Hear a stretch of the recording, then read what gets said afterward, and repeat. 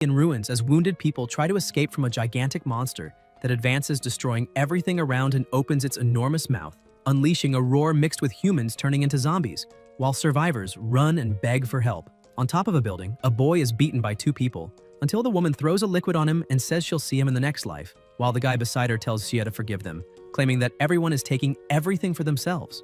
Lying on the ground, the boy whispers the name Xiao Yun, and the warrior summons a bear while saying that his beloved sister was devoured by zombies before him, blaming the boy because she refused to hand over the emblem, adding that her plasma is very useful. Xia gets furious when he hears that. People around stare at the bear and recognize Shi Jun, the user of the strongest ability blessed by the gods, believing they are saved. Shi picks up his lover in his arms and asks if the fallen boy doesn't like flames, telling him to disappear in the fire as a lighter is thrown onto his body. Meanwhile, the bear charges at the giant creature and they exchange blows that make the air tremble, while the boy burns alive, thinking that if another life exists, he won't allow that to repeat, until a voice responds that everything will begin again and his heart keeps beating. Later, the protagonist wakes up in bed completely confused, remembering that he had been burned before and finding it strange to be without injuries or flames, trying to understand if that voice was real. Xia grabs his phone and sees it's July 1st, realizing he's gone back 3 days before the apocalypse, and wondering if everything really restarted. He looks at himself in the mirror and notices flames in his eyes, seeing that his right eye is golden and questioning if that is the seed of fire left there when he was being burned to the end. Xia opens the door, goes outside, and thinks that nobody would imagine that in 3 days all of this would be destroyed, remembering that the apocalypse will turn many humans into zombies while strange gods appear, and even with some gaining powers, nobody will react in time, transforming entire cities into living hells where humans become demons fighting for resources to survive. He thinks about the betrayal of his girlfriend Ruo Lan and his best friend Shi Jun, until he receives a call from her asking why he took so long to answer, and implying that he's trying to break up with her. Yan remembers it's always the same. Whenever something doesn't go her way, Lan threatens to break up, and in the past he would get desperate trying to calm her down, but now he answers yes, and she asks him to repeat it. Xia says they are breaking up and that he's tired of it, that he no longer wants to be her servant, putting the phone in his pocket as he walks, saying he finally has some peace and needs to take care of a few matters. At Ruo's house, the phone is thrown and she explodes, asking if he dares to hang up and block her, while Shai, lying on the bed, asks if he found out about their relationship. Lan says it's impossible, explaining that the fool followed her everywhere, and if she told him to go east, he would never dare go west, not seeing how he could discover it. Jun tries to calm her down, saying his father just sent a message asking him to collect some old inheritances with spiritual energy, commenting that something big might happen. Ruo remembers those inheritances and says Xia had a very ugly family emblem that looked centuries old, and Shi asks where it is now, receiving the answer that it's with his sister. Lan says Xia is crazy now, and that when he calms down, he will go back to flattering her as always. And when that happens, she'll only ask for the emblem. Shai smiles, saying it will work. Elsewhere, someone holds the emblem while Yun asks why her brother is suddenly asking for it, saying he traveled 30 kilometers by taxi and that he wasn't even working today, also finding his gaze strange. The protagonist asks if she believes him, and Yun says yes, that they rely on each other, and she trusts him without hesitation, believing that everything he does is for her sake. Xia asks her to go to school now, grab her things, and come back home with him immediately, and his sister says she'll go and see him in 2 hours, and Yan asks if she doesn't want to know the reason, but Yun only says she trusts him. The protagonist thinks that this time, he will make sure to keep his sister alive as he stares at the emblem and remembers the bear, imagining if there is something special in that object, as the golden in his eyes grows stronger. A hot drop falls from his eyes onto the emblem and words appear on it, revealing the 6 great hells, releasing noises and a violently strong light as chains appear bound around something. Xia watches it all as the heavy aura fills the environment, and monstrous creatures emerge from every side, making Yan think that it truly is terrifying. Lightning slices through the space as monsters roar, and the protagonist tries to understand whether that light is suppressing the creatures inside the tower, until a voice asks if he is scared. A girl appears and Xia asks who she is, hearing that her name is Su Daji and that she's welcoming the new warden of the Hell Prison. She explains that 10,000 years ago, the Immortal Emperor gathered the 20 Immortals, including Tai Bai, Tai Shang, the 3 Pure Ones, Guayin, Fuqi, and Zhuanu, to forge the land of demon suppression that gave origin to the 6 hells, where countless fierce beasts and sinful gods were cast to have their souls burned day and night by the sacred light. Su continues saying that the emblem of forgiveness in his hand is the only key capable of opening those doors, and Xia understands why she called him warden. Daja asks if he wants to enter to inspect the prisoners and offers reports along the way, and Xia agrees.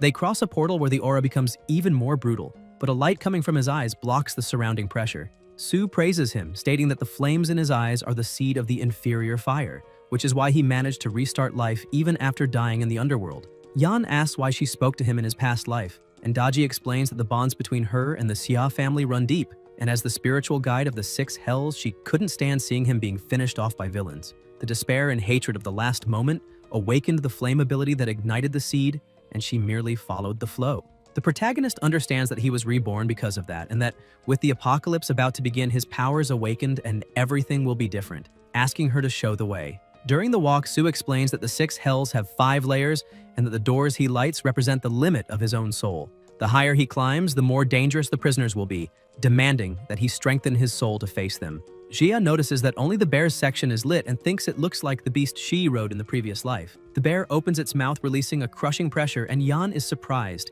as it asks if that is the new warden, saying the young one is promising and that they have waited for him for 1,000 years, offering help for anything. Su calls the black bear shameless and tells it to disappear, commenting that it is crawling too much before the warden, and that it did not even let her take the lead, explaining that those 1,000-year demon kings stayed there too long and ended up turning into dogs. A bird asks what is so special about the warden, saying they only obey the emblem, and that if he wants to prove authority, he can leave them another 1,000 years under the blows of sacred lightning to see the result. The protagonist is amazed to encounter Su Daji and now the demonic black bear, realizing that the prison holds legendary creatures. Xia approaches the bird, observes its appearance, and asks if it could be Lei Zhenzi, and Su smiles, saying that as expected from the warden, he recognized it right away. She goes on explaining that in that world, monsters are divided into soldiers, generals, commanders, kings, and sages, and that the warden is on the lower layer of the tower where criminals of general level are kept. The higher he climbs, the stronger the monsters will be, and it is said that on the highest layer there are immortal criminals of sage level, besides rumors that Lady Nuwa once saw a god-level being roaming the world before disappearing into the sands of time. She concludes saying that if he works hard, he will soon ascend the levels and control the entire prison. Yan says that tower is even more formidable than he imagined, since even the general level beasts, the lowest tier, possess terrifying strength, and he finds it hard to picture what is locked at the top. Regardless of who is there, they will all become part of his power in the future, and in this apocalypse he intends to become the strongest. Su explains that with his current soul power, that is the limit of exploration, and that he needs to gather more spiritual strength to light new doors and reach the next level. Back in the common world, the protagonist walks reflecting that soul power is totally different from abilities, since abilities can be obtained from zombies and mutant crystals, but soul powers only come from slaying gods.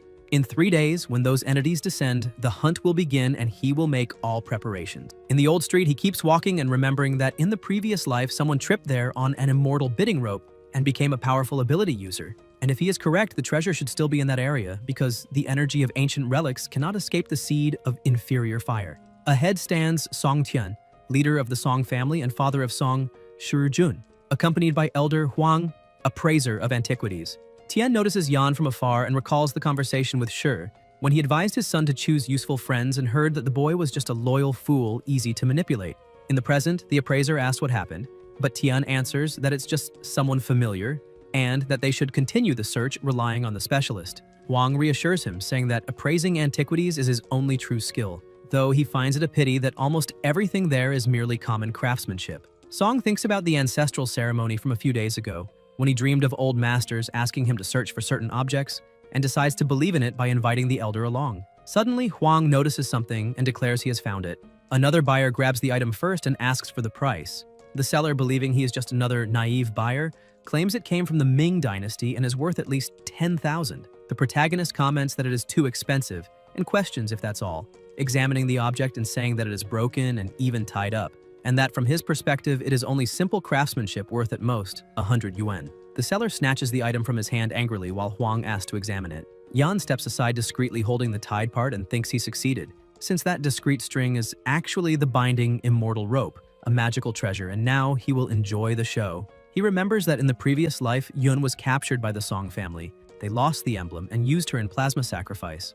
This time, that will not happen. Meanwhile, the elder comments that the head holds a small spiritual aura and is a legitimate antiquity. The protagonist approaches calling Tian Uncle Song and says he now understands why he looked familiar, asking if he is also there searching for antiquities. Tian says he didn't expect to see him interested in this, and that he heard from Shi that his family has an ancient inheritance, wishing to talk about it later. Xia provokes him, saying that since it is a rich family, it is strange he struggles so much over a small gourd, implying the item might actually be truly valuable. People around rush over, recognizing Elder Huang and believing that if he is appraising it, then the piece must have something special, and they start offering 12,000. Then someone offers 20,000, irritating Tian, who complains about being there first and asks them not to raise the price. The seller remembers that he hadn't made an offer yet and says that the highest bid wins. People keep increasing the amounts until Tian declares he has spent more than 17,000, complaining that what was worth 10,000 has become more expensive because of Yan's interruption. The protagonist asks if he didn't mention being curious about his family's inheritance, and Tian confirms, saying he heard from his son that the young man possesses an ancient family emblem and asks to see it.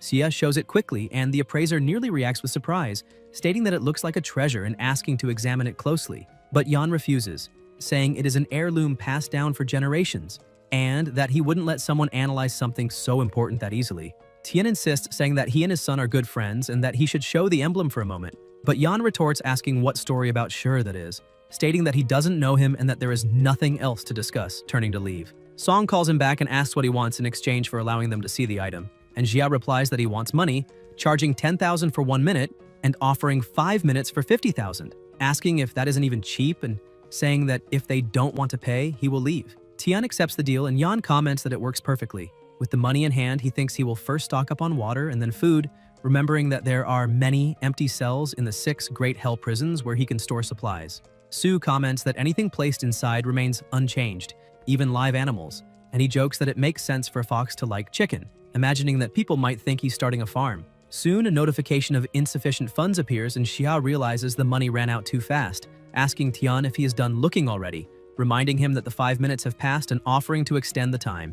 Song changes the subject and asks if he would sell the emblem, and Yan says he would, asking what they think of 10 million. Both are shocked at that price, and the protagonist pulls the item back, asking what the problem is, stating that it was passed down for thousands of years and without doubt is a valuable antiquity, saying that 10 million isn't even that expensive, and if he doesn't want to buy it, he can move on to other matters. Huang tries to intervene, saying that the emblem truly is an antiquity, but that it is worth at most 500,000, and that Yan is exaggerating too much, suggesting negotiating a lower price and saying that in his opinion, it could be acquired for 100,000. Tian thanks him for his help that day and ends it there, while the appraiser takes his leave. Song immediately calls his son, ordering him to gather the clan members, telling him to act at once, find Xia and his sister, and bring both them and the emblem to him. After hanging up, Tian complains that the brat dared to provoke him and remembers that their ancestors not only sent them to retrieve antiques, but also to prepare plasma from a young girl for a sacrifice, and that he had been hesitating before, but now the boy is asking to lose his life. Yan realizes the plan has finally begun and thinks it is perfect since he feared Tian would not take action. He only regrets not squeezing more money out of him, but thinks there is no hurry and that he will charge everything bit by bit. Somewhere else, Yun appears with a suitcase saying she is ready, and the protagonist tells her to head home. Teacher Bai Shiyin runs over and asks them to wait, and Yun asks what she is doing there. Bai says she wants to know why she suddenly decided to abandon school and reminds her that there is an important exam the next day, insisting this is crucial for her future. Xia explains that he was the one who asked her to return home, and that he needs to keep her away from school for now. Bai confirms he is the brother and says Yun is the best student in the class, commenting that she heard about the parents passing and assumed the brother was responsible, but she didn't expect him to be so careless as to jeopardize her future. Yun tries to ease the tension, saying it isn't that serious, and that she will only go home to handle some things. But the teacher asks what could possibly be so important to interrupt her studies, saying that unless the earth is about to explode, school should not be stopped. She feels awkward realizing she raised her voice too much, but continues saying that a student must. Then Xia interrupts her, thanking her, saying she truly is a great teacher, and as a token of gratitude he will give her a warning. When she gets home, she should stock as much food, water, medicine, weapons, and especially a lot of painkillers, as that will help survive the difficult times that are coming. Bai doesn't understand, thinking he speaks as if the world were really going to end and hopes Yun will be alright. At home, Yun asks what they will do now and if something big is really about to happen, and Yan confirms it is, saying he will protect her and telling her to put on the clothes he hands her, explaining that he will go out for a while and that she must not open the door for anyone, no matter who it is. Yun says she will prepare dinner and asks him to come back soon to eat. The protagonist leaves, thinking that since the emblem is with his sister, he can feel her location at all times, and that now the top priority is to get more money. He heads for the elevator while elsewhere Ruo talks on the phone, asking if his sister is not at school and ordering them to go straight to the ex-boyfriend's apartment, saying he cannot run forever. Shuri answers that he understands and that she can keep him busy because they are already on their way. Lan asks if he missed her and comments that June said he wanted to spend the night with him eating snacks, claiming he will be there soon. But Xia keeps walking while Ruo insists, wanting to know what he meant by that, asking if he really isn't thinking of breaking up with her and telling him not to act childish, claiming she knows he's just jealous. But Yan pushes her hand away and says that just remembering he once was in a relationship with her already makes him sick, telling her to stay away from him. And Ruo calls him ungrateful while the protagonist asks if her mask has fallen off and says she should pick it up before someone steps on it, which makes Lan furious, shouting where he is going and demanding he return. But Xia replies he is going to sell his own house, making Ruo ask if that's not the only house he has and if he hadn't said it would be their wedding home. And Yan says he needs money now and will sell it cheap, asking if she wants to buy it, while Lan tries to understand how he suddenly became so cold and is even selling the house left by his parents. A home in a prime location worth at least $3 million, thinking that if it weren't for that house, she wouldn't even go out with him, asking how much he intends to sell it for, and the protagonist answers $1 million final offer, leaving Ruo stunned at how cheap it is and asking if he is in trouble and needs to pay off debts. And Xia simply asks if she wants it or not, saying he is going to the agency and that even so, it is a huge steal. And Lan says she wants it, but doesn't have all the money at that moment, offering $300,000 as a down payment and the rest later, while Yan asks who said anything about installments and whether he looks like an idiot, stating he wants $1 million in cash, not a cent less. And Ruo thinks Shuri will soon arrive with men to deal with him and that Xia is better off eliminated anyway, and that even if she pays the $1 million, he will have to return it later. So the important thing now is to trick him until the transfer is done, saying it will be $1 million and they can go to the real estate office right now. At the office, Lan talks on the phone telling her mother not to worry, explaining that she's just buying a house and got a great deal and the money will return soon, while her mother questions how she could be going out with a broke guy like that and now spending all the family's savings to buy his house. And Ruo replies that she just needs to transfer the money and soon he will disappear, while the protagonist asks if she is finished and says he will only sign after receiving everything, and Lan confirms she is transferring and will send the receipt, thinking she hopes he lives long enough to spend the money, while Xia receives the amount and thinks that when the apocalypse arrives that house will be worthless, and without that $1 million Lan will lose her last chance of survival. And she smiles, saying she is happy and that they can go to his house to celebrate, and Yan agrees, telling her to go celebrate. At the same time, in another building, Shur appears with some men saying he found out Xia took Yun home that afternoon and that before he gets back they will go up the stairs and have a deep conversation with his sister. While inside the apartment, Yun prepares food and the emblem hanging from her neck begins to shine. They reach the door and Jun knocks, telling her to open, saying it is him, while Yun asks why brother Shur is there if Xia is not at home. And Jun lies, saying he knows, and that Xia went to prepare hot pot ingredients and asked him to come ahead, telling her to open because it is too hot outside. But Yun places her hand on the door and remembers her brother said not to open for anyone, so she answers that it is better to wait for him to return, making she knock harder and ask if she is kidding and if she is suspicious of him, ordering her to open the door. And Yun tries to apologize until one of the men shows up with a toolbox, saying quietly not to worry because they are experienced in the gang and opening locks is easy, while Jun asks if the family amulet is with her, and Yun confirms, saying her brother gave it to her, until they manage to unlock the door and she says he is relieved, entering and grabbing her arm while commenting it would have been better if she had opened earlier, touching the emblem hanging on her neck and asking if that is the antique his father wanted, saying that now, with her and the amulet, Xia will be forced to kneel and beg forgiveness from the family head. Yun asks why and questions if Jun was not her brother's friend, and he arrogantly replies, asking if she knows why he stayed with Xia, saying it is because he is an idiot who believes everything and always made mistakes. So when something blew up, they needed someone to take the blame instead of him, leaving Yun with her eyes full of tears as she asks how he can say that. And Shai still says that if it were not for him, she would not have even met Ruo, saying the girl is truly a treat. Jun then slaps her face and tells her to stay quiet, warning that if she keeps talking, he will shove a cloth in her mouth, while one of the men says he has talent for that and asks if she is of age, and Jun replies that they can check themselves since there is still time. As they advance, a voice appears asking if they have ever heard of the great wine pool in the forest of meat, and Shur immediately imagines a pool full of women serving him all the time, until hearing Sue asking if the meat tastes good, and Jun replies it is delicious, then hears that of course it is delicious, because he is tasting his own flesh, and that is exactly the flavor. The men panic, asking if that is plasma, screaming that this is no paradise and that it is more like hell. And Sue asks if he is not satisfied with the menu and which heart he would like to taste, Biggin's, Yikao's, or the eyes of the great minister. In the real world, everyone starts screaming desperately while Yun, not understanding, asks what is going on, and they shout, "It is a ghost," questioning where those visions came from and why they are scared if they have already killed people before, asking if there is something wrong with that amulet. Shai pretends courage, ordering them to move forward and destroy it, saying it is just a useless amulet until a burst of light explodes from the pendant and a hand appears cutting his face, making the amulet fall to the ground. Someone enters and picks it up, commenting on the mess, and when everyone looks, they see it is Xia. Ruo also enters asking what happened to Shi, and Jun, in panic, says it was a demon, saying that amulet is a treasure and ordering them not to let Xia escape, while Yun screams for her brother to be careful. The men advance with clubs, and Su comments that the amulet's soul power has just been consumed, and that it is Zhenxi's fault for using the claws, otherwise they could have been controlled longer, while the bear says he cannot come out, and Shaya says that with that size, if he really came out, the building would collapse, saying he has no fault at all and just wants to show a bit of his own abilities. Flames then surge toward the men and begin to burn them, leaving everyone in despair asking what that is and telling him to put it out, running to the shower while Shai asks what is happening and whether Xia knows how to use magic.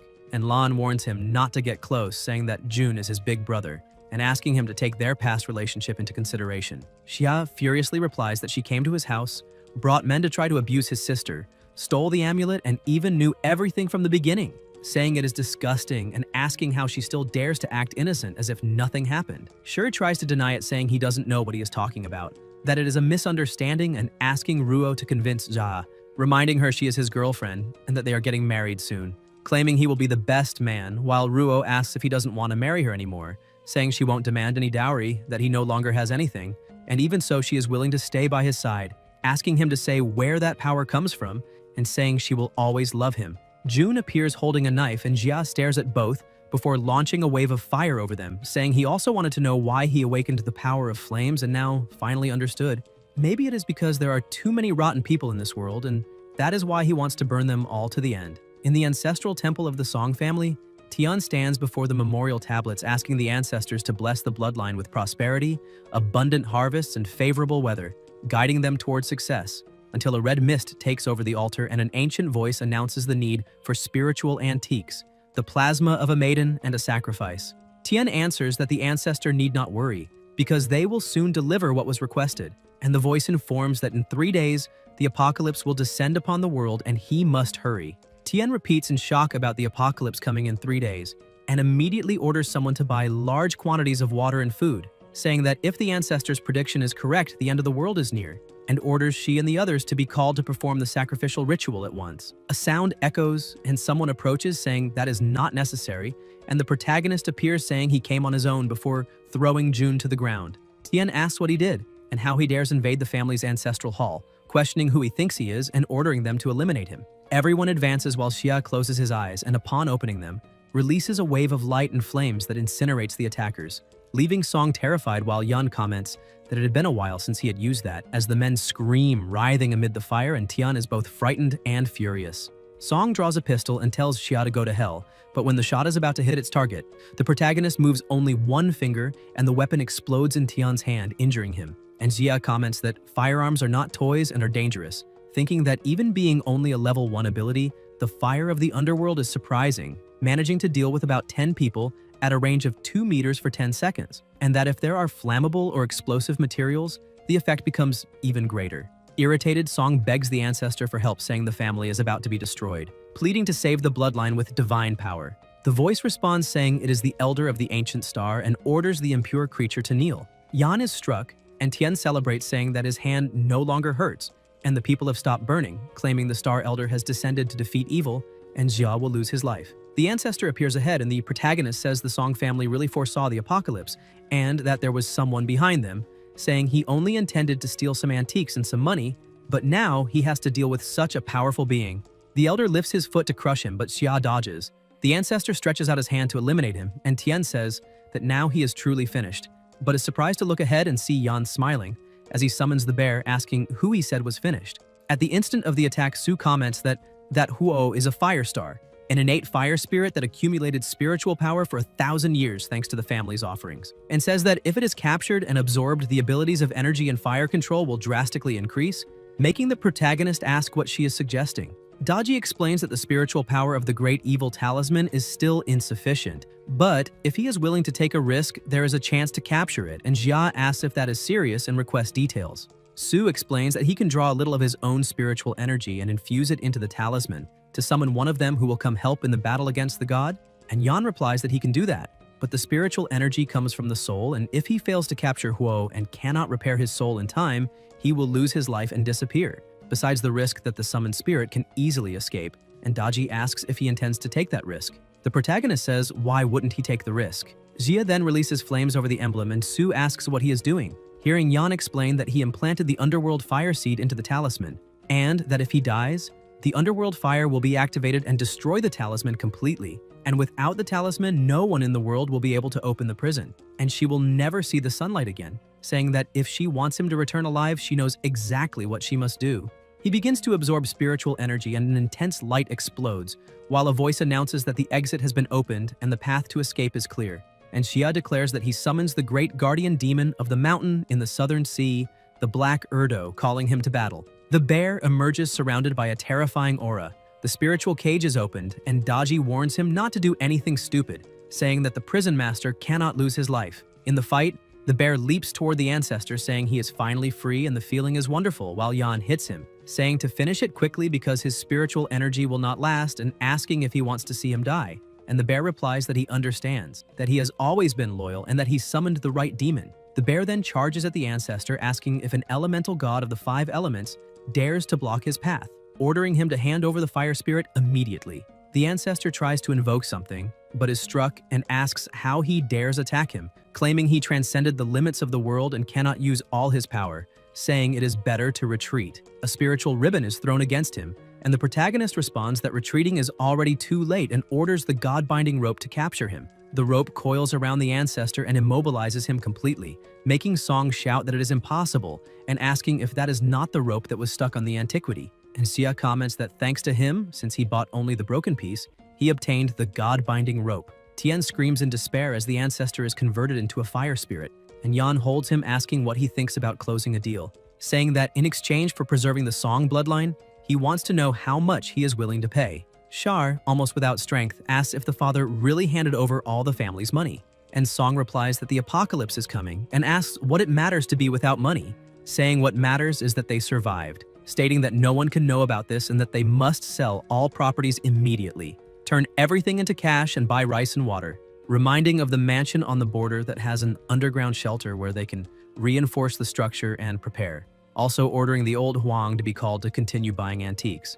He says the boy is on his own now, that thanks to the apocalypse he gained powers, and that if the Song heirs seize this chance, this apocalypse will be their triumph, and will make Jia regret all the disgrace he brought to the family. Elsewhere, the protagonist observes the balance of 38,960,000 yuan, equivalent to $23 million, and thinks that if he wasn't under so much pressure, he would have squeezed more from the Songs, but it doesn't matter. From now on, he needs to be efficient and take what he needs. He says he would like to buy 1 ton of spiritual cleansing pills. The vendor responds politely until she realizes it is 1 ton and asks if it is a joke, saying that cleansing pills only serve for fevers and toxins. Yan asks if they sell it or not, because if they don't have it, he will buy somewhere else. And the woman says they do sell it, but such an absurd amount requires a special order that may take 2 days and won't be cheap. The protagonist says he will give 20% up front, but wants everything by tomorrow night. He leaves thinking he already bought around 10 tons of pills in Jade City and placed online orders, thinking it will be enough, and reflects that no one would imagine that during the apocalypse that simple pill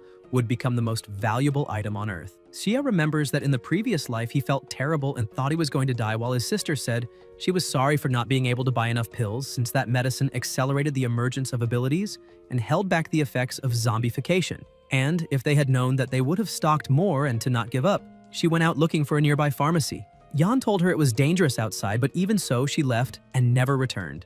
And this time, he will not allow that to happen. The protagonist thinks that the Song family only worries about stocking food for the coming apocalypse, but they don't imagine that in the initial stages, the most important thing is to control ability users. And by dominating the pill supply, he will also be able to control an army of users who will follow his orders. Xia holds the emblem and releases flames. An intense power erupts, and Su congratulates him, saying that the infernal fire has been purified by the fire spirit and has become Red Lotus fire, which breaks barriers and cuts illusions. preventing illusions like the wine fantasy and the meat banquet from affecting him again, as well as advancing his power to the second phase and making his flame control more precise. Jan summons a weapon and comments that the fire spirit is even more useful than he imagined, while the bear asks him to remember to summon him next time because that was very fun, saying his evil level dropped to 90 and now he will get an extra piece of meat at every prison meal. And Sue explains that helping the master reduced his evil and improved his treatment, though it also stole a bit of his energy. The protagonist tells them both to be quiet, and a bird beside them provokes, saying that watchdogs tamed for a few benefits should stay silent, and that it's better the boy never summons him again, for he will only watch from afar waiting for a chance to escape. Sia says that now, with his power raised, more prison doors can be opened, and asks why he would summon someone stronger than him, claiming that when that happens, it will likely be that someone going after him instead. The amulet extinguishes the flames and Jan looks out the window thinking that tomorrow will be the second to last day before the apocalypse, and he must use every minute. He still has millions available, and that is enough to buy that item. The next day at the exhibition jewelry auction, the protagonist enters saying this is the place, remembering that during the apocalypse, common resources can be looted, but the energy cores needed to level up only appear when killing zombies, and that stone contains crystallized energy enough to advance from Phase 2 to Phase 3. In his past life, someone obtained that stone and surpassed everyone, gaining huge advantages, and this time, he will do everything to ensure it stays with him. At the auction, the presenter slams the desk and announces that the Spring Jade set has been sold for $1,300,000 and introduces the next item, a rough stone with great potential that may be worth at least $5 million, starting at 3. A blonde young man offers $5 million and everyone is surprised, saying they expected no less from the great How, stating that he already went straight to the maximum value and with him involved, no one would dare compete, praising his company. The boy thanks them and says he will invite them for drinks next time, until someone bids $6 million, making the girl ask who that student is. A boy with glasses comments that this is an exclusive auction for club members and only those with a black bank card can participate. Jan shows the card asking if there is any problem, and the staff member says none, imagining he must be an heir of some family. The presenter announces the $6 million bid and asks if there are more offers, and the blonde says $7 million, asking the boy to show courage before the great How so they can get to know each other, and the protagonist responds with $10 million. Everyone is even more shocked, saying the price has already surpassed the real value of the stone, and the girl comments that it is not worth getting angry with him, saying he's just showing off, and they can let him burn money. The blonde asks his name and Xia answers, and How says he will not forget him. The employee hands the stone to him and Jan comments that he finally understands. The presenter announces the next item, a golden jade fan with pearls and gems, and people ask what that is, if it is a monster or demon, calling for help. The protagonist, who was already leaving, looks back and sees an intense aura around a flying creature, commenting that it seems the stone attracted it, and that the fan must have been near it before the auction and absorbed energy. With the apocalypse near, the evil spirit inside the fan awakened, and the world will soon fall into chaos with supernatural events increasing. That being only a preview, How shouts asking what that is and tells the boy to be careful. Jan releases his power against the monster and dodges the attack. His eye shines, emitting intense flames that finish the creature, and he comments that it was not even that strong and barely managed to awaken that ability. How, lying on the floor, says Jan is someone special and needs to become his master. Below Xia's building, several people observe the goods and ask if the boy bought all that and if he's going to open a supermarket, saying he seems like a good-hearted guy, and asking if he is starting his own business. A woman comments that young people are reckless and think they can conquer everything, saying that his store will fail. A girl asks if she herself didn't want to rent the warehouse to open a supermarket, and the lady says that dismantled place doesn't interest her. Xia thinks he has just spent all his money buying supplies and wonders if he's forgetting something. The worker informs him that all the goods have been delivered and asks if he wants to inspect them, and Xia says there is no need and thanks him. And the worker warns that another shipment will arrive tomorrow, and the warehouse may not have enough space. The irritated lady asks if there will be another shipment, and if he really got rich, complaining that he has no parents, does not respect elders, and now wants to open a supermarket, saying she is the one who should be making money and wanted that place. The child says he needs to pee and runs off, urinates inside the warehouse and sighs in relief, and the lady comments that he is so good he can pee on his own, saying children don't know any better, and asks Xia if he doesn't mind. The protagonist pushes the child into his own pee and then throws it onto his mother, who looks surprised, asking what he's doing, saying the boy was only playing and asking if he has no shame messing with the child. And Xia replies he has no shame at all before closing the warehouse. The woman leaves irritated while the child says he wants to set off fireworks, and the lady notices something and says that his grandmother will buy fireworks for him tonight and set off many, hinting that if any spark hits Xia's warehouse, it would be a shame. Inside the warehouse, the protagonist says everything is gathered and orders the great mortal prison to absorb. A light appears and all the boxes begin to disappear, and Sue comments that there are so many things that they can finally celebrate. Shia tells her to find an empty room and organize everything, and Daji replies that she is an expert at that, saying there are many live animals and they can separate an area in the tower to raise them, noting that with the tower's spiritual energy, the meat will become even tastier and they will have a constant supply of chickens. Jan comments that the apocalypse is about to hit the world and he does not know how long it will last, so he intends to take other living creatures to preserve a trace of human civilization, and the bear says that he should cultivate because in times of hunger the most important things are seeds and soil, and as long as there are seeds, every form of life can continue, mentioning that he bought some of them. The protagonist says he understands and will be right back. In the surroundings, Jia wonders if all that soil will fit in the demon ceiling tower and orders it to absorb, and Sue tells him to stop saying that it can't hold more, that his spiritual energy is insufficient, and the created space is too small, stating that they will end up drowning in there.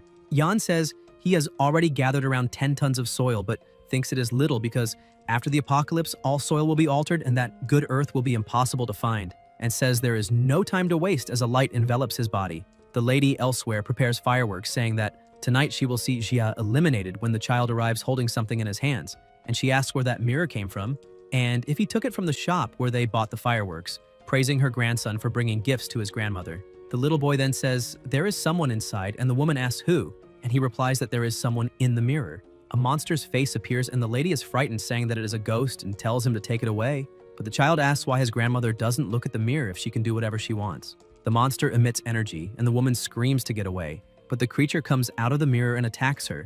The child smiles sinisterly, saying it is fun, and calls his grandmother to keep playing.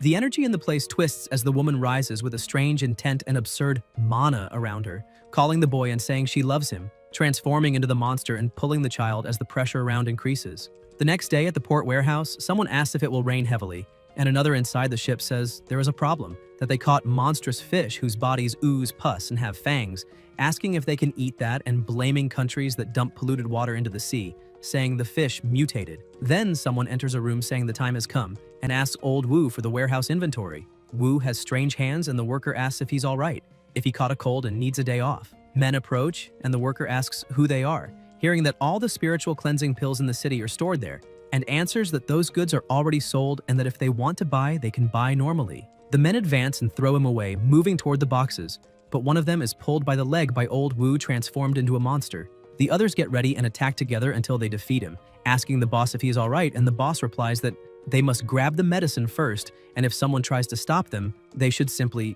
and the guard asks simply what, and if he plans to eliminate someone. The protagonist steps in, saying that everything there belongs to him and was bought with real money, asking if the man wants to steal and if the world hasn't even ended yet, and he's already in such a hurry to lose his life. The boss tells him to be reasonable, stating that the port and the industrial park belong to his boss, and since the goods haven't even left the port yet, he asks why he doesn't accept that as a favor and let them set the price. Shia replies that he has no interest in negotiating and tells him he has 1 minute, and if he doesn't leave, he will face the consequences, also asking if zombification has already begun. The men advance, but they can no longer see him, and Jan moves over the boxes, asking if he said that all the port's goods belong to the boss, including those. The worker asks what he intends to do, and the protagonist says he wants to learn from him, steal. An explosion occurs. Elsewhere, a voice asks what he just said, and a woman asks if they not only failed to retrieve the medicines, but also allowed all the goods to be stolen. The leader comments that the man clearly possesses powers and isn't someone ordinary, he's practically a monster, recalling that there were many things inside the warehouse, and that when he shut the door it took an eternity to open again, and when they finally entered, nothing was left. The chief agrees and asks his name. The guard replies that he checked the recipient's data, and the registered name was Xia. She grows thoughtful, wondering if he is also a skill user. It even seemed like he had some kind of storage ability. But before she could conclude, she notices that the employee begins changing appearance, as if turning into a monster, and states that the poison has already reached his brain, that not even a spiritual cleansing pill would work now, and they must take him outside and burn him, ensuring nothing touches him and no one comes into contact with the plasma. The zombie leaps toward her, but the chief stands up, stretches out her hand and releases her herb magic that pierces his body while the surrounding pressure increases and the herbs close in. And she says, this is only the beginning, ordering them to keep searching for medicine and stocking weapons using the logistics warehouse as a base supported by the coast. reinforcing the front and gathering all men to prepare because the end of the world has come. Somewhere else, someone holds a spiritual cleansing pill while the protagonist explains that water and air are no longer safe, and that anything that touches the skin or is consumed must be bottled water. And everyone must take 3 spiritual cleansing pills a day, and if they feel cold, they must tell him. Yoon asks what is happening, and Xia answers that it is time for her to know and that he will explain while they walk, taking her somewhere. His sister comments that ever since she came back from school, it is the first time she has left the house, and that the feeling is strange. And Yan explains that evil spirits are visible. A voice behind them says it finished eating but is still hungry. And it is that same old lady turned into a monster, saying she wants everything, complaining thousands of times that she couldn't stand people walking around the house and waking her up, saying everyone was against her and she should swallow them all while loud noises echo. In another spot, the protagonist gets into a taxi with his sister, just as Ruo passes, accompanied by a woman who asks if there is no security in that neighborhood. And Lan answers that poor security does not matter when someone as strong as Xiaoyan is around, stating that this will be their home forever. The woman comments that they did not invest hundreds of millions for nothing to give Ruo the most advanced reconstructive surgery and a Sakura-style makeover. And with that beauty, she would surely win over her target. Ruo agrees, saying he always loved that look and used to be obsessed with her, following her non-stop. And even though she does not understand why she was treated so harshly this time, now that he is strong and powerful, it will be easy to make him fall at her feet again, and with her abilities, no one will stop her, remembering that he even took something from the Shai family, and so there is no doubt he belongs to her. All she needs is to find him, flirt a little, and he will surrender, until Lan notices him entering a car, immediately gets in another, and tells the driver to follow quickly. Inside the car, Ruo yells that he is a treasure and she cannot let another woman take him, until the car stops at the zoo. There, a man argues, saying his son's cap was almost broken, and his face nearly hurt while the employee tries to apologize, explaining the animals are usually calm and he does not understand what happened. Yoon asks if the animal's aggressiveness is also related to the end of the world, recalling that he already explained many things and she understands the apocalypse is coming, that humans may turn into zombies or survive and awaken special abilities, and that he could only predict all this because he awakened earlier. Xia confirms and thinks it is better not to talk about the suffering of his past life, so she does not feel bad. Yoon asks if they shouldn't hide and why they were at the zoo, and Yan explains that hiding would only work for a while, that in the apocalypse, strength will be essential, and even if he has combat abilities, he will not always be able to protect her, because anything can happen and she also needs to become strong. Yoon asks if she will manage, saying she does not want to be a burden and wants to improve, and the protagonist tells them to keep moving forward. Meanwhile, Ruo, still following the car, asks why he went to a zoo, and her mother advises her to stay close, simulate a casual meeting and charm him while Lan retouches her lipstick. The animals behind her keep staring strangely. In the turtle area, Sue comments that there is a special being there, and she can already sense its scent. The bear complains about being tired of dealing with foul-smelling, resistant, and long-lived creatures, while Xia observes a turtle on a rock.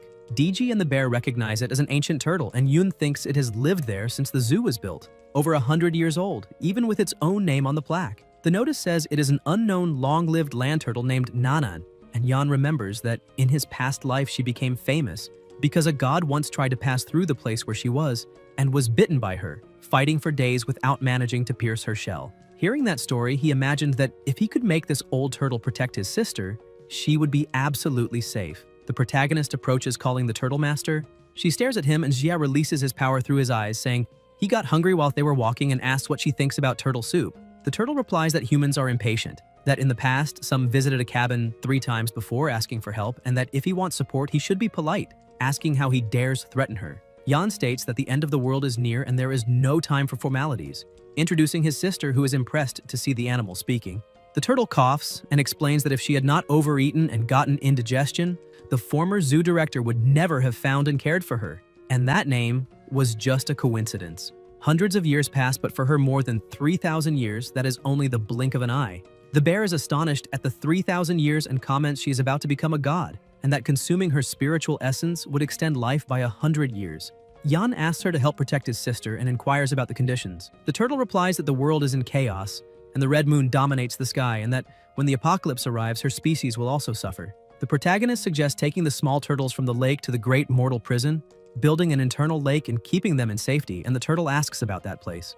A light appears around them, releasing lightning, and she recognizes that space filled with bolts where gods are imprisoned, stating that now everything makes sense, and that destiny brought him here a century ago for this reason. She then asks if he really thinks a brat can control such a dangerous prison, and says that the apocalypse is terrifying, but if he steps aside, he would cause damage even worse than the gods of the end of the world, questioning why she should help someone who might not even withstand the weight of 3,000 years of power. Xia faces the animal wrapped in an aura while blocking the attack, and the turtle unleashes her strength. Still at the zoo, Ruo comments she heard noise, and suddenly, her wig is snatched off by the animal behind her.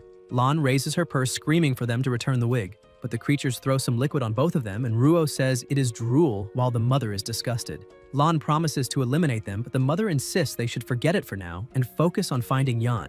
The old woman puts the wig back on her daughter, who complains it is backwards, and both start running until reaching the turtle area, commenting on the bad smell. One of them steps on something, and the mother, disgusted, says at least that useless turtle served to clean her shoe. They keep moving until Ruo pushes aside large leaves, saying that if she moves everything, she might see Yan and appear fragile and seductive when emerging from the bushes, believing he will fall instantly in love. When Lan parts the bushes, she comes face to face with the turtle, which immediately bites her arm. The small, sharp teeth exert immense pressure, causing unbearable pain and making escape difficult. Ruo is startled seeing the arm being bitten and thinks this ruins her plan, staying silent so as not to look ridiculous. More turtles appear heading toward the mother, who begins to scream in pain while Lan begs them to release her and for someone to save them. Both fall to the ground as the turtles keep biting. On the other side, the protagonist continues facing the larger turtle while the bear insists on letting him go, saying that with a slap, he could finish off that old creature and then they would divide the meat. Flames spread. Jia falls to his knees and the turtle laughs, saying that if he cannot endure, he should give up because everything is born and dies for a reason. Asking what anyone can do in the midst of an apocalypse and saying it would be better not to entrust the great prison to him, assuring that she could keep everyone in peace even if the world were destroyed. A strange feeling arises while the turtle continues, saying that the great mortal prison is far too dangerous for someone untrained, and the bear feels dizzy and defeated, while Sue says she lost the will to do anything. Yan asks if she has not learned the basics after living so long, saying that whoever does not move forward falls behind, and whoever does not believe loses their own life. A huge aura explodes around them. A thunderous sound echoes, and the turtle is startled to see Xia breaking free from the Buddhist mantra. The protagonist tells him to keep his tricks. Xia ties a rope to the turtle, and the bear states that she took the chance to attack and seize the great prison, and that they should eliminate her. Sue comments that she is one step away from becoming a goddess, and they almost fell into her plan, but the master has an unshakable will. Yan orders her to surrender or die, and the turtle asks them not to attack while he replies that he will keep hitting.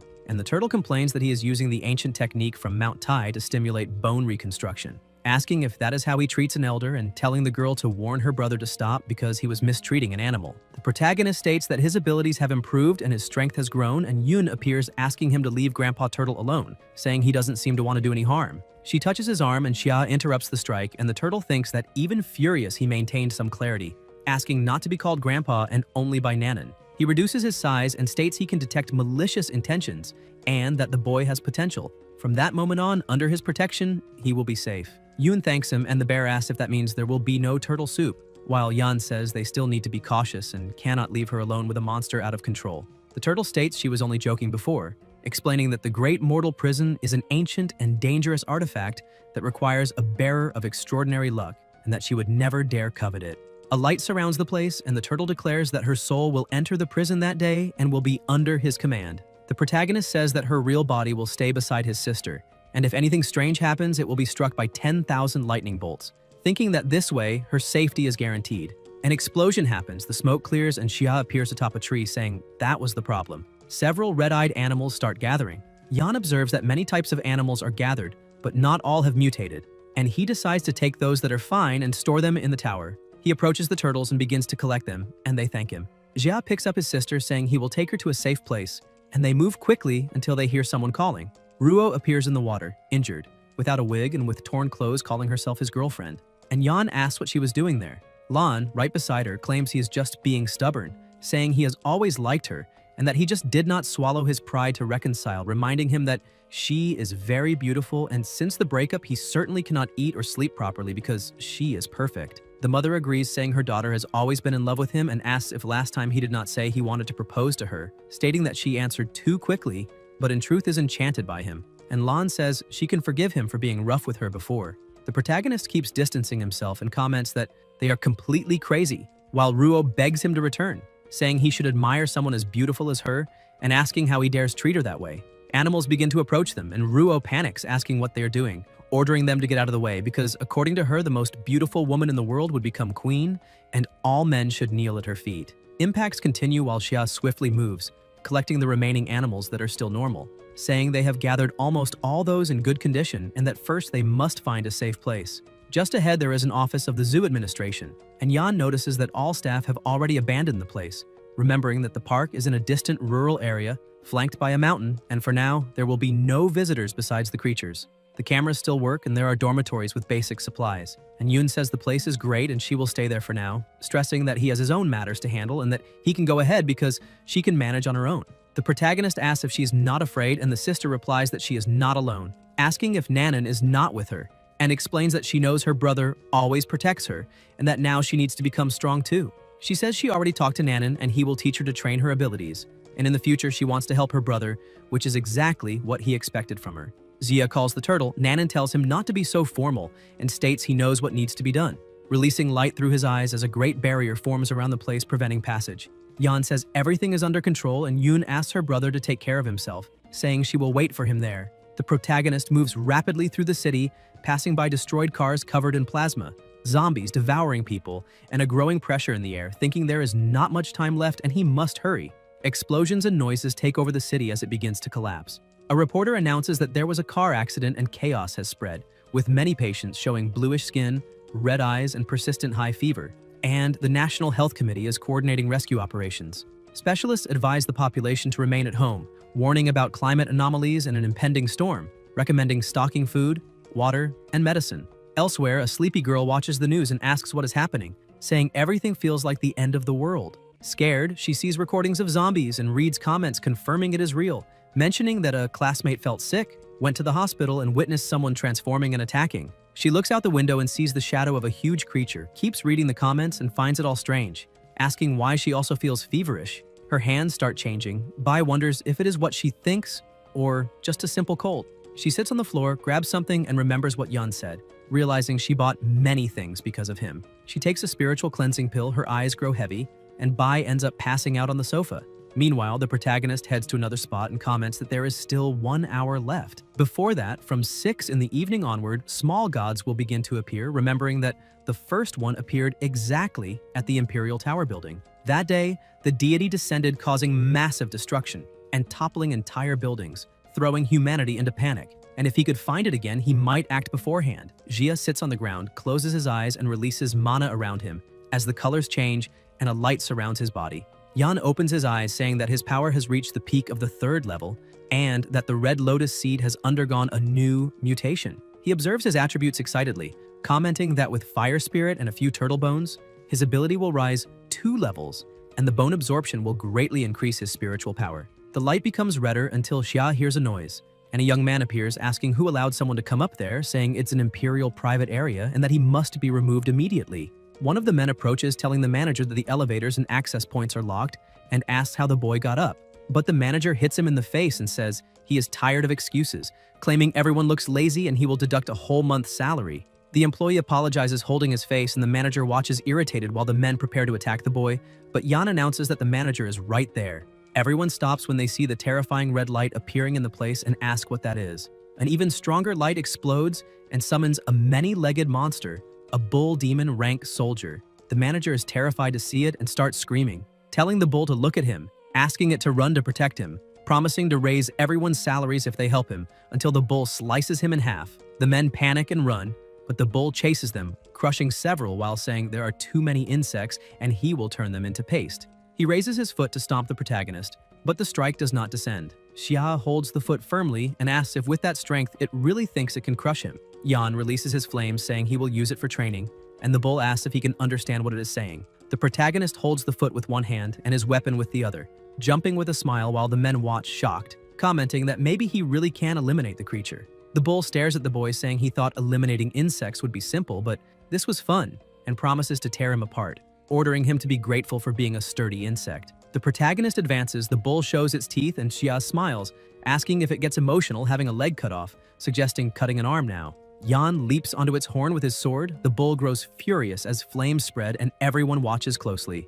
The bull's arm falls to the ground and it asks what the boy did, and Shia comments it would be better to go easy since there are still several legs and an arm left, and it cannot lose its life so quickly, not before satisfying his own training. The bull feels intense pain. Attacks continue and Yan increases his flames while the bull complains that the day to break the barrier has not even arrived, and it still wanted to eliminate more insects. The protagonist slices it into parts and comments that it is even weaker than he expected, but that this is only the first creature, sitting breathlessly and saying that the next divine monsters will be even stronger. Yan touches the enemy's head and commands it to willingly give up its spiritual energy if it wants to end things quickly, asking if it prefers to keep being tortured, and the bull states it would rather die than be humiliated and will fight to the end. A light appears, its body deforms, and a blue light shows up right after, leaving the protagonist puzzled, asking what that was, saying he fought the whole time and it never gave up. But a single look at the great prison was enough to terrify it. Xia's spiritual energy reaches 3.5%,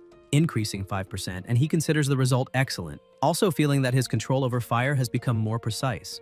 Yan thinks it must already be past 2 o'clock, and that several emergence points will begin to appear. He remembers some and decides to act according to the situation. The men approach impressed, saying he is incredible for having eliminated the monster. They admit they offended him earlier and ask what is really happening. The protagonist simply states that the apocalypse has arrived and they ask to follow him. Shia jumps from the building without responding, and the men grow desperate, asking what to do, until one of them tries to grab an axe, saying the corpse could be worth a lot of money. He raises the axe, but everyone becomes confused when they see the bull's body moving, thinking the corpse has turned into another corpse, when a voice warns them to be careful and says it might be better to wash first.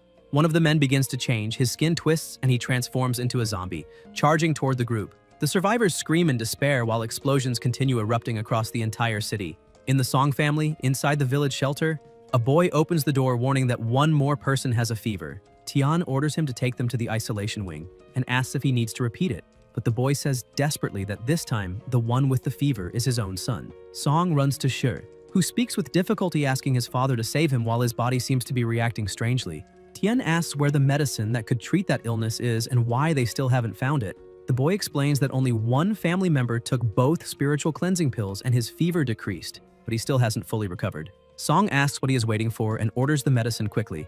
He throws the pills, Shi catches them and immediately swallows them, trembling. Tian watches closely while Jun says he is feeling much better, and Song, surprised by the effectiveness, orders them to find more spiritual cleansing pills. The boy says they are searching, and Tian asks why only those remain, reminding that he had ordered medicines to be stocked. The boy explains that spiritual cleansing pills were seen as traditional remedies for colds and fevers, with many modern and expensive alternatives in the market, so no one paid attention to them before. Tian orders them to go out and steal or loot if necessary, saying they have weapons and ammunition. The boy mentions that all the pills were bought in advance by someone named Xu, and Song complains, saying he tricked them for $60 and bought everything. The boy adds that the city is in chaos.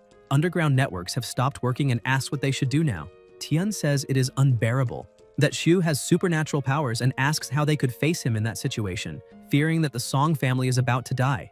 At that moment, the door is smashed open and Tian is startled to see Shi surrounded by an intense aura. Jun says he feels something strange, as if all the filth has been washed away from his body. Shi strikes the wall forcefully and says he is much stronger, laughing while Tian watches in disbelief. He says he has awakened supernatural powers and finally knows what it feels like to be full of strength. Song concludes that the pills have miraculous effects when taken right at the beginning of the illness and asks if they really can grant abilities. He says it is excellent and orders to prioritize those with mild symptoms, stating that with 3 boxes, at least 3 new users can emerge. Then he says to gather everyone and take over the medicine warehouse, affirming that when the Song family controls the ability, users, everything will be theirs. Elsewhere, Bai wakes up commenting that the medicine really worked because her symptoms have almost disappeared. She grabs the pouch with the pills, confused, asking if she's seeing it clearly when someone knocks on the door, saying it is someone she knows. The teacher asks what is happening, and Ziner, breathless, says there are zombies in the building. Many residents have transformed and are attacking people,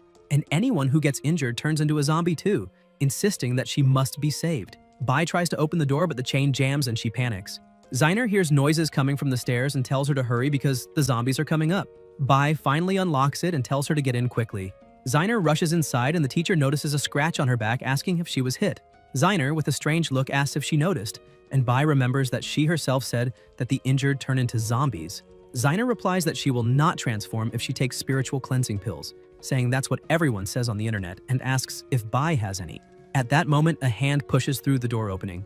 The zombies are now managing to force their way in. Ziner says that now it is too late, pushes Bai outside and says she only wants to ask a favor, that she may gain a little more time, while Bai desperately bangs on the door, telling her to open and asking what she is doing. For a moment, Ziner asks what she was doing, but soon her expression changes and she says Bai has no idea how much she hates her, asking why she had such a better life than hers, why she was born without worrying about food or clothes, why she always had spare money to help someone like her, thanking her for supporting her all those years and at the same time saying she despised her for it, claiming she only wanted to buy a designer handbag like everyone else. The teacher asks why she thinks that way and reminds her she always helped, asking if that too would have been a mistake. Ziner replies it was her obligation to help and asks if Bai never felt that false satisfaction for being so generous with someone like her, saying she might lose her life now. Noises begin to emerge and Ziner claims that Bai is being slowly devoured by the zombies and says she is very lucky, hoping that when the zombies finish, they leave some peace so she can stomp on it and relieve all that accumulated generosity.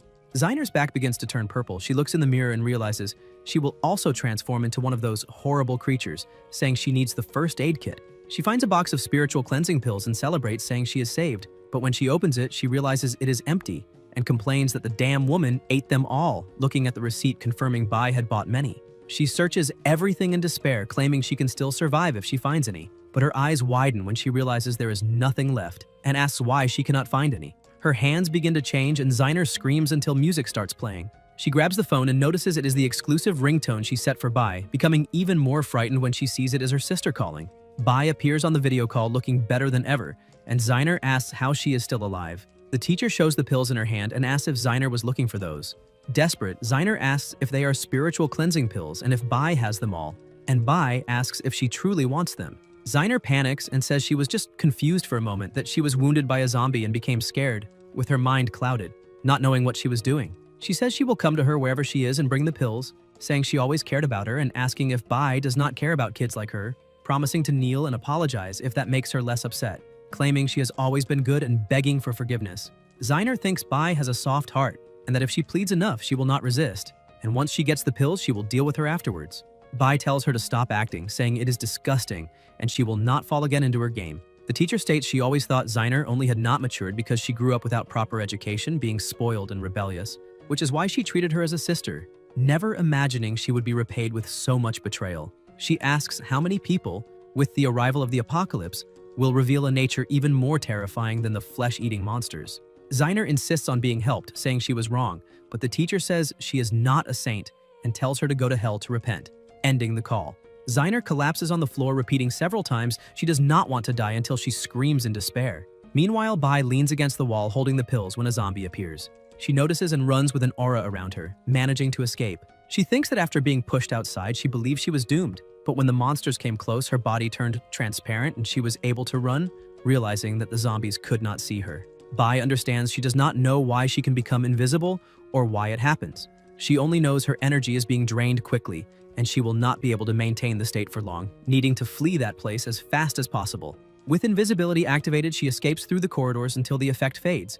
Noises arise and Bai asks what she should do now until hearing someone calling. It is Grandpa Chen and Sister Wang. The teacher runs toward them but stops in the way, asking if they were all right, and Wang says yes, that they were not infected and were walking around the neighborhood when they saw the messages in the resident group and hid there. Bai asks about the messages, grabs her phone and realizes there are more than 999 unread notifications. And as she begins to open each one, she becomes completely shocked. Grandpa Chen comments that many people were trapped in the buildings and even more lost their lives, that they tried calling emergency services but nobody answers, calling all of that a tragedy. The boy beside them starts crying, saying he can't reach his father or mother, that he had only been working for a few days and never imagined something like this could happen.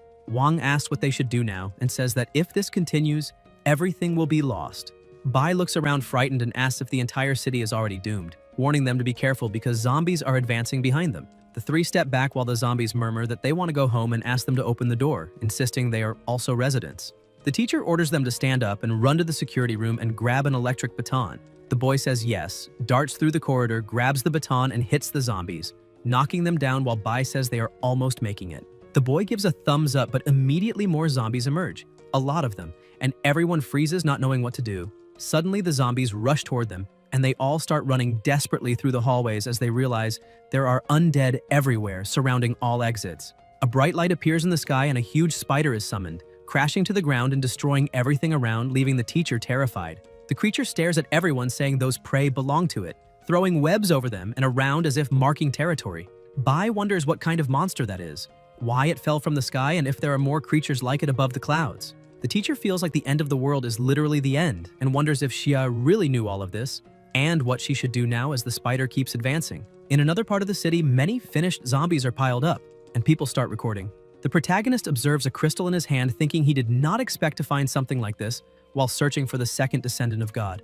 Realizing that even the zombies are evolving, a boy approaches with his phone, thanking him for saving them, and asks what kind of magic he used, saying it is incredible and that he is streaming everything, claiming the viewers already passed 10,000 until Xia destroys the phone. The boy asks angrily what he did, and everyone looks scared to the side. Xia thinks he was not the only one to react and that everything has already been looted.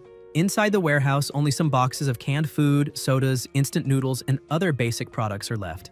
It is not much, but still a good reward. Yan opens the door and several people look at him asking for help. The protagonist releases a light and throws some food to them, telling them to take care of themselves. The people thank him, relieved to be alive, and ask who he is, commenting that he is impressive and they were lucky to find him. One of them says he is a good man and that without him, they would be dead. Another replies that good man nothing, that he took almost everything by himself, leaving only a few noodle packs, asking if they did not see that and if he's treating them all like dogs.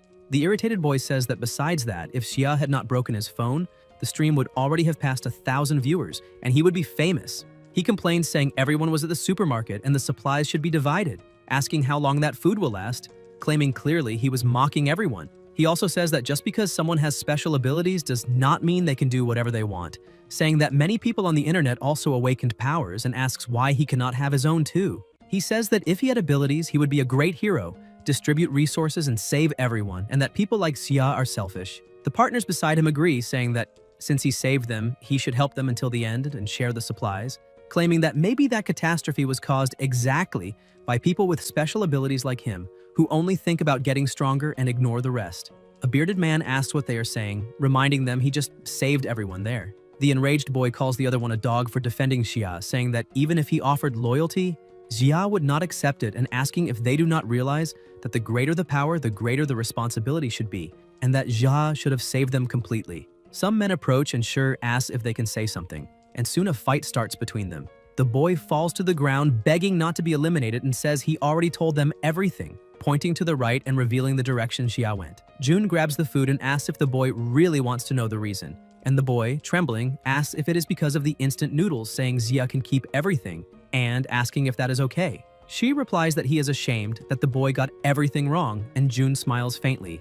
At that moment, someone appears dragging a zombie, and the boy asks what he is doing. Sure explains it is just a small experiment, while Jun brings the zombie's head close to the boy's face, and the undead immediately bites him. Sure tells him not to despair, that this sacrifice is for the great cause of humanity against the zombies, and the boy screams while the men around comment in horror that the zombie has already devoured all his insides. When the body falls, Jun cuts off the zombie's head and collects the crystal core, saying it is exactly as he expected, that if the zombies eat enough humans, they can condense these cores, and that this is amazing, just like the one he absorbed earlier. He says he feels his power growing, that he may break through another barrier and become even stronger. The partner beside him says that when Jun becomes more powerful, it will not be difficult to trick Xia and defeat him like a punching bag, and that now they have discovered a method to mass-produce these cores. Shizher says the most important thing now is to make Xia pick all the spiritual pills, because there are many level 2 zombies in the city.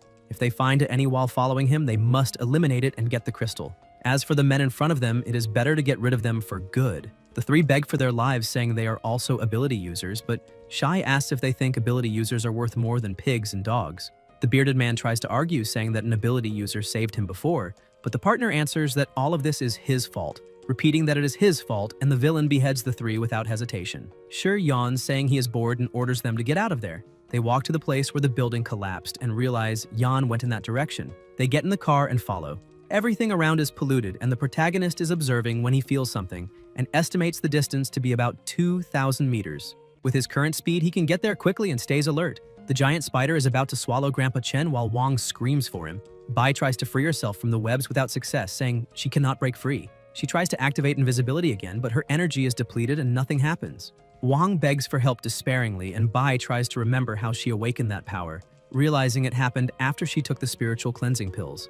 With no other option, she swallows another pill just as Wang is about to be devoured and hopes it works. Mana spreads around her body and the spider senses something strange, unable to see her for an instant. When it looks to the side, the protagonist uses the chance, grabs Wang in his arms and puts her safely on the ground. She immediately runs while Xia notices the spider's shell has some resistance to fire. The creature says he looks delicious and now belongs to her. Yan leaps with the axe and strikes the monster. The spider launches webs, but the protagonist burns them, making it scream. He touches the ground and notices small spiders emerging from everywhere surrounding him. Near the buildings, Shui approaches by car with his partners, running over everything ahead and collecting another core. Jun comments that with 7 or 8 more, he may take an even greater leap, and that the number of level 2 zombies only increases. One of them points forward, saying that looks like a spider nest, and there is a burned hole, as if someone had gone in, probably Yan, the fire user. They discuss whether to enter or not, but soon notice many spiders around. A sharp sound echoes, one of them fires a pistol, and the spider keeps approaching until it is struck by She. Jun observes the oozing liquid and says it is disgusting, but notes there are traces of crystal core energy there. And even if minimal, it is pure energy. If they hunt enough, it will not be worse than zombie crystals. Meanwhile, the protagonist keeps fighting the giant spider. The villains finally spot him and remark it truly is enormous. Shai says that eliminating that spider would bring far greater benefits than any zombie, and the partner asks what they should do. Jun says to let the giant monster fight Yan while they hunt the small spiders, absorbing energy and strengthening their abilities. Thus, when the hero and the spider destroy each other, they will be stronger than ever and will seize everything like true opportunists. The bigger spider advances across its own web toward the hatchlings, and Xia unleashes his flames against it and the swarm, creating an explosion of fire that lights up the entire nest while Yan leaps across the ground. The blazing flames keep spreading and the spider screams in pain. The protagonist asks if it intends to use the small spiders to wear him down and says to see who will be faster, her spawning more creatures or him eliminating them all. At that moment, Jia notices Shi beside him crushing smaller spiders while Jun splits open their bodies and drinks the internal fluid, saying it is amazing because he has become even stronger. Yan watches and wonders if Shi has become an ability user again, remembering that in his past life he already had exceptional talent, even managing to steal the insignia of the Great Prison and become a leader praised by everyone. This time, he also achieved a breakthrough. The men beside him do the same, drinking the liquid from the small spiders and claiming that now they can kill any hatchling with a single blow, gaining strength equivalent to 50 kilos, and that with Shi there nobody will be able to face them. Shi says he wants to step on Xia's face, explaining that even with a little energy, those creatures have something addictive, and the feeling of getting stronger is irresistible. The protagonist flies over them and comments that it's disgusting that they are eating spiders, saying their appetite surpasses even that of zombies. One of the men asks about the giant creature, and Xia points to the side, asking if they are looking for her, saying that if they like eating spiders so much, they should apologize directly to their mother, because she does not look happy. The larger spider falls over them, staring at the group, and releases new hatchlings, ordering them to tear everyone to pieces. They panic as they try to fight the small creatures. Yan watches from afar and comments that Shi is truly good at provoking hatred, since he has a face that invites attacks. Jun, burning with energy, declares he is an ability user and that he will eliminate Xia. The protagonist says that's amazing and that he has something to tell him later, but first, he must settle things here and asks him to wait a bit. Shi asks if he dares underestimate him, while the gunman says he is out of bullets and asks why they don't retreat to think better. But Shi says they can't and that they must eliminate Xia immediately. The partner asks what is happening to Jun because his body begins mutating and his shirt tears at the shoulders. Shi grabs a live spider in his hand and rips off its head with his teeth, saying he has gotten stronger again. The boy calls Jun, but he tells him to shut up and keep hunting spiders, claiming they are all his food and the more he eats, the more he will grow. He tells them to watch closely because that is his power evolving, and if anyone mentions retreating or blocking his path again, they will know what the result will be. The gunman backs off, saying they will hunt more spiders for him, guaranteeing that Jun will be able to eliminate Xia. Meanwhile, the protagonist continues fighting the Spider Queen and comments that her carapace is very resistant. They exchange blows, webs are launched, and the creature tries to corner him with precise leaps. Shu observes from afar until a web wraps around him, and the spider gets excited, believing she has captured him, saying she will savor him completely. Xia asks if she really intends to lose her life by daring to get so close, and the flames intensify, rising like blazing pillars. The spider screams as the fire consumes her. Amid the flames, Jia says that heaven may have gates he won't enter, but hell has no gates and he enters anyway until the burning spider turns completely to ashes. Yan says it's strange and asks where the creature's spiritual power is. Something behind him believes the protagonist has fallen into a trap and shouts.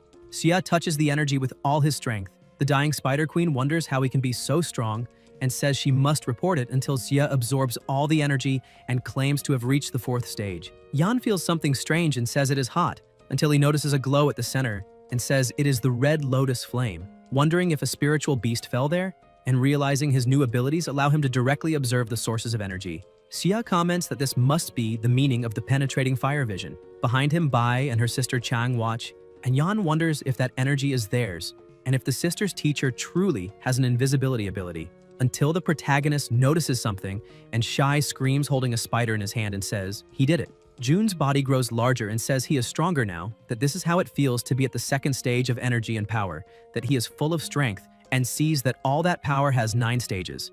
It is a heavenly gift, and after the 9th stage, he will become a god and he has seen and set foot on the divine path. Shi notices Xia ahead and says he has always been inferior to him in everything, and this time will be no different, and asks if now that he's at the 2nd stage, how could he face him, and tells him to kneel and lick his feet until Jun is struck in the face by a punch and thrown far away by Yan. Shi is shocked and says it cannot be. He is in the 2nd stage and asks how he can defeat someone like himself, and the protagonist asks why he doesn't try to guess and says he will tell him, that if it weren't for the money his family gave him, he wouldn't have improved so fast and he is a good brother. And Jun says that it cannot be and that he can still become stronger, and Shi keeps eating spider pieces. Xia smiles and says he has always been a cautious person, and asks why he is so desperate now, and Jun asks what he is talking about. Yan replies that in the past, even knowing that mutant creature cores could increase power, he would have conducted experiments first to make sure they had no side effects, but this time, just to eliminate him, he ignored everything and swallowed those disgusting things. Shai asks about side effects and says he is making things up non-stop and that it is impossible, that he is on the divine path, an ability user, one of the chosen ones, and needs to become stronger. The protagonist asks about the divine path and says if he is serious, why doesn't he look more closely? Jun is surprised and looks at the enormous shining tree in front of him and says it is beautiful, that this is the true divine path, the path to becoming stronger, and that Xia is just trying to confuse him with lies, and that he is finished, because Jun himself is now stronger. Shi laughs and tries to hit him, but fails because his foot is stuck, and there are several monsters there and voices tell him to come down and join them. Jun asks for help and questions what that is, as his eyes start turning red and his hands and skin become strange. God Essence, the protagonist asks if that was zombification, and comments that he didn't realize it even after eliminating so many zombies, while Shai, in despair, wants to know the reason, and Xia explains that he absorbed too much energy from zombies and creatures, and that in the previous life, many ability users ended up turning into zombies precisely because of that accelerated absorption, although there was still a solution, making Jun ask for help and question what that was and what the way out was, and Yan replies that the solution was the spiritual cleansing pills, leaving Shi shocked as the protagonist says that if he had advanced slowly and absorbed in moderation, he would have controlled the toxicity of zombie cores and mutant energy, since the pills eliminated toxic heat, balanced the energy and calmed the spirit, allowing him to overcome that crisis and continue advancing through the so-called divine path. And Jun starts crying, begging to be saved, and even promising slavery, but Yan asks what he is saying and reminds him that they were Iron Brothers, making Shi smile immediately before being struck when the protagonist states it would be better for him to lose his life right now, because he insulted and even tried to harm his sister, was given a chance and showed no gratitude, destroying himself in a way that not even gods could undo.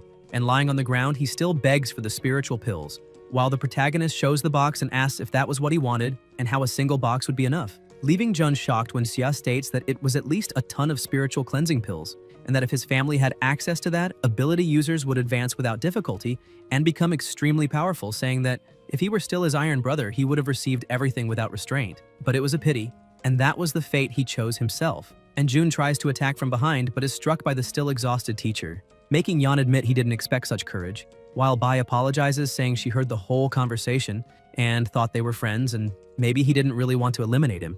So she acted on her own, thanking him for the suggestion about buying spiritual cleansing pills.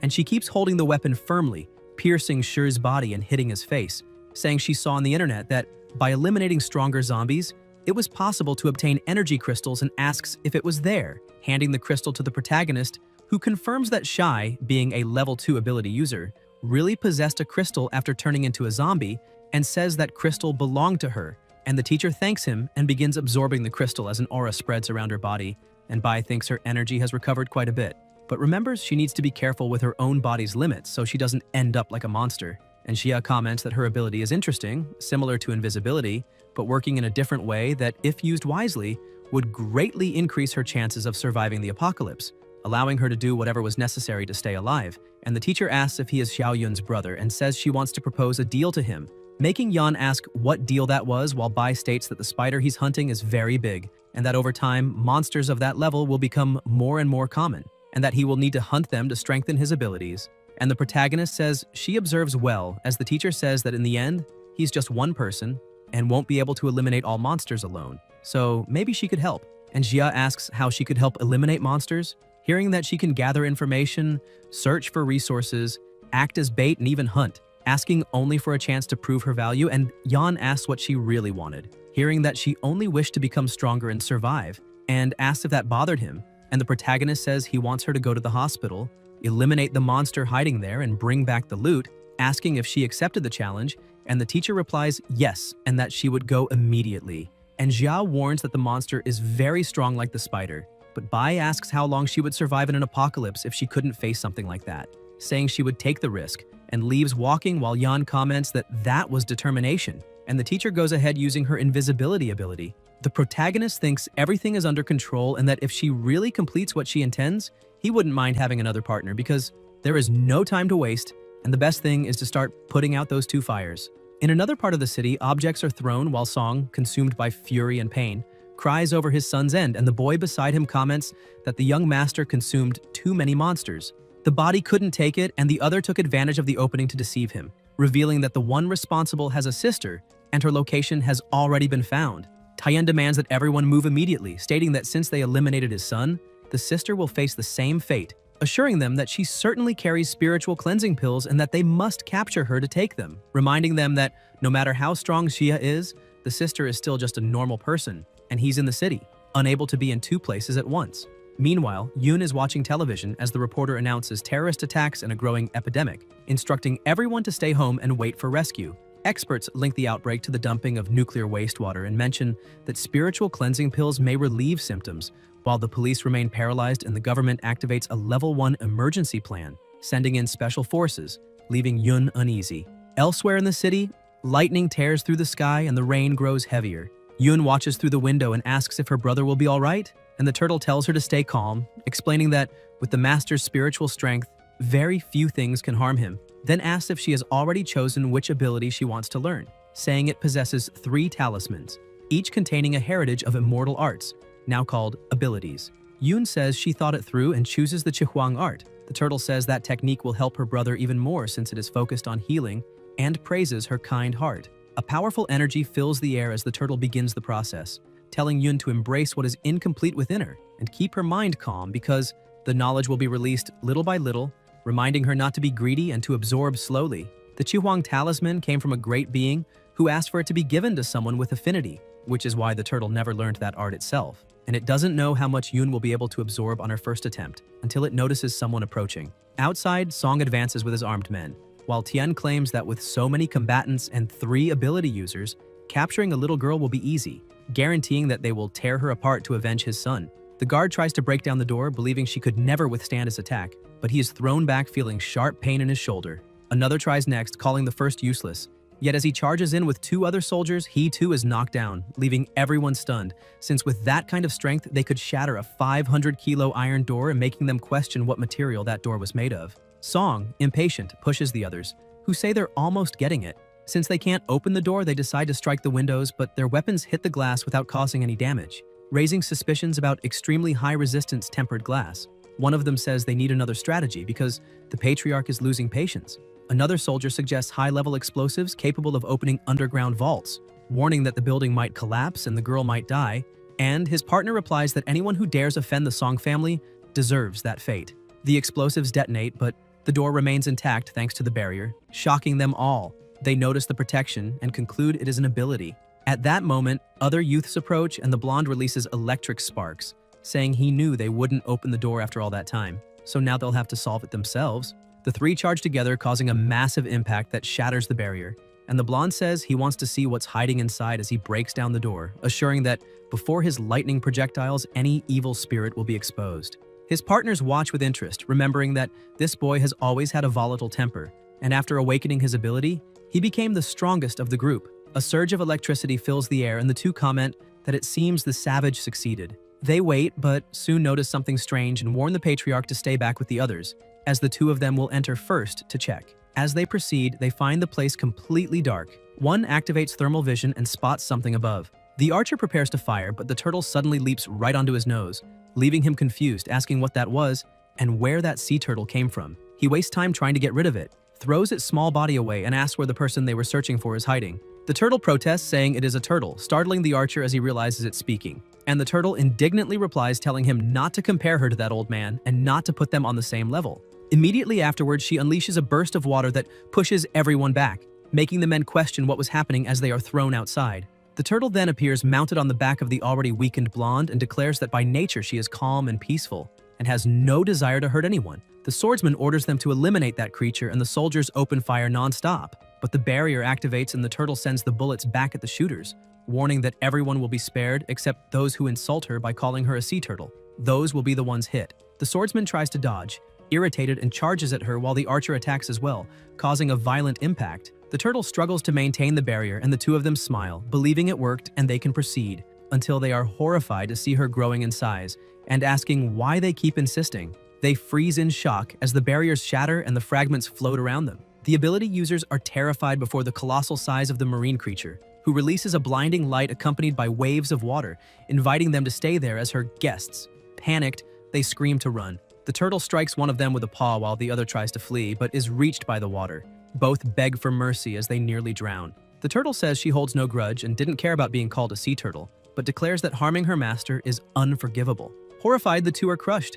The turtle then says that the real culprit is among them, and looking around, wonders if the infiltrator has already entered. Meanwhile, Yun watches through the window as Song approaches from behind, holding a gun and smiling sinisterly as he says he only had one son and her brother dared to eliminate him. Tian fires, declaring that she will pay with her life, but the bullet falls to the ground, stopped by the protection around the girl. Song notices the barrier, and outside, the turtle states that the master entrusted that mission to her and asks how she could leave the girl in danger, saying that with the arrival of the apocalypse, Yun must also face trials and grow, using that man as a whetstone since time is limited. Tian keeps firing non-stop and asks why she still hasn't lost her life, while the bullets only hit the barrier and Yun remains frightened. Song insults her, saying that she is nothing but a commoner who deserves to be trampled by the wealthy, used and exploited to generate profit and then give plasma and descendants, destined to be enslaved generation after generation, and questions why she dares resist and is still alive. Tian stops shooting when Yun, eyes wide, tells them not to come closer. Song approaches holding a dagger and starts striking the barrier, wanting to see how much it can withstand and how many cuts it can take. Tian opens a crack and says he's about to break everything, and once he repeatedly stabs her until she's gone, he'll send the photo of her corpse to her brother, ensuring she suffers more than they do, and learns what happens when you anger those two, promising that her brother will soon join her. The noise intensifies as Song asks what happened, and if she is frozen in fear, saying everything is fine. Yun stands up saying she can't lose her life, and Tian asks since when that depends on her. She insists that if she dies, her brother will be sad, so she needs to eliminate him first and asks to be allowed to stab him as well. Tian mocks her, saying she has never even killed a chicken and thinks she is capable of taking someone's life. Song steps forward again saying he is right there and asks why she doesn't try to eliminate him. At that moment, the barrier starts to crack and the turtle outside, looking at the moon, notices the protection breaking until it finally shatters completely. Yun says it's all right now and that he can lose his life in peace. She activates her technique stating that Qi Huang is not only meant to save lives because someone who tries to harm her brother does not deserve forgiveness. She launches the attack and Tian, terrified, wonders if he is really going to die, lamenting that he has yet to avenge his son, whose corpse hasn't even cooled, and realizes his family is destroyed. He thinks that as head of the Song family, he led everyone to ruin and failed his ancestors in disgrace, fueling hatred toward the girl, her brother, and everything around him.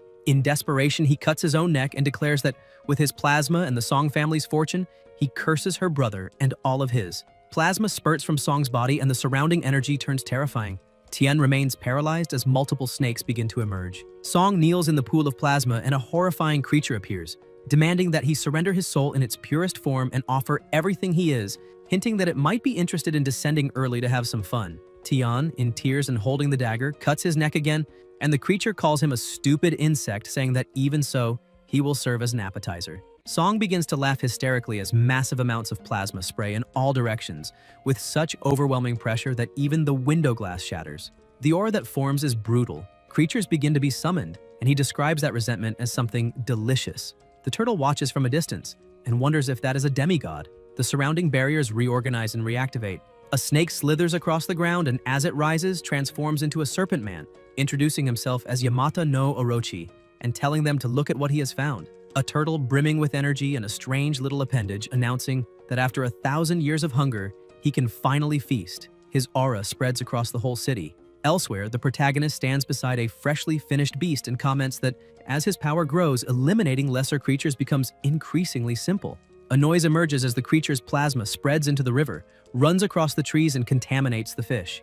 Jaya observes that these monsters, whether alive or not, keep devouring the world and that, with time, not a single patch of fertile land will remain. He releases flames that ignite everything around him and upon noticing another monster charging forward, leaps onto a building, absorbs energy and keeps his gaze fixed ahead. He comes across a huge tree surrounded by people and asks if that is a demonic creature. In front of him, civilians retreat in fear as zombies draw near, while ability users struggle to hold them back. Shia lands on the ground and notices that the zombies do not approach the base of the tree, concluding that everyone is taking the opportunity to enter that protected space. Some people gathered beneath the tree notice that the zombies have really stopped, and Jan senses that something is wrong, for although many are there, their expressions seem strange. Others around them sigh in relief, saying that at least there the zombies would not dare come closer, and ask what everyone is doing. Someone clasps their hands and says they can finally rest a bit since the fight was long, while ability users say they are exhausted but satisfied for having protected so many people. A girl asks what that tree is, and a boy explains that if she wants to survive, she needs to listen carefully. The protagonist recognizes that man as Supervisor Chen, who announces that the world is over and that everyone has already seen the chaos outside. Zombies, monsters, and eliminations everywhere. A lady says she saw her husband being devoured, and another asks what they must do now. The supervisor replies not to worry because, for now, under that tree they are safe. As long as they remain there, zombies won't approach, and everyone will stay alive. Then he says there is a price for that protection. A little girl asks what price that is, and Chen explains that the tree that defends them is called the Tree of Human Faces, a demigod from another world that feeds on offerings and devotion. He says the entity has a good heart and chose to save civilians, but to remain under its protection, tributes must be offered. A woman, surprised, asks about a demigod, saying she now understands why the zombies did not approach, and that it is lucky they are alive. Jia asks what kind of tribute must be given, while the people admit they did not bring incense, ritual money, or any kind of offering. They ask what they should offer the god of the tree, and the supervisor recognizes Yan, thinking he is still alive and extremely lucky, but also that he arrived at the perfect moment. He then states that nothing complicated is needed, just sacrifice one person every 2 hours to the great tree of human faces, comparing it to the risk of everyone losing their lives and questioning whether that is not a fair deal. Everyone stares in horror upon hearing the word sacrifice and wonders if the tree devours people. Chen replies that he does not know whether the tree eats humans or not, but he is certain that the zombies outside are just waiting for their banquet. He then asks them to listen until the end, explaining that the Tree of Human Faces is merciful and would never eat anyone, and that those present must only bring their blessings. A frightened woman asks what he means by blessings. The supervisor then speaks about the future of the world. Monsters roaming uncontrolled, human civilization collapsing, scarce resources, and reminds them that this is only the beginning of the apocalypse, because the chaos has barely begun and no one there has yet experienced the true hunger. In a few days, he says, they will be without water, without food, and surrounded by endless hordes of zombies, asking what they will do when that happens. He adds that dying of hunger or thirst will be everyone's inevitable fate, but now the great tree of human faces has extended its protection and is offering an exchange, homage for food. At that moment, he reveals ginseng fruits. Everyone pays attention as the supervisor states that for each person sacrificed, the tree grants 3 fruits, and that a single fruit is enough for someone to survive for an entire week. He also states that whoever eats one of those fruits gains extra abilities, mentioning that after eating one himself, he managed to establish a bond with the sacred tree and became its representative. He then argues that with just one sacrifice, 3 people can live and even gain supernatural powers in this cruel, ruined world, asking if there is any god more compassionate than the Tree of Human Faces, and if this is not clearly a blessing. The people respond that yes, it is a blessing. A man kneels, begging for a fruit and saying he will do anything. Soon, a lady steps forward, demanding they give it to her. Next, several start shouting for the fruit. A woman asks who will be sacrificed. Chen replies that those who fought the zombies cannot be chosen. One of them adds that they will obviously start with the newcomers. A little boy protests, asking why not start with the eldest. The crowd begins arguing to decide who should go first. The supervisor orders them to calm down and listen, declaring that since the blessing comes from the sacred tree, the first sacrifice must be of sinners, for that would be the fairest way. He explains that he himself will decide who is guilty, carefully evaluating everything. One of the men agrees immediately, saying that sinners must be sacrificed. Another woman also agrees, stating they will follow everything the supervisor says and that if he declares someone guilty, then that person will be guilty. At that moment, the protagonist raises his hand and questions how the 3 fruits will be divided after the sacrifice. The people pause and realize they hadn't considered that, since only 3 fruits would be distributed among the 30 or 40 people gathered under the tree. He asks how everyone can be sure they will receive one and what the criteria for division will be. Chen replies that obviously those who contribute the most will have priority. Xia then asks how he measures those contributions and mocks him, asking if the supervisor intends to create a KPI chart where giving massages to a superior is worth 1 point, blindly obeying is worth 2, and anyone who challenges him is expelled from protection. Chen becomes furious and asks what he just said, claiming that every word he speaks carries the will of the sacred tree, and that Yan dared contradict him. One of the boys orders him to show respect, demanding to know how he dares defy the representative of the tree. Yan throws the question back, asking who would dare contradict him, recalling how the supervisor exploited workers like pack animals, cut bonuses for any excuse, stole credit for achievements, and blamed others for mistakes, and now stands there serving a monster and turning human lives into KPI scores, asking if he feels no shame. Chen explodes, saying he still has the nerve to speak like that and asking if he knows how many problems he caused by missing work for a few days, adding that he only asked him to work 18 hours of overtime, and even so he dared complain. He declares he wanted to fire him long ago and orders everyone to capture him to sacrifice him to the tree of human faces. The crowd agrees immediately, claiming he is offending the sacred tree and that if they let him live, they will all be doomed. Without the ginseng fruit, they will not survive, and ask if he still hasn't understood that. The protagonist asks about the fruit, tells them all to open their eyes, and questions whether they truly believe that is a ginseng fruit. He explains it is a demonic fruit created with the plasma, flesh, and soul of the sacrificed people, and that whoever eats it will not be fed, but turned into a puppet of the tree, becoming half human, half monster, just like the zombies. The people react, saying that is impossible, that the fruit is clearly sacred, asking what he is talking about. Xia then asks what is wrong with the supervisor's right hand and challenges him to show it to everyone. When Chen reveals the deformed hand, the people are shocked and ask whether eating that fruit truly turns them into monsters controlled by the tree. Chen replies that even if that is true, they will still be alive, and that in the middle of the apocalypse, staying alive is all that matters, besides having the protection of the sacred tree. His hand has already become a tree hand. Then Chen orders them to eliminate Yan, saying that zombies have already surrounded the area. No one can escape, and if they do not obey, everyone will die. He promises that whoever eliminates him will receive a ginseng fruit. The people quickly move to attack the protagonist, while the supervisor says that he should feel honored for having been exploited at the company, because people like him deserve to be crushed by their superiors. Now he will become their dog. The protagonist declares that his journey has come to an end and unleashes intense flames against Chen, burning him alive. The supervisor screams that it's impossible until he is fully finished and hurled toward the tree. The tree smiles as the protagonist stands before it, facing it directly.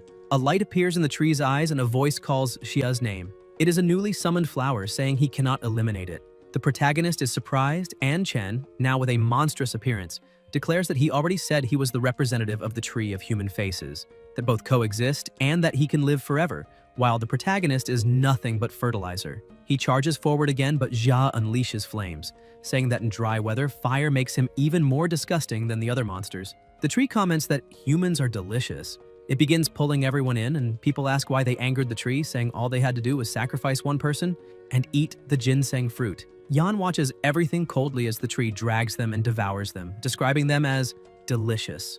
3 girls still alive state that the tree is clearly a monster and ask why no one dares insult the older brother. An injured woman says that even if it is a monster, resisting is pointless because no one can escape. The tree keeps repeating that they are delicious. The protagonist releases flames toward the tree to protect the survivors, breaking and burning branches.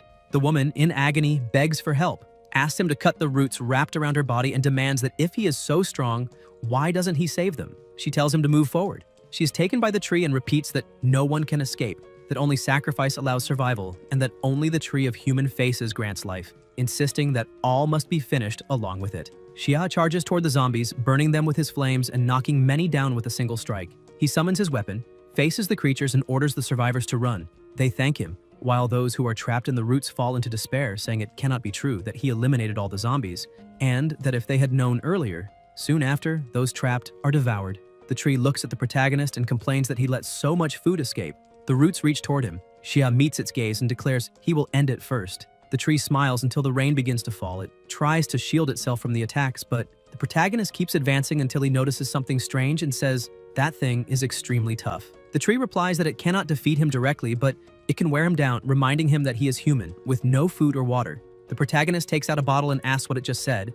Then Xia summons a feast and begins eating in front of the monster. The tree becomes irritated, and Yan asks it to repeat that it wants to wear him down, questioning whether it doesn't know that his storage is larger than the tree's entire body. Su comments that this demonic tree has an absurdly long health bar, regenerates quickly, and even being just a soldier-class demon, is more troublesome than a warrior-class demon.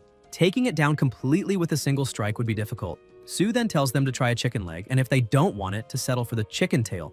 The bear asks what the taste of that black tail is, and the protagonist declares that whoever figures out how to defeat the tree gets all the food on the table. DG says he will check and asks if the protagonist knows that lightning can bring down a tree, saying that if the Master of Thunder, Genzi, were willing to help, a simple tree like that would vanish in an instant. The bird responds by asking if they really want its help and tells them to forget it. A light emerges. It is the turtle, warning that the protagonist's sister is in danger. Zhao widens his eyes upon sensing the dreadful pressure and claims that a demigod is approaching her. The turtle explains that Yamata no Orochi was summoned with malice and has already appeared near the girl, saying she fears for her because it is not a mere apparition. It is in a critical state and may arrive at any moment. Su, frightened, lets her chair fall to the ground. The bird insists that no matter what the protagonist says, it will never help him. Xia then opens its cell, saying there is no time for negotiations, reminding it that as lord of the great mortal prison, he governs that place, possesses summoning power, and, regarding the prisoners, also holds the right of execution. He approaches. The bird is completely paralyzed and only stares back at him, while the protagonist thinks that might be the day of its finalization. The trembling bird asks him to issue the decree. At the same moment, the tree says it did not expect the great Yamata no Orochi to descend earlier than predicted, but to a human who survived 1,000 years, a few more hours make no difference. A light crosses the sky and powerful attacks are unleashed by the bird. The protagonist stands on its shoulder and orders it to destroy the tree. The bird charges, unleashing all its power, and easily destroys it, generating massive pressure around. The tree is completely finished. Xia tells everyone to leave and they head elsewhere. Soon after, the chief arrives with her men, noting everything was annihilated and not even a trace of soul remained, praising the terrifying thunder. A man reports movement at Chunhua Hospital, and the chief laments the loss of that wood spirit, saying it would have been useful to her, ordering them to head to the hospital, and commenting someone managed to exterminate the monster before her, asking who could do that. At the zoo, the lion's area is open. The lion devours its prey until a terrifying presence approaches. Sensing it, the lion looks for a moment before being struck and finished with no chance to react. Plasma spreads as snakes advance everywhere, eliminating everything in heavy rain, slithering across the plasma while the creature watches smiling. The snakes surround the turtle's barrier. One flicks its tongue approaching, but its head is ripped off instantly. Others try again while the exhausted turtle forces her energy to protect. The creature comments it is strange someone so hard to defeat still exists in the underworld, and that if the turtle used water and clouds and abandoned her shell, she might escape alive. But now that she shrank into that corner, she is an easy target. The turtle replies she cannot afford to look incompetent, fearing the master will blame and punish her. The creature explains the underworld was sealed for 1,000 years, spiritual energy severed, cultivation impossible. Gods and great monsters beyond ordinary level were eliminated long ago by the 5 paths of the gods, asking how strong her master can be. The turtle answers she heard Yamata no Orochi was a servant of Susanoo. The creature asks what difference that makes, and the turtle claims Susanoo before her master would only be fit to carry his shoes. The attacks continue hard, causing huge impacts as the turtle uses all she has, coughing plasma from effort. Yoon stays hidden and the turtle says it must be him. A divine command must reach Susanoo, so he personally intervenes, asking if the land of Yangxia is truly that important to them. The creature comments it is no surprise since all gods of the 5 paths are so terrified they cannot sleep, and tells the Serpent Lord not to underestimate her master. The turtle unleashes waves of water and raises overwhelming energy. The Serpent Lord is surprised as an explosion consumes the area. Yoon covers her head and sees a huge mouth about to hit her, but the wounded turtle shields her, saying that finally, until a light appears and the Serpent Lord reappears. The turtle asks if that is all he has.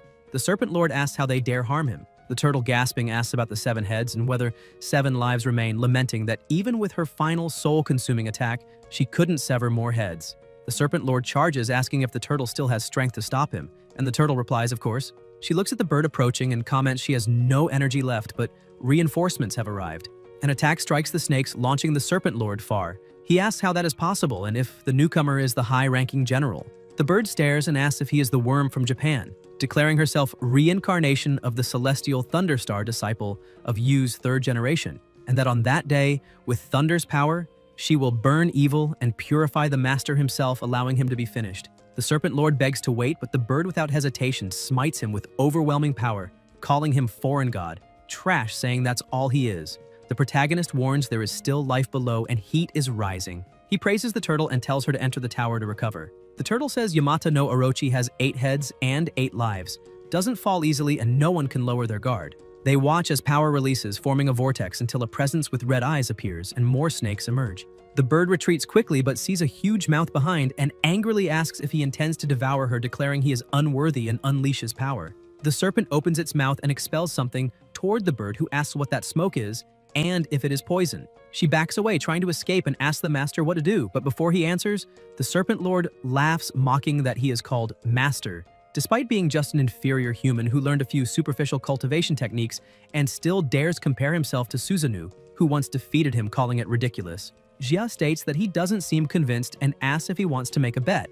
The Serpent Lord demands how he dares to suggest that and if he is worthy of betting with him. The protagonist replies that if he and his comrades manage to defeat the Serpent Lord, then he will do the same he does with Susanoo. He will recognize Yan as his master and asks what he thinks. The Serpent Lord starts laughing, asking if a mere human from Yangxia with nothing extraordinary truly believes he can subjugate him, the great Yamata no Orochi, and if he understands how absurd that sounds, saying he has angered him and will now make him experience the worst pain in this world, though he will not allow him to die. The protagonist smiles and says that since he didn't refuse the bet, it will be taken as a yes.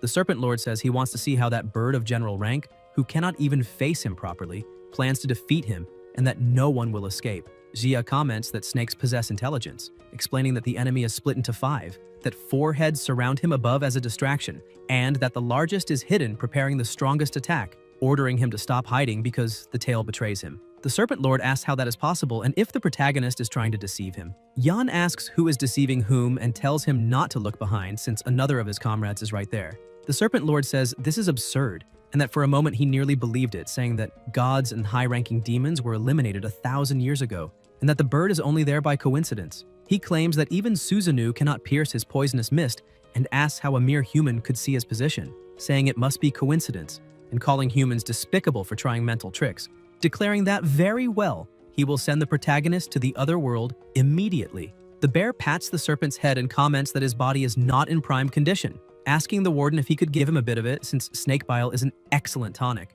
Elsewhere, people run from zombies. A child's hand begins to change and she asks her mother what is happening to her body. The woman replies that the rain is poisonous, but everything will be fine, and that she is there with her daughter, begging the gods of heaven and the ancestors for help, until everyone stops.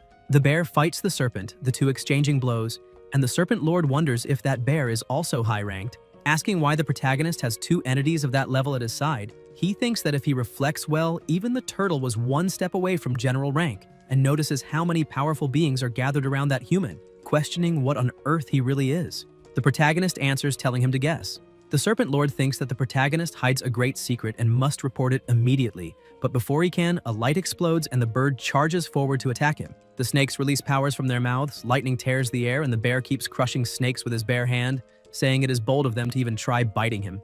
Everything around is in ruins. The Serpent Lord stands still and then comments that his bones and muscles are injured. The situation is urgent and he must prioritize transmitting the information. At that moment, he notices Yoon hiding and says that the devoured energy of resentment will guide him to her in seconds, promising to act swiftly. He advances, but someone appears in front of him, the protagonist, asking where he thinks he is going. The Serpent Lord demands how he got there and how he knew, and Xia replies that of course he knew, because he clearly saw that after attacking Zhenzi, one of the heads went into hiding and fled secretly. He says that those 6 heads would already be a generous reward, but instead of fleeing, the monster still had the audacity to go after Yun.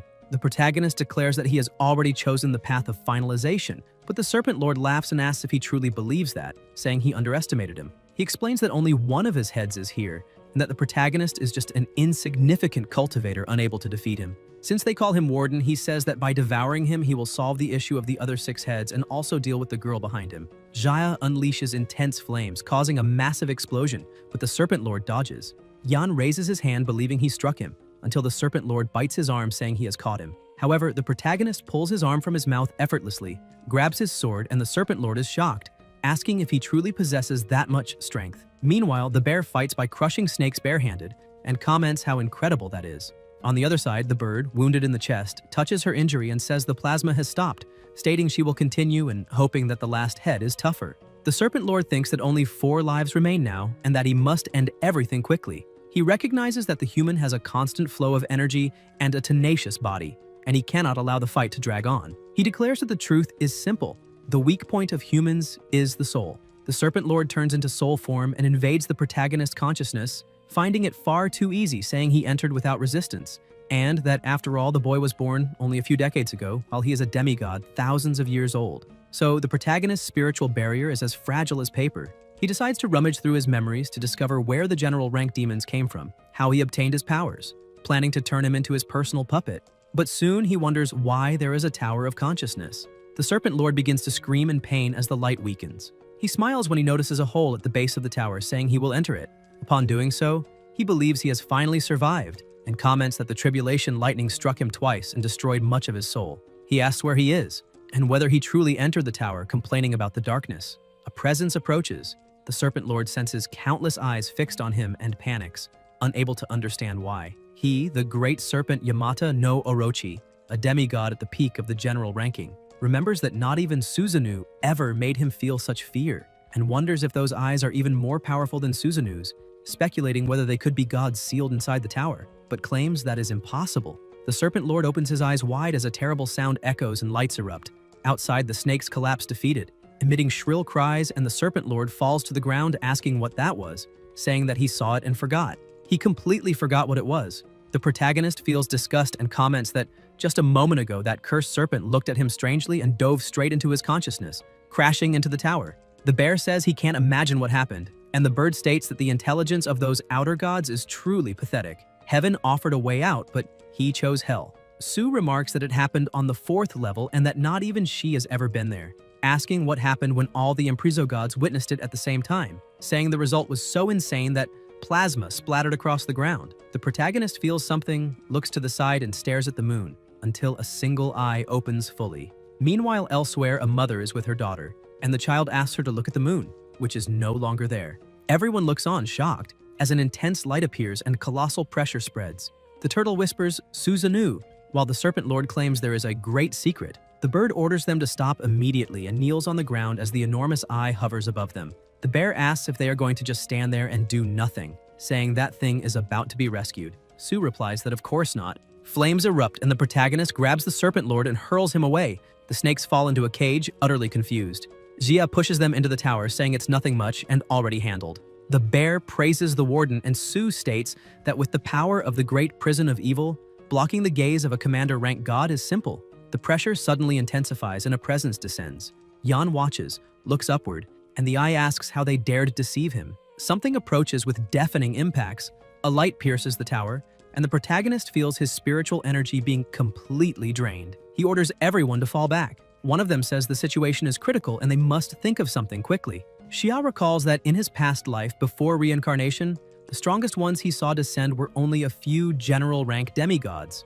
Midnight was the exact time Yamata no Orochi was meant to appear, but since Song summoned him early, it affected Susanoo, whose arrival should have been delayed indefinitely, causing him to lose control and attempt to break the dimensional barrier. Now the entire balance is destroyed. Terrifying gods who were supposed to descend one by one may fall prematurely. He wonders what he must do. The turtle says that, according to fate, humanity would have had time to awaken abilities and evolve until they could face the gods. But everything has been sped up. If the barrier is destroyed and the general rank gods are freed, the nation of Yangxia will notice it. The protagonist's eyes widen as a colossal mouth opens and releases an overwhelming power that strikes Yun, flinging her away. She spits plasma and comments on her ears.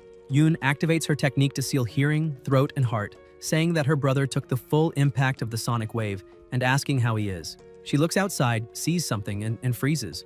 Her brother is pinned against the wall. Yun begins to cry, calling out to him. Elsewhere, people cover their ears in desperation, asking what that thing is, saying that not even the moon remains, and that the apocalypse has arrived. There is no hope. A barrier breaks and a woman looks through the window, saying that if she had known this would happen, she would have ordered another portion of pork belly the night before, and now she can't even eat. Flower petals fall as explosions erupt across the city. The little girl is in her mother's arms, kneeling on the ground. At the zoo, someone sits as petals fall and there is an emblem beside them. The creature notices the object, comments on it, and holds the emblem. Voices say that gods are cunning, but it's a shame they saw through the deception. The creature says Jia is trash and asks if they will continue to be humiliated by him. A trembling hand rises and shows the middle finger. It is the protagonist who curses the monster and retrieves his object, which releases a powerful light. Someone appears within the brightness. Long hair, strange clothing. And the creature says that this is impossible, telling them to retreat immediately. But the protagonist, now transformed in appearance, says that it's already too late. A weapon appears and Xia mentions the sunset bow, saying that Hu Yi used it to shoot down the 9 suns and end the monsters that tormented people, like Yayu, Feng, Xu, and Zhao. The creature screams and Yan says that next time he enters someone's home, he should be more polite. The creature grits its teeth and says that not even in his dreams will he stop being a god. The arrow is released and strikes the monster's eye. The protagonist asks about a god and says he has already eliminated many, that one is the weakest of all. There is no more discussion, and now he can be finished in peace. Xia hits his face with flames, creating a devastating impact. The god says he is still alive, repeating several times that he is alive and claiming that behind him lies the barrier of the world, asking if the protagonist is capable of crossing it to eliminate him. Yan appears before him fully embodied and summons his sword. The god feels the pressure and asks if that is the Hyoshin sword, saying that then he is the human emperor of Yangxia, the one who tens of millions of years ago led the gods of Yangxia in a bloody war against them, the gods of the 5 paths.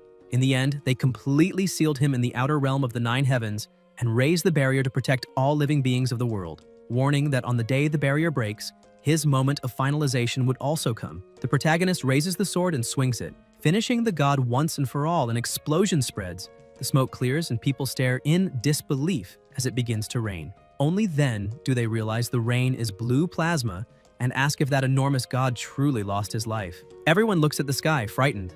Elsewhere, a woman regains consciousness on the ground and searches for her daughter, who is no longer there. The child stands before several zombies, drinking the blue plasma. The mother asks if it is her, and the girl replies that she is fine, telling them to leave that to her, saying she is hungry. Her appearance becomes frightening as she begins devouring the zombies without hesitation. On the other side, a blonde young man fights the creatures and asks why his ability has become so much stronger, saying his wounds healed completely and that it even feels like the heavens are helping him. He charges forward excitedly, saying that when he, Hao Ge, ruled the city of Kowloon, zombies this small didn't even exist, so they can all come at once. A voice says that this is a miracle. They look up to the sky and comment that it is split. The protagonist, flying, says he didn't expect to open such a huge hole, but that it's fine, and tells the gods of the 5 paths to listen. He doesn't care what they do elsewhere, but it was he who built the world barrier on the land of Yangxia with great effort, so they must not dare continue to destroy it aggressively and must wait patiently for it to fade away on its own, and whoever disobeys, it will be annihilated immediately.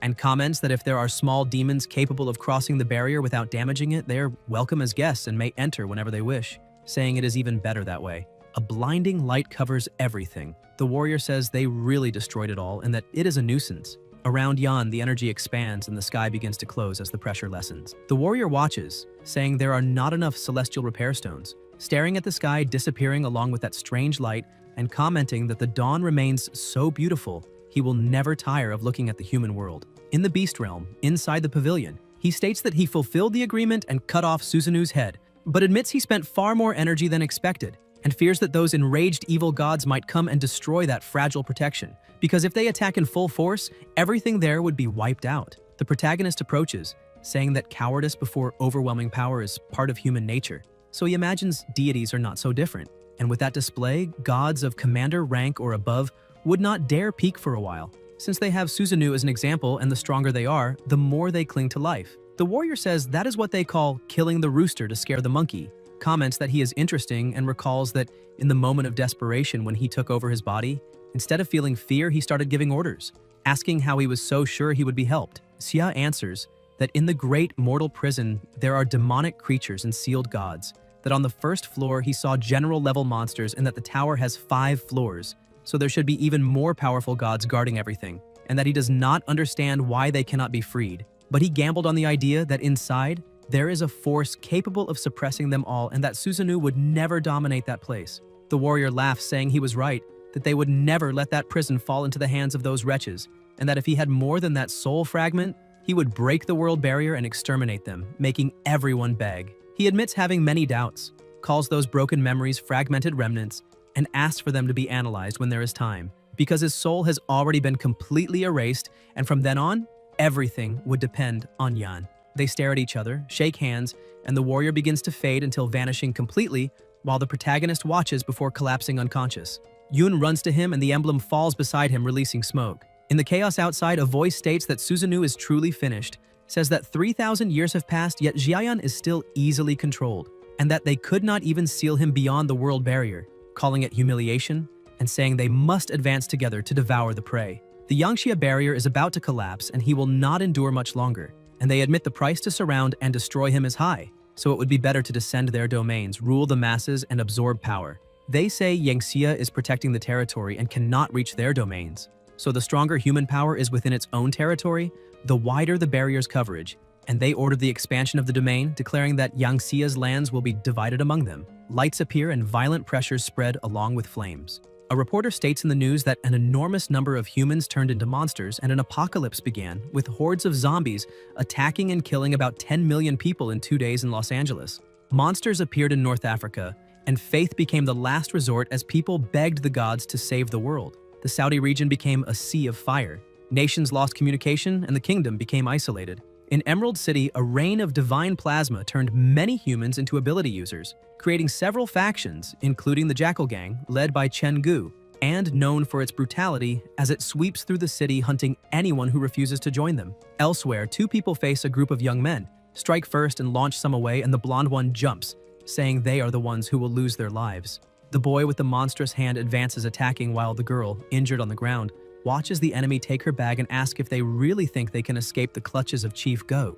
The boy approaches, saying that the East District has been cleared and almost all humans have been massacred, asking if the plan is to let the strong team develop while eliminating Wan Hao's team in the West. The chief replies that Wan Hao is nothing but a brute, and that by gathering ability users and supplies for themselves, they can simply relax and reap the benefits. The boys agree, saying they are right because those people have what they value most, the important resources, the Benkong pills, asking when the boss will distribute the medicine, and claiming that with that miraculous drug, humanity can search for critical resources without fearing infections and mutations. The boss laughs, saying that whoever has the Shangxing pills has a future and does not need to worry as long as they obey him, and that there will be no restrictions for the last powerful ability users of Emerald, something the entire kingdom should understand. They agree, saying they work to the end for him and that he is incredible, and one of the boys says he found a small fortress in the suburbs. The bald man comments that by eliminating people and looting supplies, he may be bothering the boss with trivial details, but the boy assures him that no one who enters that place comes back. The group rides motorcycles to the location and stops in front of the building. The boss asks if that is the place, and the boy confirms, saying the house is strange, almost as if it devours people since no one who entered ever left, and he can still hear screams coming from inside, something terrifying. The boss asks if, in the middle of a zombie apocalypse, he still wants to enter a haunted place, reinforcing who he is, and giving them 5 minutes to gather all supplies. If they want to join the gang, their past can be left behind, but if they fail to seize the opportunity, he will not be responsible for what comes next. Inside the house, Yoon notices many are arriving, and Bai says a fight is inevitable, both looking at the protagonist unconscious on the bed and wondering when he will wake up. The teacher orders them to stay there, guarding to avoid surprise attacks, and says she will go down to fight. Yoon asks her to be careful, and Bai says there is nothing to worry about because she is stronger now, remembering she defeated all those guys before, and that no matter what happens, she must endure until her brother wakes up because he saved her life and is in a critical state. Yoon promises she will stay and protect him even if it costs her life. Bai opens the door and goes down the stairs, thinking about what really happened that day, remembering the group of ability users that appeared and saved her. Then the heavy rain fell and her ability evolved to the 2nd level, allowing her, with her vanishing technique, to eliminate a monster and steal its essential soul. When Xia impacted the ground with his essence, a mysterious vibration spread everywhere, and feeling that, she immediately returned to find him, and since then remained by his side, protecting Jan and his sister. In this apocalypse, where everyone only thinks about surviving, the only ones she can trust are the two of them, and she will not let anyone harm them. Outside, the boss comments she chose the hardest path and orders his men to surround the place, announcing they will tear the house down. Bai grips a staff and watches as the men advance. One of them uses his ability inside the house but finds no one until he is struck and falls to the ground. Others keep advancing while the teacher uses her invisibility. The men retreat upon seeing their partner on the floor, and the bald man warns them to be careful because someone is launching surprise attacks.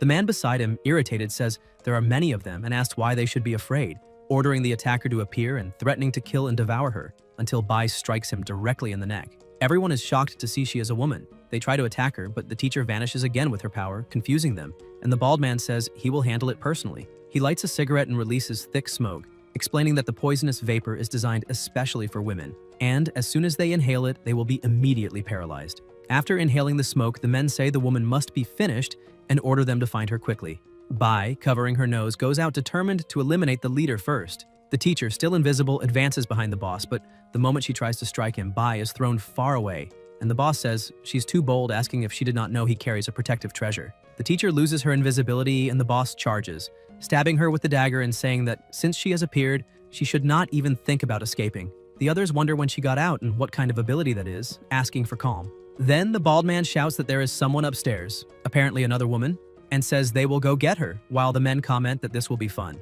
Bai lies on the ground with the dagger in her shoulder, thinking of the two, and Yun watches through the window, terrified, until the men invade the room. Yun orders them to stay away. The bald man says she is cute, and Yun trembles, completely frightened. A red-haired man appears behind her with a weapon, saying he cannot wait, and they all notice someone lying on the bed, commenting that he looks almost finished, probably useless. Yun insists they must not come any closer and must not dare harm her brother. The bald man laughs, telling her not to worry because they will not hurt the brother. They will hurt her right in front of him. Outside, Bai activates her invisibility, calling the leader a bastard, but the boss pushes the dagger even deeper into her shoulder and says that since she is trying to use her ability, he will keep her in that state so she cannot accumulate mental energy. He says that is the proper way to deal with stealthy thieves like her who come and vanish without a trace. He comments that the man in the bed wants to protect her, and says that afterwards he will have someone cut off each of his limbs, turning him into a human stump to feed dogs. Even so, he praises her ability and offers her a chance. If she joins him, he will leave her alone.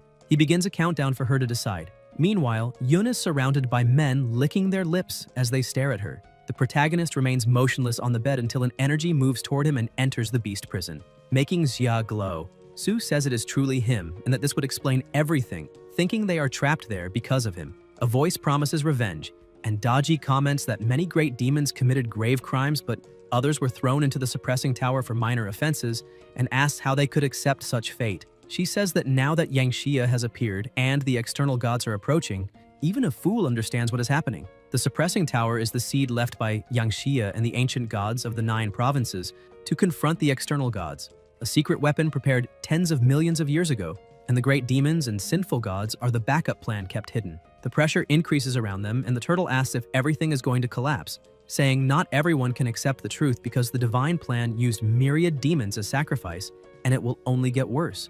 The energies intensify, and Su asks if the master of the prison will not wake up yet. A voice continues the countdown, and Daji asks if they heard that, stating something outside has gone wrong.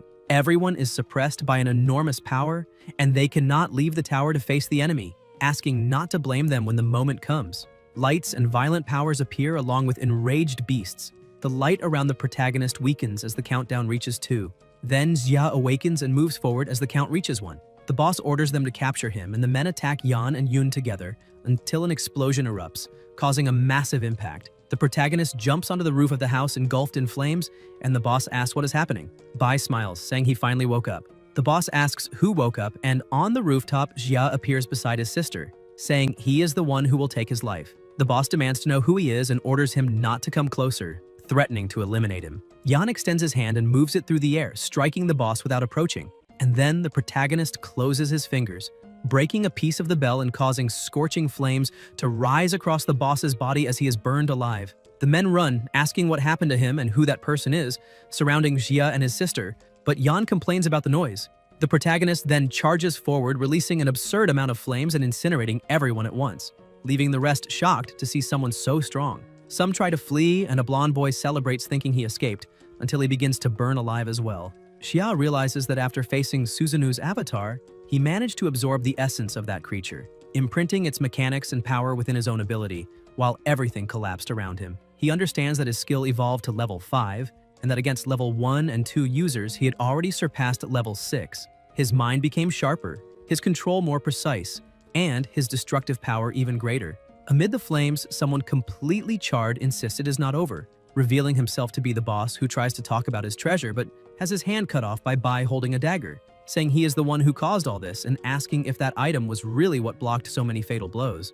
Yoon appears and uses her healing ability, explaining that Bai is severely injured and she will treat her, while Bai thanks her, saying he finally awakened. The protagonist asks how long he was unconscious, and the teacher explains that since the battle against that causality monster, he remained in a coma for 7 days and 7 nights, and that during this period, many things changed, as people with abilities began to appear. A leader named Kan gathered users who have access to the Shangxing pills, and everything indicates he is not acting alone because someone bigger is behind him, organizing something enormous. Xia understands and says he will need to ask the right person for some clarifications. The boss, still alive, orders them to finish him if they have the guts and asks who the hell he thinks he is, saying his ability is only slightly stronger than his own and that the family's leader will never let him escape.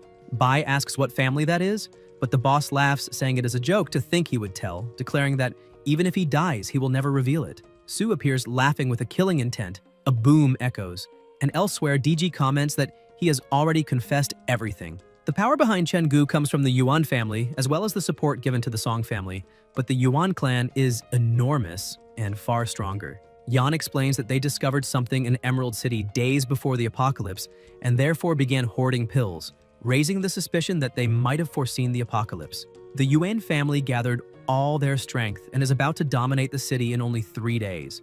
And Su mentions that according to Gu, they possess countless magical treasures, including the ancestral bronze bell the boss carried. Yan adds that within 7 days they gathered mysterious pills and countless treasures. Su says he found another important piece of information, something hard to believe because it seems an ancestral god even appeared. The protagonist wonders how such power could have come from ore while an ancestral god emerged, remembering that the Vein's first level ability can raise any skill's level, and that since young Xia destroyed Susanoo, the external gods have not dared attack again, leaving the soul force flow without reinforcement. He concludes it is time to travel to Black Obsidian City. Elsewhere in the city, people bang desperately on the gate begging for shelter from the zombies, until one of the survivors is shot in the head, and the soldier demands silence, saying only those who hand over Shangqing pills or zombie crystal cores may enter the Yuan family shelter. They explain they are just ordinary people with no abilities and cannot obtain anything so rare, but they are ignored when the soldier states that ordinary folks only waste food and mean nothing to the Yuan family.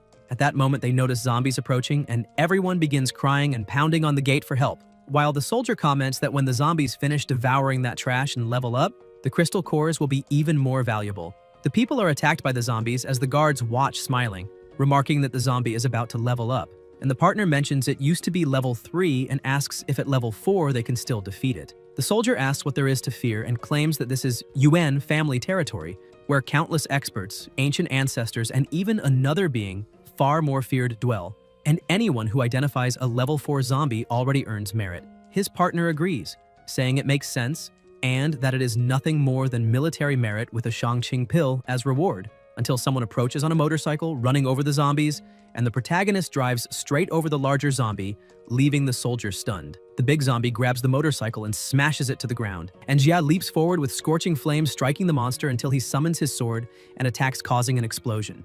The zombie burns until collapsing, and the smaller ones rush in as the protagonist complains about the annoyance and launches swords that pierce the monsters, burning everything around while some survivors duck, asking if they are finally safe and who that powerful man is. Xia then notices a level 4 crystal coming out of the zombie's body.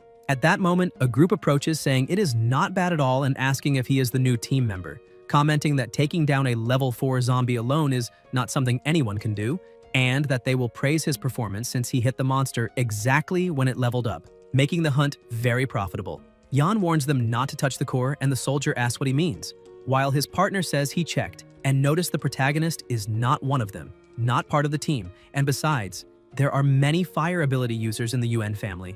The soldier asks if someone from outside has been killing their zombies and if he is trying to steal the kill, and the protagonist asks since when those zombies belong to anyone. The soldier replies that of course they do, since they created that low-level zombie themselves, and asks if the protagonist has any idea how many human lives had to be cut short for it, suggesting he hand over the crystal core and leave if he wants to survive. Xia asks what if he refuses, and the soldier fires back wanting to know if he is from that region, and if he does not know the Yuan family dominates abilities, with the young master already at level 4 and backed by a foundation he cannot even imagine. He claims that in this apocalypse, the Yuan family is humanity's last bastion and the ladder to superior evolution, and that countless experts travel from afar just for the chance to join them. So if the protagonist insists, he will die right there. Yan grabs him by the neck and asks if that is really so, saying he would love to find out and that if he killed him right in front of the Yuan family's gates, he wanted to see whether anyone would come save him. The soldier tries to deny it as the others begin shooting and order Yan to let him go.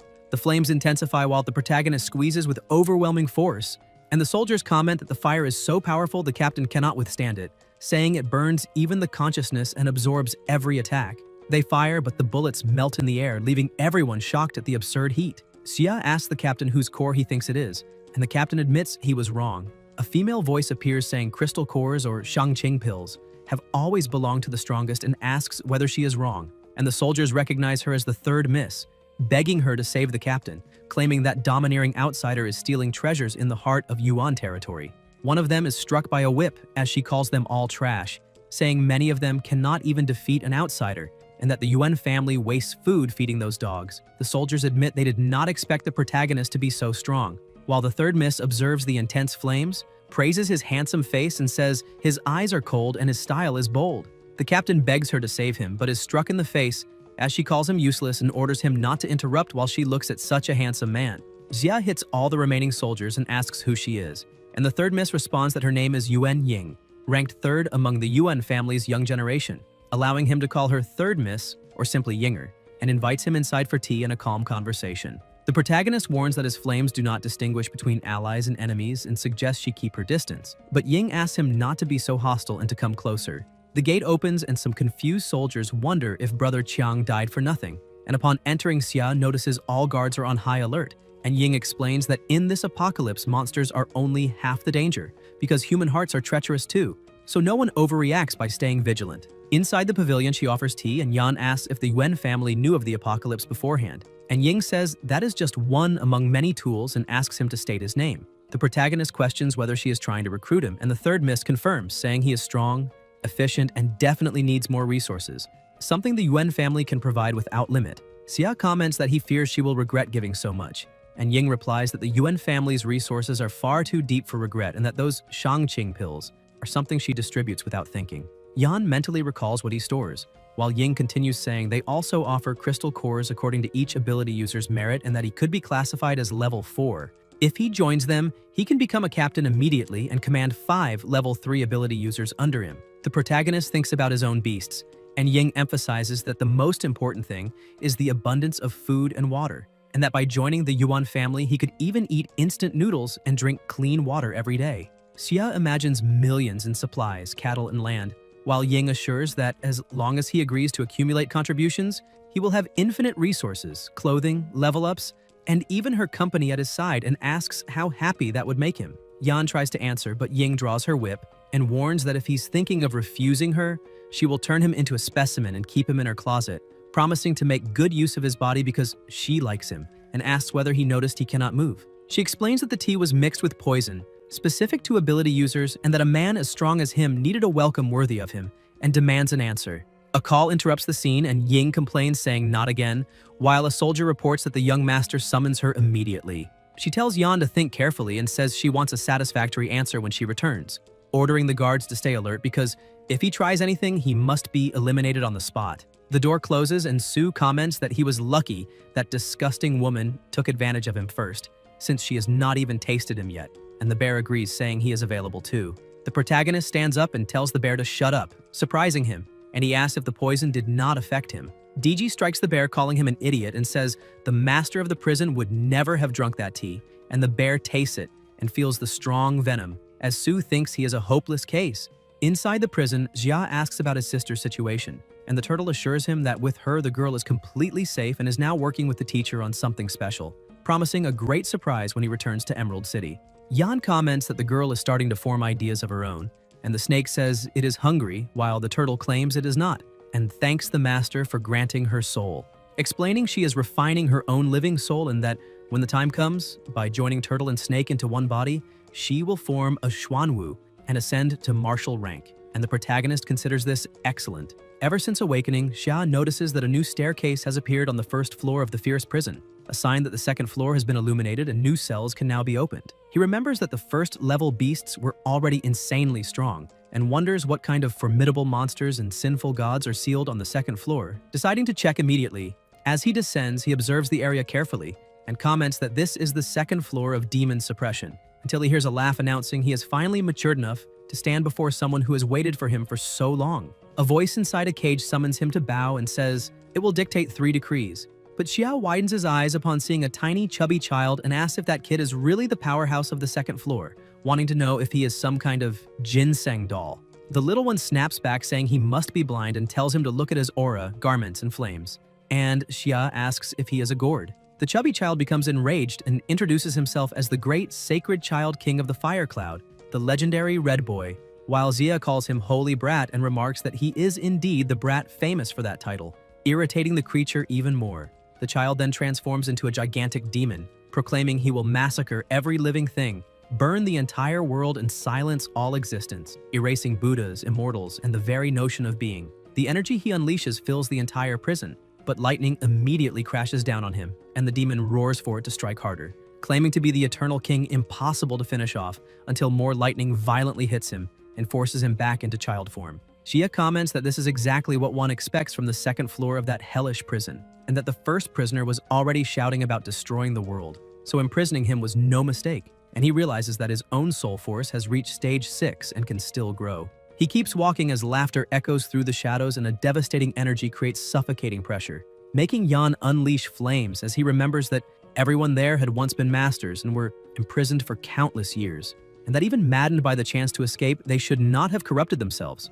Su bows, saying he pays respect to the Guardian, and Xia orders that on that second floor, anyone who calms down first and is willing to talk should call out to him, and otherwise, the lightning will continue until they learn, and DG acknowledges the order. Red Boy grumbles that Xia is just a lucky brat for inheriting the Yangxia lineage, and asks why he should bow, while Su urges everyone to speak carefully and not underestimate the warden, reminding them that serving sincerely is the only way to stay alive, for losing face is tolerable, but losing one's head is not. In the Yuan family hall, the patriarch states that thanks to their ancestors, they have been the premier family for centuries, and survived the apocalypse by stockpiling resources under ancestral guidance. However, the promise made by them has not yet been fulfilled, and the ancestral wrath draws near again, and he asks who has a plan. A young man answers that the ancestors demanded 3 conditions: 100 boys and 100 girls, 10 level 3 ability users and 3 level 4 ability users, as well as digging into the spiritual vein until finding the golden coffin. They already sacrificed 100 pairs of children and gathered 10 level 3 users, but now the ancestors demand 1 more level 4 as an offering, and reaching level 4 costs a tide of resources. Even with the entire foundation of the Yuan family, they only have 5 users of that level, and sacrificing one would bring immediate relief. A woman agrees, saying the stored water is saturated with power and can raise abilities, but it is so contaminated it turns anyone who drinks too much into a bestial corpse. Another man comments that even sitting atop a mountain of treasures, they are powerless. Regarding the golden chalice, they explain it is deep within the mine where contamination is brutal, and demons have taken everything, and any incursion costs lives. Dozens have already died, but they were only outsiders seeking refuge, and to them it is no great loss. The elders affirm that even if the ancient ancestors attempt to act against them, they will still grant a bit of time, and someone must take on this task to gain a few more moments. And, if necessary, they will sacrifice a level 4 to appease the ancestral fury. The old woman asks where they would find someone that strong, and whether they truly intend to offer one of their own users, because if they do that, they will have no way to survive the apocalypse. Ying interrupts, saying that if the problem is finding a level 4 individual, she knows one very well, and the patriarch wants to know how she learned of him. The third miss answers it was coincidence since she intended to turn him into her personal toy, but because the ancestor is furious, she will have to give him up, and the patriarch considers it excellent, though he warns that because he is of the fire type, he may cause havoc if not bound during the ritual. He orders Sheng to accompany her and bring the offering to the altar, and both, as mid-level 4 users, accept the mission. The old woman celebrates, saying that this time the ancestral wrath will be calmed, and the man beside her says they must continue sending offerings until the sacrifice satisfies the ancestors. and the patriarch assures that, with this, the Yuan family will rise above all others. In another chamber, the protagonist sits watching the energy ahead and concludes that only the Yuan fortress could contain such a dense source of power, probably the ancient core mentioned, and that the living flame must be the ancestor referred to. The bear says he heard everything and that they plan to sacrifice him, and Sue comments that his wind manipulation skill is good for spying, but what matters now is real support. And the true enemy is approaching, suggesting they enter the game pretending weakness before striking. Xia states that was exactly what he intended. Sue vanishes as the third miss enters, asking what his decision is, and Yan answers that he chose to join her, but because he was poisoned, he does not trust her. So if she wants him to believe her, she must give something first, otherwise he will authorize evacuation of the area and take half the fortress with him. Ying tells him not to get upset, says the family is generous, and shows him an ore, and the protagonist asks if it is mineral ability, and she says he may choose 3 users of whatever level he wants to prove her sincerity. Xia takes the ore and considers it acceptable, while Ying thinks he has no idea the ritual will require far more power, and that the sacrifice will be worse than he imagines. But thanks to the purifier, that minor pollution means nothing. The ore shines, releasing intense pressure, and Yan feels his ability power increasing, imagining that if the entire mine is like this, it must be overflowing with energy. The third miss smiles, thinking outsiders understand nothing, and a few stones already buy loyalty, and she says he has decided to join the Yuan family within the ritual in the ancestral hall, and that he must honor the family, for the head will be satisfied, and once it is over, she will release the control and hand over the antidote. The protagonist warns her not to try tricks. Sheng orders them to move, and Ying instructs him to follow. They advance into a dark, enclosed area where a voice says that the sacred land of the Yuan family is anything but ordinary and orders them to bring the offering at once. The guards shiver, saying they heard the 3,000 temple warriors kneel before the ancestors, until they see the young master and the third miss bringing the sacrifice. Xia asks if that shaking is an earthquake about to collapse the place, and wants to know where the ancestral sanctuary is because it looks more like an improvised mine. And Ying responds that since it belongs to the family, it is obviously not ordinary, and tells him to look more closely. Yan notices it is a rare type of ore, even if its purity is low, and asks if the entire cave is filled with it. And Ying says, this is the depth of the Yuan, their true inheritance, and the protagonist finds it impressive. He then raises the essential question, asking whether she really brought him alive all the way there without fearing he might disappear afterward without leaving a trace.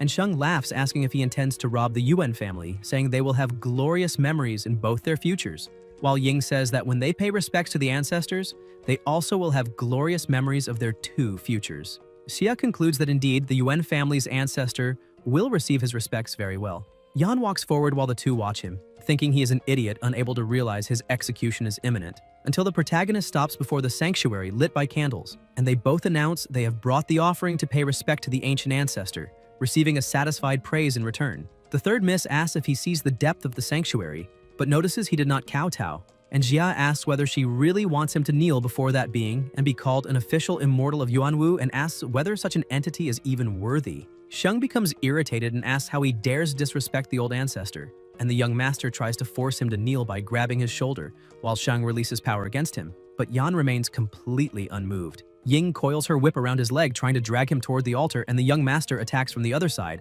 but the protagonist does not move at all, and the third miss, shocked, says he was poisoned yet is still resisting, while Sheng states that even without the poison, he is still going against all of them. Yan releases flames and asks who said he was only 4th rank, blasting the 2 of them away with an impact that slams them into the wall, leaving the young master groaning as he realizes Yan is not level 4. Ying, stunned, asks if he is level 5, and the flames around the protagonist intensify as Sheng tries to understand, saying that reaching level 4 already requires absurd resources, and ascending to level 5 is like climbing the heavens, something even the entire Yuan family combined could never cultivate, demanding to know who he is. Xia answers that he's not worthy of knowing, and the young master introduces himself as an assistant heir of the Yuan family, wielder of water power and impurity marks, while Ying claims that from the strength of his strike, he intended to destroy the family's great fortune. The third miss then summons a magic circle, saying his plasma will be the sacrifice, and Sheng comments that the stronger the user, the more satisfied the ancestors will be,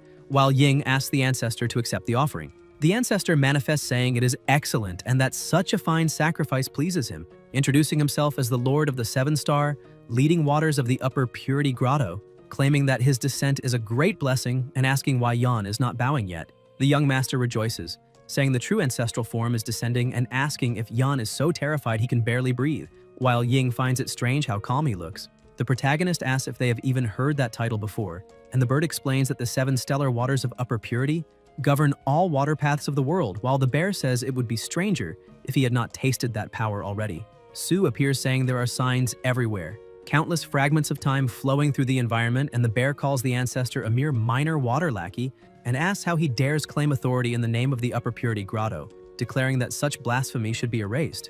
The ancestor looks at the group and asks what kind of human with a bird's body commands wind and thunder, and whether he is the thunder marshal Lei Genzi, questioning why he is here if ancient gods should not appear. The bear is surprised at being recognized and introduces himself as the Great Black Wind King, but the ancestor says he has never heard that name, and the bear tries to strike him, calling him ignorant. The ancestor roars, asking what filthy beast dares run wild in this mortal domain, and claims that the Water Lord has already been eliminated, so the seat of merit now belongs to him, saying he ruled the water court with effort and devotion, and how dare they challenge him, stating that a beast spirit is perfect divine food, because that formation does not even allow the soul to escape. Sheng marvels, saying that is exactly what they expect of an ancestor, subjugating the enemy the moment he manifests, congratulating him and saying such nourishment will help him advance even further, while Ying remarks that many wild gods and beast spirits dared invade the Yuan family. But the bear smashes the ancestor violently, throwing him to the ground, and when the being tries to rise asking why he was not suppressed by the formation, the bear strikes him again, saying he only reached the Shuri level by stealing someone else's merit jade, and asking how someone so insignificant dares think he should follow such a laughable creature. The bird releases its own power, and the young master notices the shift as spiritual chains close in on Ying, and the protagonist comments that it is as fragile as paper and crumbles with a touch, asking who is really being presumptuous there. The ancestor panics and calls for the 3 generals, saying he was careless and meant no harm, but the bear jumps, saying it is too late, lands on him, and releases a disgusting stench, leaving both members of the Yuan family horrified. Xia and his beasts gag and start vomiting, and the ancestor begs them to spare him and show mercy. He tries to flee, but the bird blocks the path, asking whether he really thinks he can escape. A colossal burst of energy explodes in the air and strikes the ancestor, making the 2 Yuan youths lose their breath and ask who that man is, while Ying thinks she must warn the patriarch because someone with that level of power is a threat to the Yuan family itself. The ancestor is hurled far away and looking down sees the 2 Yuan youths, opening his enormous mouth as they fall into terror, asking whether he really intends to devour them. The ancestor swallows both of them and orders silence, saying he tended their bloodline, and now it is time to collect payment, for they were 2 fourth-rank offerings. The spiritual pressure rises and he begins transforming, becoming even stronger. Sue comments that for years they managed to keep the water under control, but now, by absorbing such high-level abilities as offerings, he has truly reached the position of general. And the bear says they should join forces and crush him. Xia tells them to hold on, because he has just crossed the cocooned sand and inherited the ancestral memories of the craftsman, asking them to circle around one side while he goes around the other, wondering if that will give them a chance. The ancestor calls him an ignorant child and says he will devour them first, because once he breaks through again, no one there will stand a chance. Xia smiles and releases overwhelming flames. In India, zombies attack while people inside a church scream on their knees for help until the door collapses and the monsters rush in, biting everyone. A bald ability user fights among the flames as other users try to protect the rest, telling them to run. A group of kneeling young men raise their hands, crying out for glory, and a female warrior watches, saying they have gone mad until a massive zombie appears. The users fight the giant while the kneeling ones keep insisting the gods will save them. Outside, 3 lights descend from the sky, Shiva, Indra, and Kali, and people scream in joy, saying the gods have arrived. Shiva drags the giant zombies in and crushes them with a single blow, and everyone thanks him, believing they are saved. 2 crystals appear and Shiva hands them to the other 2 gods. Kali eats one with a smile, saying the taste of thousands of souls is rich, and Indra says it is acceptable, but he prefers another flavor, leaving people confused. Shiva says they are merely taking what is theirs, and suddenly the human warriors begin being pulled toward them in terror. Shiva drags them in and crushes them just as easily. Crystals emerge from their bodies, and the 3 gods feed on them, saying the taste is far better than that of the dead. Shiva says the number of Gauls and humans who fought together with the memories etched within them were all extracted from their spiritual essence, and Indra says it is foolish to call that duty, a war fueled by greed under the disguise of humanity, while Kali says that not only in Vanya but across all realms, the peak gods only sought to fight each other to the end,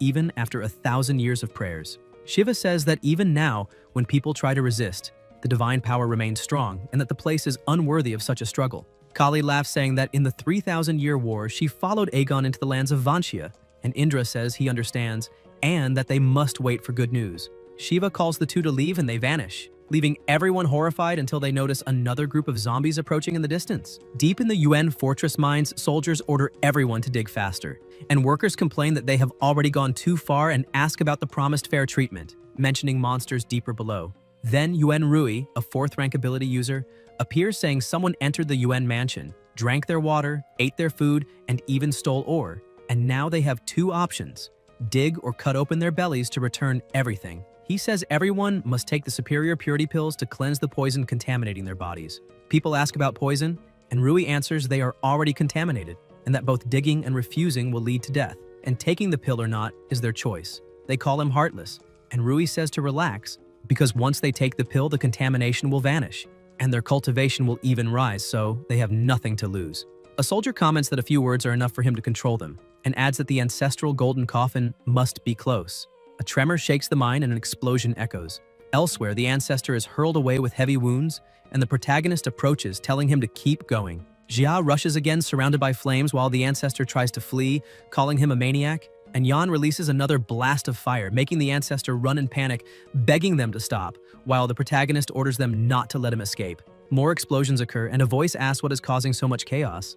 The soldier replies that he heard Ying capture a 4th layer user to sacrifice to the ancestor, and that, judging by that sound, the ancestor must be absorbing the power now. It is an extremely overwhelming force, and the ancestor will certainly reap immense benefits this time. Such dominant energy can only mean great gains.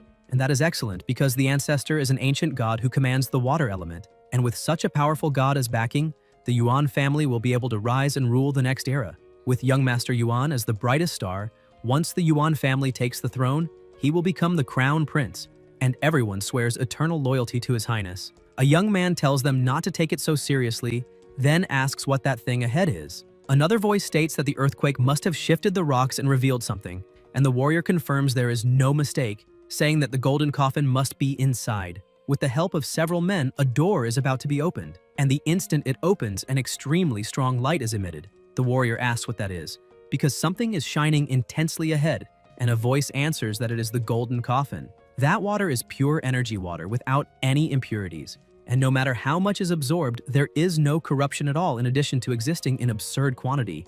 It seems that the entire vein was formed by the water that flooded the place, and he asks how many powerful users could be nurtured there, stating that not only 4th layer users, but even 5th or 6th layer ones would be possible. Truly, fate favors the Yuan family. Everyone then notices something and sees the ancestor near the coffin. It really is the legendary golden coffin, and with so much water from the spiritual source present, once he absorbs it and opens the coffin, he asks what that cursed little brat could possibly do against him. They say that a god has descended before their eyes and ask whether that will be the true foundation of the Yuan family, unparalleled in the entire world. Suddenly, someone strikes them, but they do not know who it was. The protagonist approaches, shrouded in a terrifying aura, and strikes the ancestor directly. Everyone looks on in shock. The pressure around the area rapidly intensifies, and the ancestor is struck once more and falls to the ground. Everyone shouts for the ancestor, asking who dares to attack him, saying that this is impossible, that it cannot be real and must only be a hallucination. They question whether he is truly attacking a god and ask who he is. Zia comments that pursuit battle from a moment ago helped him understand that memory fragment. Yan uses the fire steps and explains that when the soul body Yangxia dispersed, it left behind a memory fragment treasure, and that it was necessary to keep fighting and leveling up to unlock them. The fallen ancestor calls him a little thief for daring to act so wildly and orders him to obey, stating that once he absorbs that water from the spiritual source, his injuries will be completely healed and everything will become his. The protagonist moves a finger and the beast prison appears, ordering them to gather. The waters begin to move and converge, while the ancestor shouts for him to stop, saying that all that water belongs to him and that this must cease immediately as the people around cry out for the ancestor. The soldier asks how he dares steal from the Wayne family, and the warrior beside him says that this is extremely dangerous, that they must not approach and need to attack using a treasure. The soldier activates the mirror and a mirror soul light is emitted. He bites his finger, pours his own blood onto the mirror, and orders the Jade Beauty to emerge, commanding her to eliminate the boy and save the ancestor. The Jade Beauty moves at high speed, but the protagonist summons several flame birds, and the birds charge straight at her. The Jade Beauty begins to shatter. Then, some items start to move and the warrior summons the Lotus platform, which appears before them. Xia observes and realizes they are coming toward them, but Yan blows them up with ease and says that this is fun and exhilarating, stating that even without holding back, he will drain every last drop of that water. The warrior orders all the seeds to attack at once. The seeds rush toward the coffin, and the ancestor shouts for them not to damage the golden coffin. The pressure in the area continues to rise. The protagonist watches the seeds approach the coffin and incinerates them completely. Then Jia burns the artifact in the warrior's hand with seething flames. Meanwhile, all the water continues to be drained into the tower, and the ancestor remains fallen on the ground, desperately crying out for his source.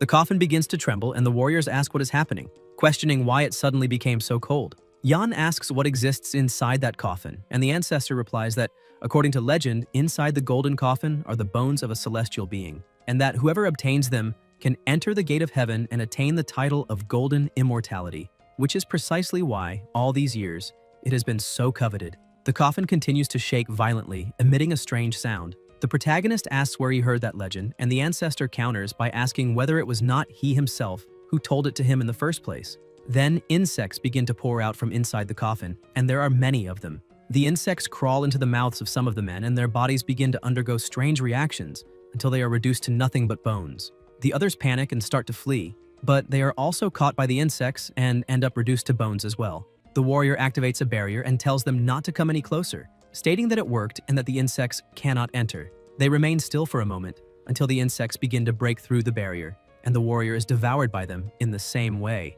The protagonist observes and remarks that they are vile and venomous. Some insects approach from behind him, but Jia immediately notices and releases his flames, asking whether they possess resistance to fire. More insects continue to approach in terrifying numbers, and a voice murmurs about plasma and spiritual energy. Yan states that if those insects are allowed to spread, the consequences will be disastrous and that they must find a way to stop them. The bird envelops itself in an astonishing aura and charges at the insects, releasing the soul-destroying thunder of the heavens and striking them head-on. Even so, the bird senses something is wrong and watches closely, because despite the attack, the insects are still able to advance. The bear asks what kind of cursed insects those are, saying that not even heavenly lightning has any effect, and that their resistance to lightning has clearly increased. The bird then uses another ability, 1,000 thunder cages, unleashing absurd power and overwhelming pressure. People who were fleeing from the insects are struck by the lightning, as are soldiers on the other side, and the mine road is completely sealed by electricity.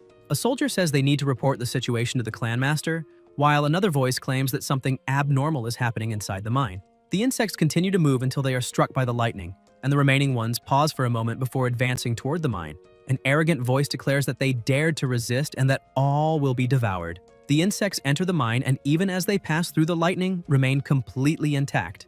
The bird asks whether those insects truly can consume its lightning and urges them to act quickly, saying it cannot hold out much longer. The bear replies that it will help. Meanwhile, the ancestor lets out a sinister laugh, and insects continue to pour from his mouth. The protagonist releases flames at them. The bear charges straight at the ancestor and declares that the body of that cursed guardian has become a breeding vessel for insects and that he will eliminate him first, but the ancestor blocks the attack. The bear keeps pressing forward, his eyes beginning to emit power, and he finally manages to strike the ancestor, telling him to look at himself and declaring that he will sit on him and crush him. The ancestor asks how he knew the legend of the golden coffin and declares that this is the true legend of the golden coffin.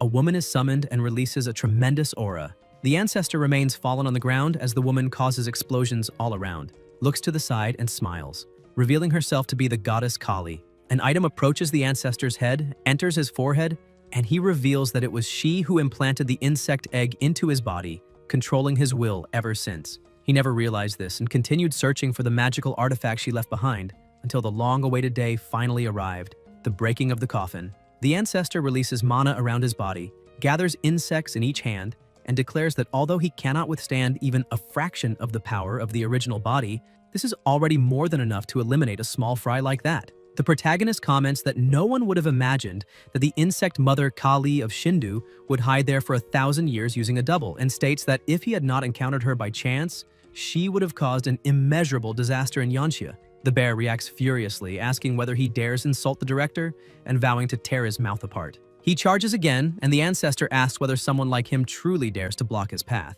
The bear calls him a pervert and says he will eliminate him once and for all. Daji explains that the mother insects do not fear water, fire, or lightning, that they devour their own energy and are extremely evasive, but that they are not insects without weaknesses.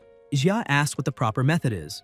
The fox replies that it is the triple flame of transcendence. The divine flame of the great Lao Jun's furnace is a supreme fire, capable of melting not only insignificant insects but even stars and galaxies. And it can also summon the Red Child, the natural nemesis of that insect mother. However, the Red Child is arrogant and rebellious, one of the great demon disciples, and it will not be easy to subdue her. Yan states that thanks to the spiritual lamps he ignited, he can absorb everything that happens in all sectors of the prison whenever he wishes, and that after observing the Red Child, he has already found a way to make her obey willingly. Inside the Beast prison, within the second level, Daji states that this is true, that the director really can make the Red Child kneel, but she emphasizes that madness is something childish throughout the world and that even threats to life may not work, then questions how he intends to deal with her. The protagonist says that he is starting over, and the fox asks what he means, questioning whether he goes crazy at certain moments. She looks to the side and the child says that now it is his turn, asking why he is still not moving and whether he wants to lose his life. Beside them, demons with an absurd aura appear, bringing a hand close to her head. Daji watches in silence until the demon reveals a card. The fox is surprised when she sees it.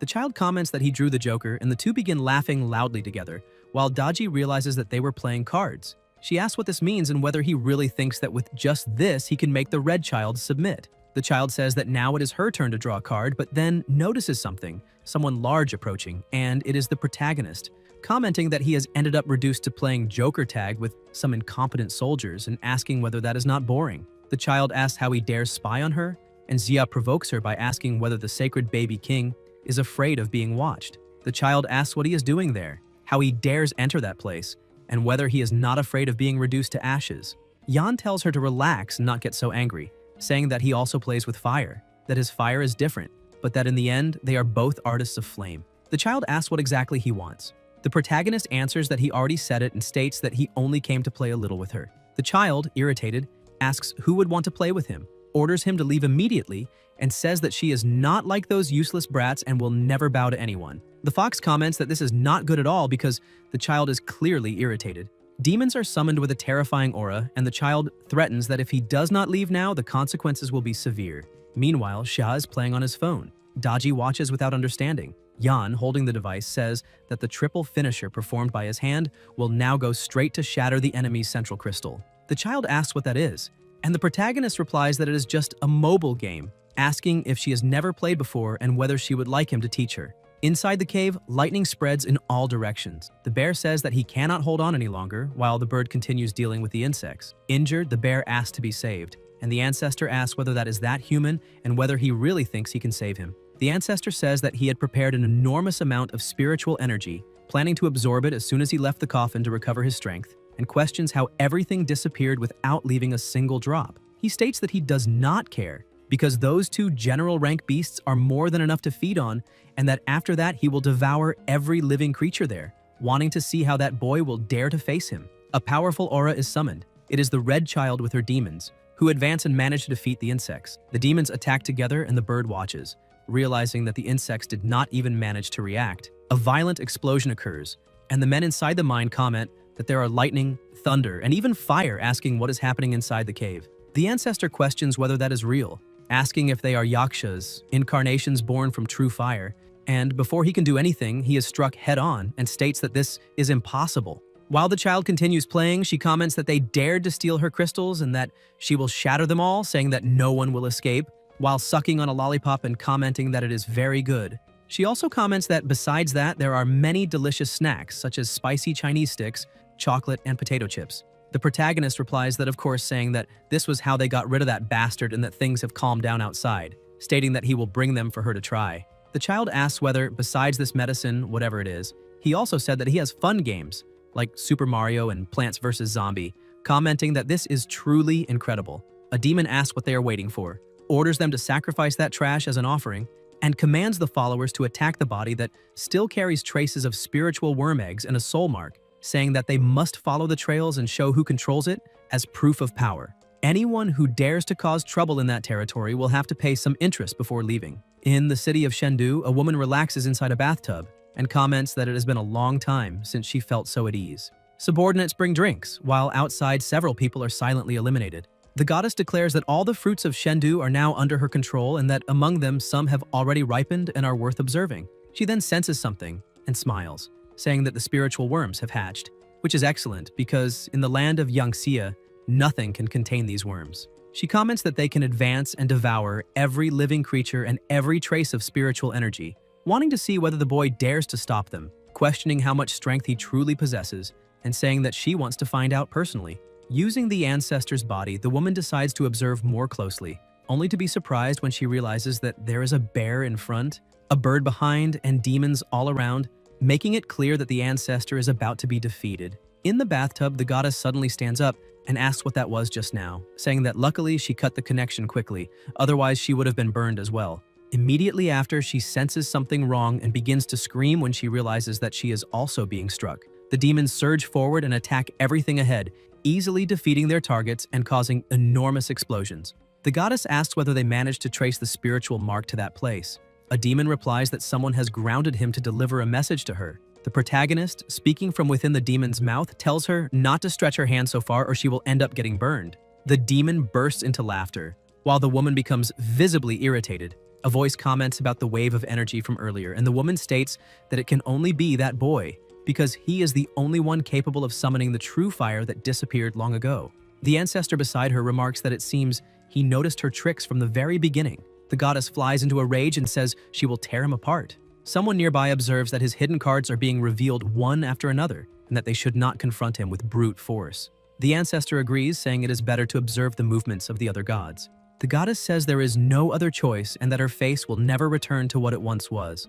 Inside the cave, the child comments that the message has already been delivered and that she is going back to playing. Xia asks her to wait a moment, but the child tells him not to waste time, as her patience is limited. Yan summons a juice. The child shows interest, and the protagonist comments that there is still a game outside that is fun, and that they should take the opportunity to go. The child replies that it is fine and says she will shine brilliantly. Outside the cave, an old man asks what exactly is happening. People around say that Yuan and Sheng offered sacrifices to the ancestor, and that after that, disturbances arose inside the cave, stating that no one knows what truly occurred inside. They wonder whether, after devouring the offerings, the ancestor ascended to the rank of Golden Immortal, or whether the golden coffin was found. They say that now that the tremors have ceased, the ancestor must be about to emerge. The old man states that they held a grand outdoor celebration, following the ancient rites of the immortal's descent, to welcome the ancestor's return to the seat of honor. And people comment that they have received the ancestor back to his rightful position. Elsewhere, pressure builds and intense lights appear.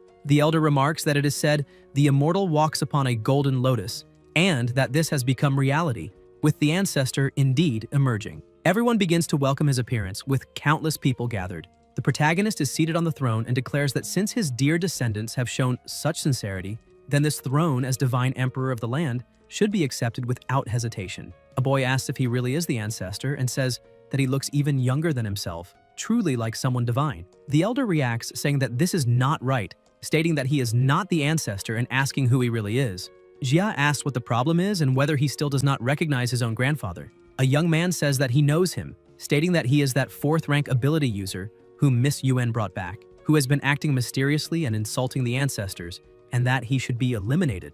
The elder asks for calm, telling them to wait, saying that he has just come out of the cave and must immediately explain what happened inside, which could spare his life, and asks about the great ancestor. Yan replies by asking if he is referring to the thief, saying that stealing the divine throne of the Lord of the Stars of the Water Virtue was already serious enough, but that on top of that he was bewitched by an external god and almost became a tool to destroy the land of Yangxia, stating that his elimination was more than deserved. He adds that the false ancestor was stripped of divine status, with both form and soul completely erased. Everyone is shocked.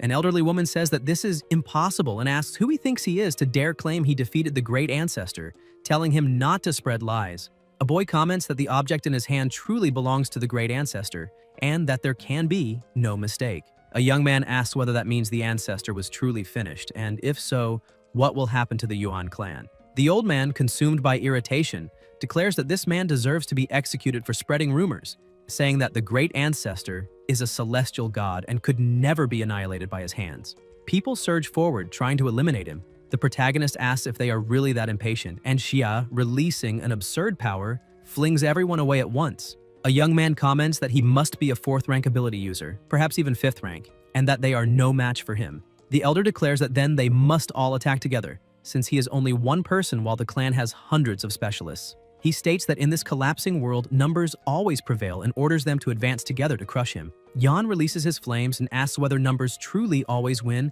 and whether that makes any sense. He says he will show who really has more numbers.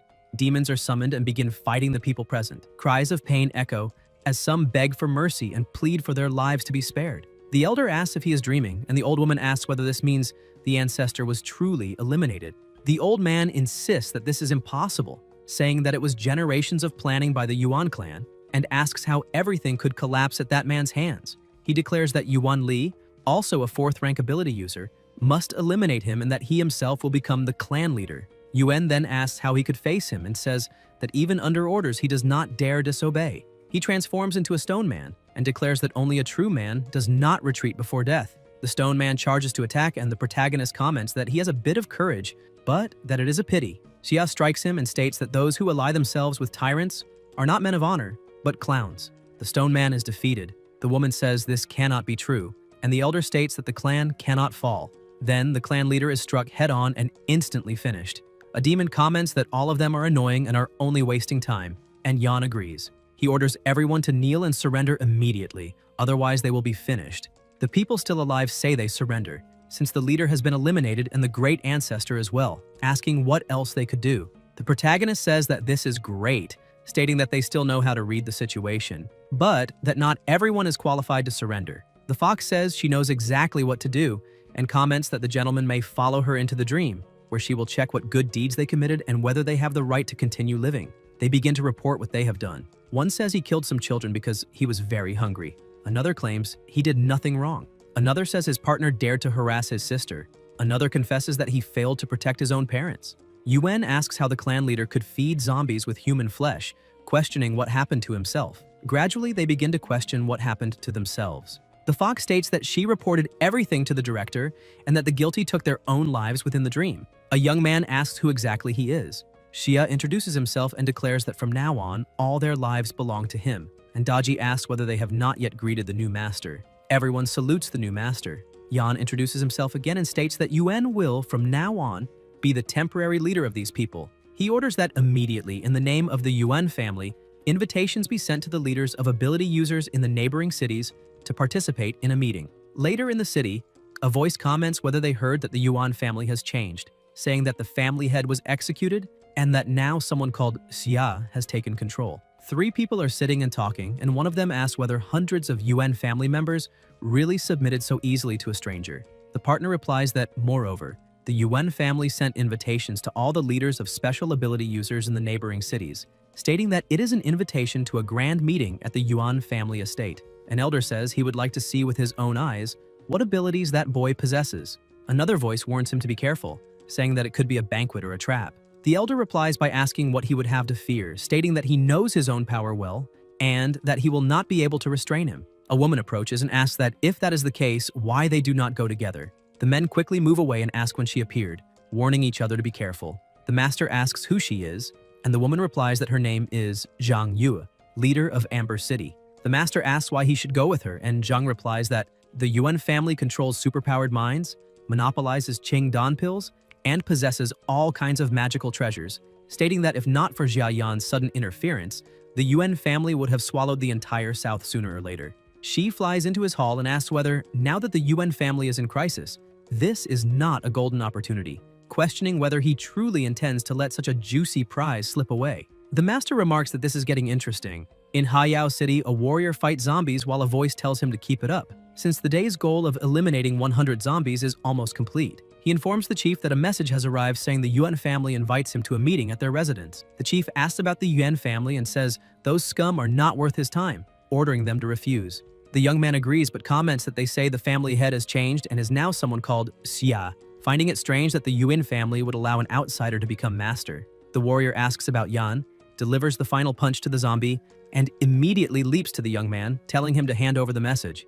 After reading it, he realizes it really is Xia and orders the carriage to be prepared at once, saying he is leaving immediately. The subordinate asks what happened, and the warrior grabs a jacket and replies not to call him chief because he is going to meet his true master. In thanks, someone places a letter on the table, and the woman asks if that is the Yan they have been talking about. She says she found the proposal to develop the Port pleasant, but as for what they said about him, She wants to personally confirm whether he is truly a partner worthy of cooperation. On another day, near the mountains, the protagonist is cultivating at the summit and thinks that the mountain range filled with mines stretches for kilometers, and that although all the ores are contaminated, his demon-suppressing tower can purify them completely. A powerful energy is released around Xia's body and spreads outward, while Yan begins to absorb it. The energy grows increasingly intense, mixed with flames, until the protagonist finishes absorbing it and comments that it is extremely refreshing, as he has never absorbed energy with such pleasure. After absorbing all the energy of the mine, he advances once more and reaches the peak of the 6th stage. His body becomes impenetrable to magic,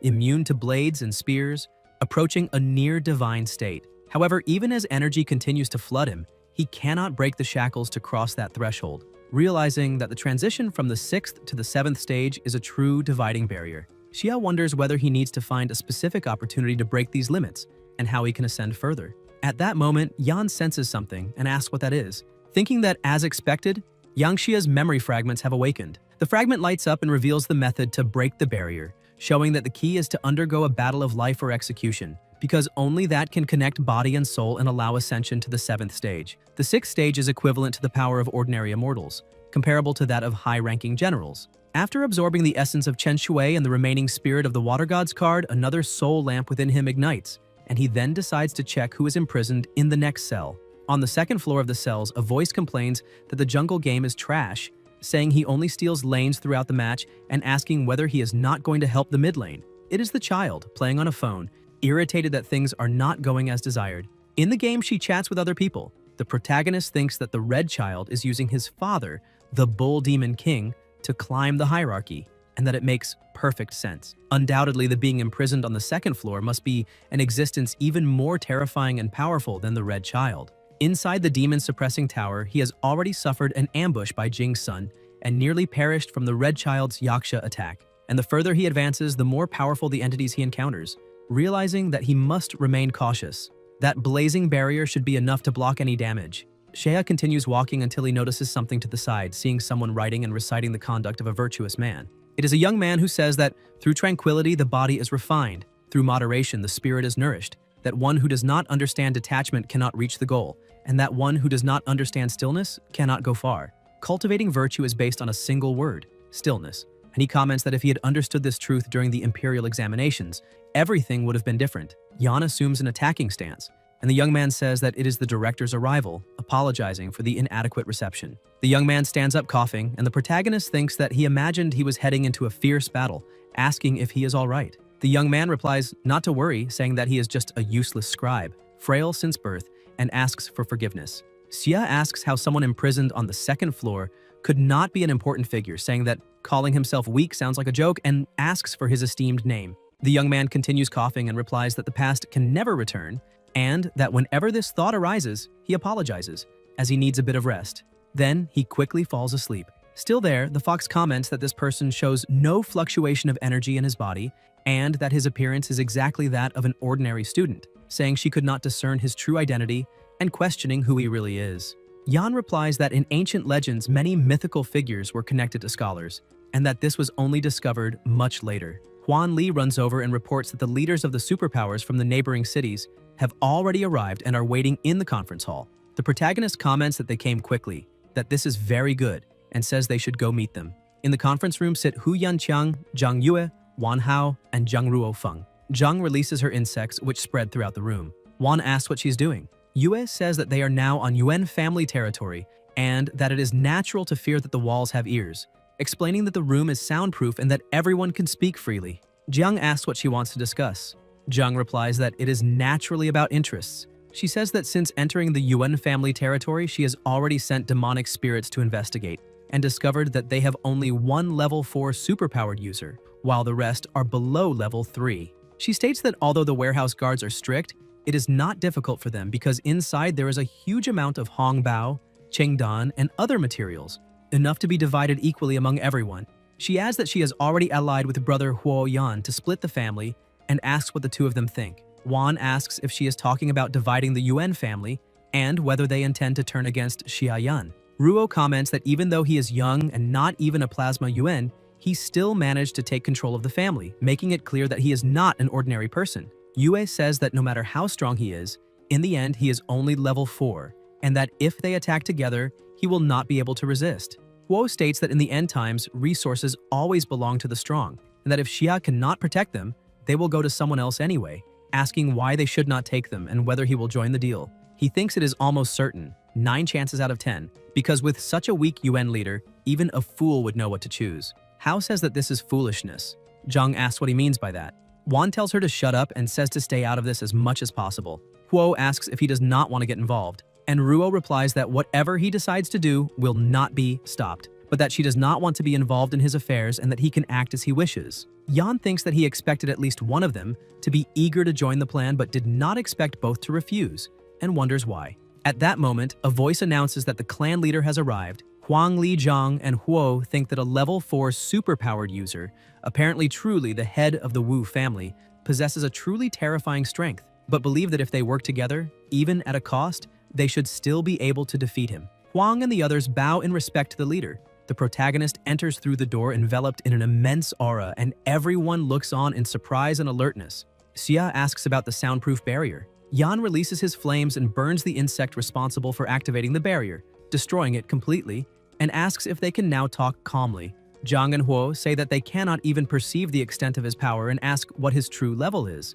Yue steps forward, says that the reputation preceding him was indeed not false, and greets him, thinking that by touching his body she will be able to probe the true extent of his supernatural abilities. Wan stands up quickly, visibly excited upon seeing him, and says that it is really him, stating that he missed him greatly. The protagonist dodges the embrace and Hao ends up hugging Huang instead, asking if he has forgotten him and saying that he was the one who saved him at the auction. He claims that since that sudden farewell last time, he has been thinking about him constantly and remarks that he did not expect the tattooed man to turn into a zombie midway through the process. Xia asks whether that is not loyalty enough. Wan replies that the moment he heard the family leader was him, he rushed over immediately, asks who he wants to fight, and says he will be the first to charge into battle. Yan comments that he is a tough man among the digital ability users of Huber City, but did not expect him to behave so cowardly in front of Xia.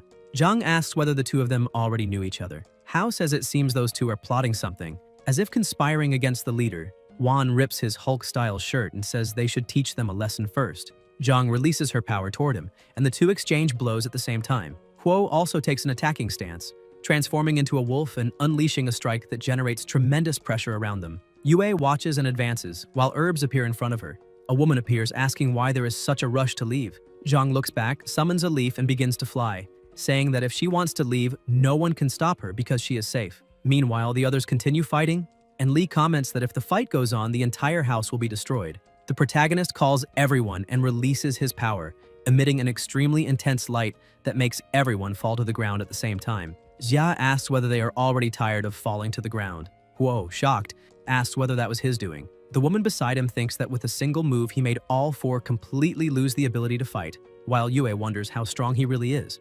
Wan says that enough playing around, it is over since they were summoned, and asks what the orders are. Yan replies that the territories of all faction leaders are within Hanzhou, and that from now on, Hanzhou will be under his administration, with all laws and rules decided by him, asking if there are any objections. Wan asks what those laws are, and the protagonist replies that in this dark world filled with zombies and with supernatural abilities emerging more and more, it is necessary to unite everyone and establish clear rules. First, all ability users must be officially registered, with their powers and histories documented, and must obey orders when necessary. Second, labor must be organized in a unified manner to gather resources, protect ordinary humans, establish bases, and take responsibility for clearing zombie-infested areas. Third, a special squad of ability users must be formed, responsible for investigating strange events and powerful supernatural entities. Fourth, contact must be established quickly with capable leaders from the other provinces until the 5 provinces are united under a single leadership, with him as the supreme commander. Everyone looks on in shock.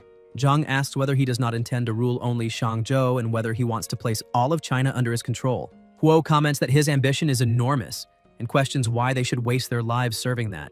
The woman says that if he wants their loyalty, then he needs to show something truly valuable, because the strength of ability users has already reached its peak, and even in the apocalypse they can still live well. Xia replies that this is natural. Something is summoned, and everyone is stunned to see an enormous quantity of pills, dozens of times greater than the stock of the family shops. Jiang realizes and thinks that the idiot who bought an absurd quantity of Shangqing Dan At the port was Xia himself. Yan moves his hand and everyone appears in another place.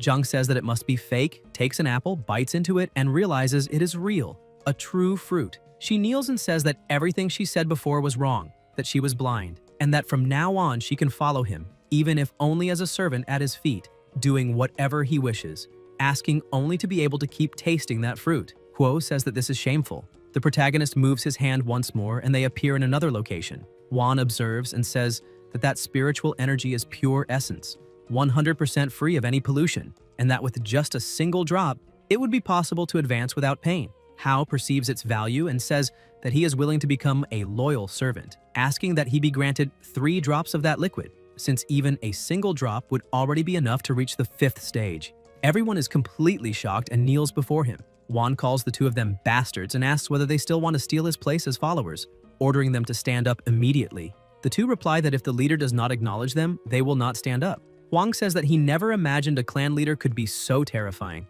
stating that he not only possesses abundant energy resources, but also the ambition to unite the country and revive China, saying that this is the bearing of a true man. Xia asks whether those things are valuable enough to them. Ruo falls silent for a moment, recalling 2 people, and the time he asked them whether that boy everyone talked about was truly capable of saving the world, receiving the answer that he was. Jiang thinks that, unfortunately, he had always been pessimistic, believing that humanity had already reached its end, and that what they were living now was merely borrowed time. But upon looking at him, he finally sees hope. Ruo sighs and says that, starting from the port of Fengqi, he will give everything he has to complete the mission. Huo and Zhang state that from the cities of Heiyao and Chiti, they are willing to serve the leader. Wan says that he himself, from Feikui City, is ready to serve him. All the other members of the Yuan family also step forward, saying they are ready to serve him, crossing fire and water without hesitation. The protagonist says that this is very good, summons a chest for each of them, and states that everyone there knows how to distribute these resources. Yue says that she will take on the task of contacting the other provinces and will carry it through to the end. Wan comments that the 2 of them are even more excited than he himself is. Yan says that he knows, of course he knows, and states that he will return immediately to carry out the orders, gathering all ability users, rewarding merit and punishing faults.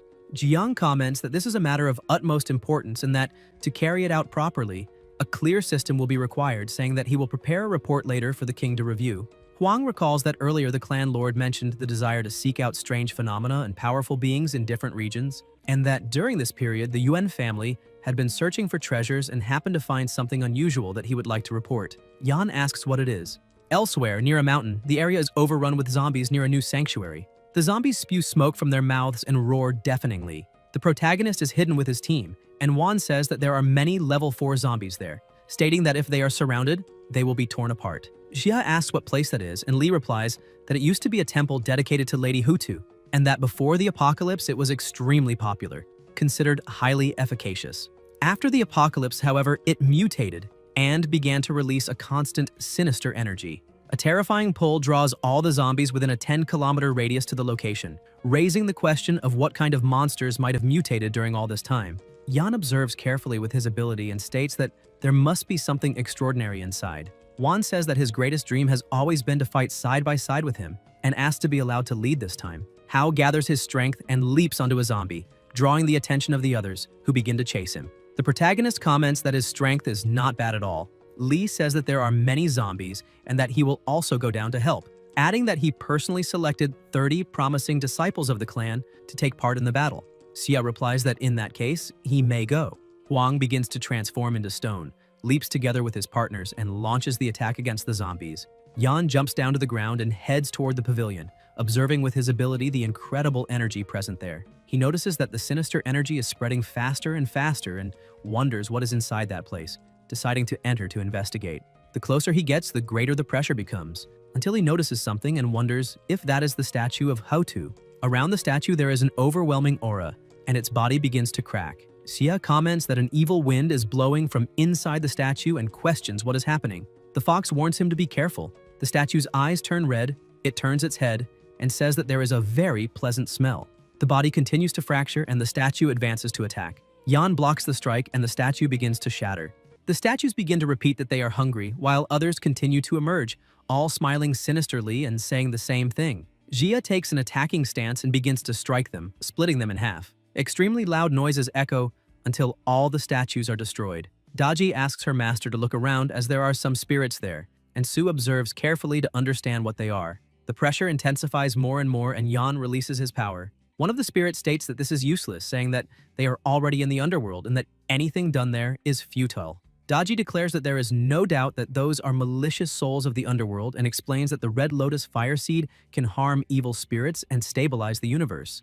The protagonist asks about these underworld souls and says that in that case, he will send all of them back home. The spirits begin to scream that this is impossible and ask how he can do such a thing. Xia starts burning everything around, causing a huge impact, while thinking that all those malicious souls were formed by the malignant energy emanating from the statue and wondering what it really is. One of the statues observes him and says that it has finally found him. Yan stops immediately and his soul leaves his body. The protagonist, confused, wonders if his own soul really left his body. The soul enters the statue and is destroyed instantly. The prison beasts appear and the bear asks what happened. Daji explains that this is the underworld and the bird comments that Niang Niang oversees the underworld, questioning whether she invited the master to depart. The bear asks if the master was taken to the underworld, what they can do, and whether that is a place meant only for the dead, stating that they cannot go there. Su asks them not to worry, explaining that the master's body is fine, that only his soul left his body, and that he can still activate the great demonic prison. If the other side wishes, the master can escape through it.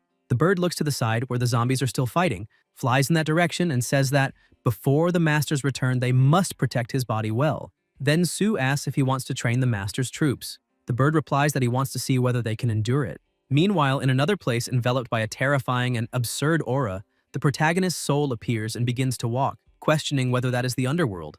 Before him, there is a huge pit at the center of the scene, filled with skulls and clear marks of battle. Ahead, there are countless skulls and soldiers already engaged in combat, and Jaya is surprised to see underworld soldiers fighting, asking whether their opponents are an army of the undead.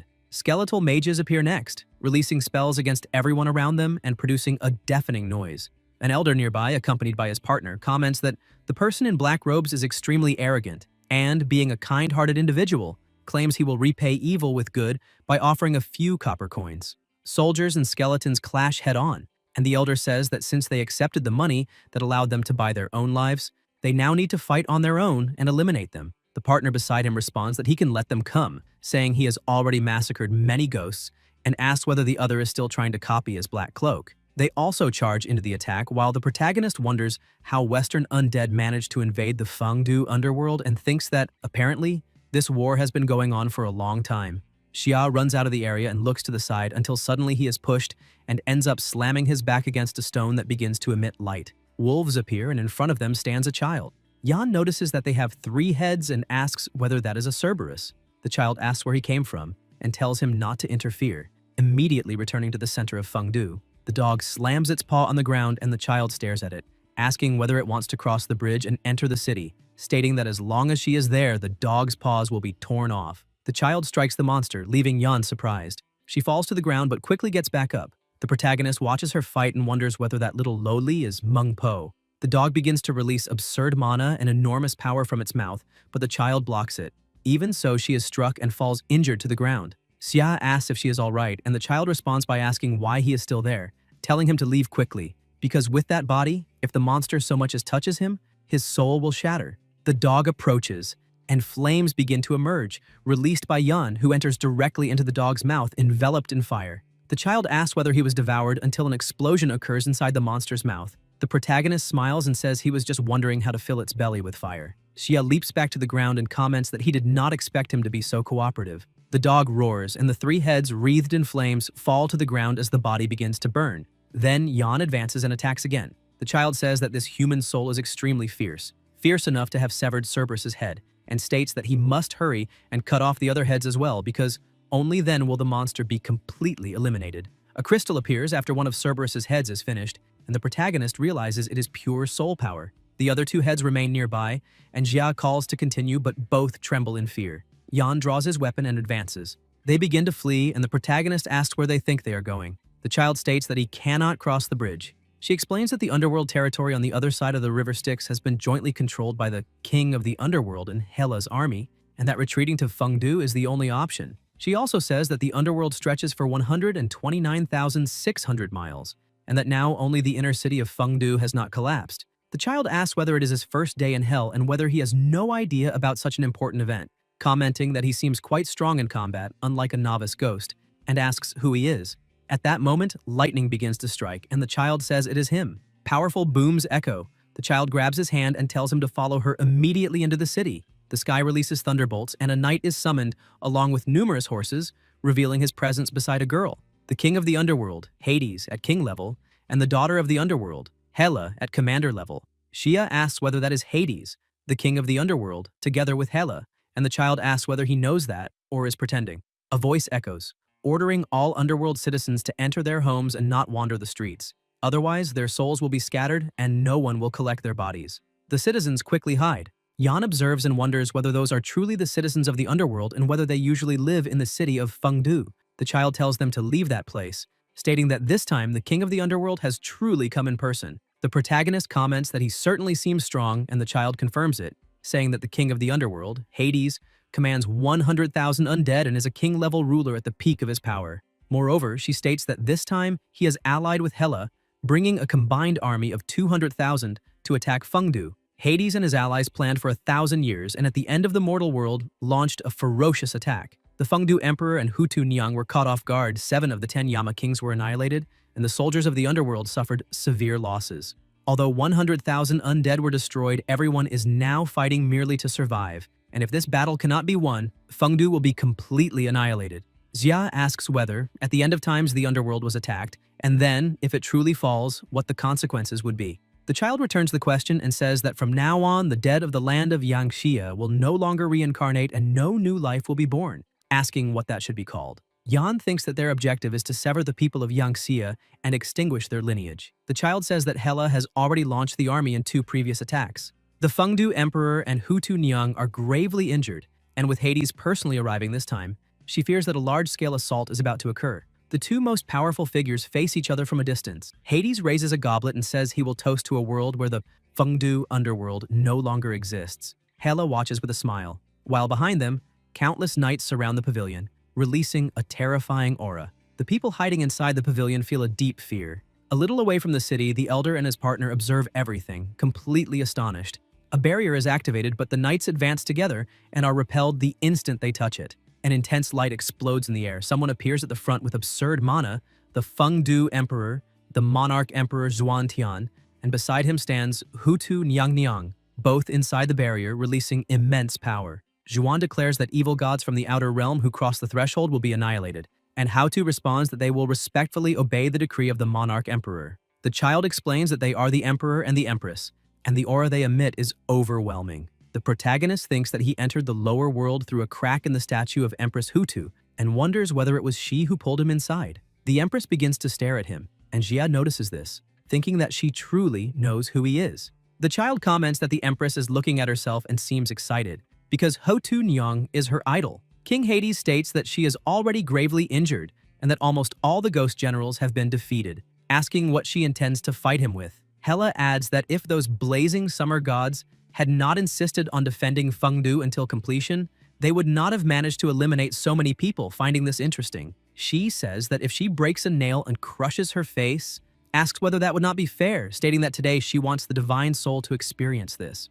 Haotu speaks of life and completion, asks why one should care about that, and questions whether she truly believes she has already won. Hades asks whether they still have any hidden cards that he does not know about and decides to lay out what he sees.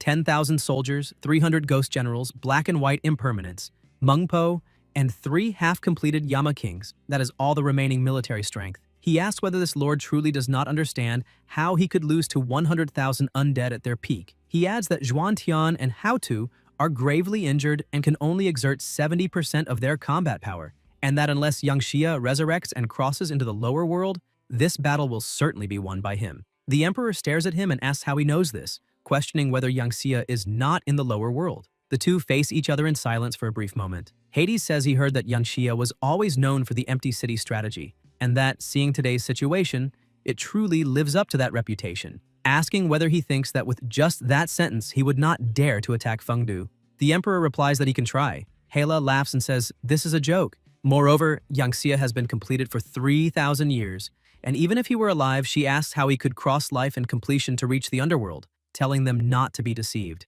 Hutu says that since the daughter of the underworld is so confident, she asks why she does not come herself as well. Hela thinks that this calmness is far too strange to be real. King Hades declares that the allied army has been preparing for many years, and that they cannot retreat just by hearing the name Yangxia, stating that no matter the cost, Fengdu must be destroyed today.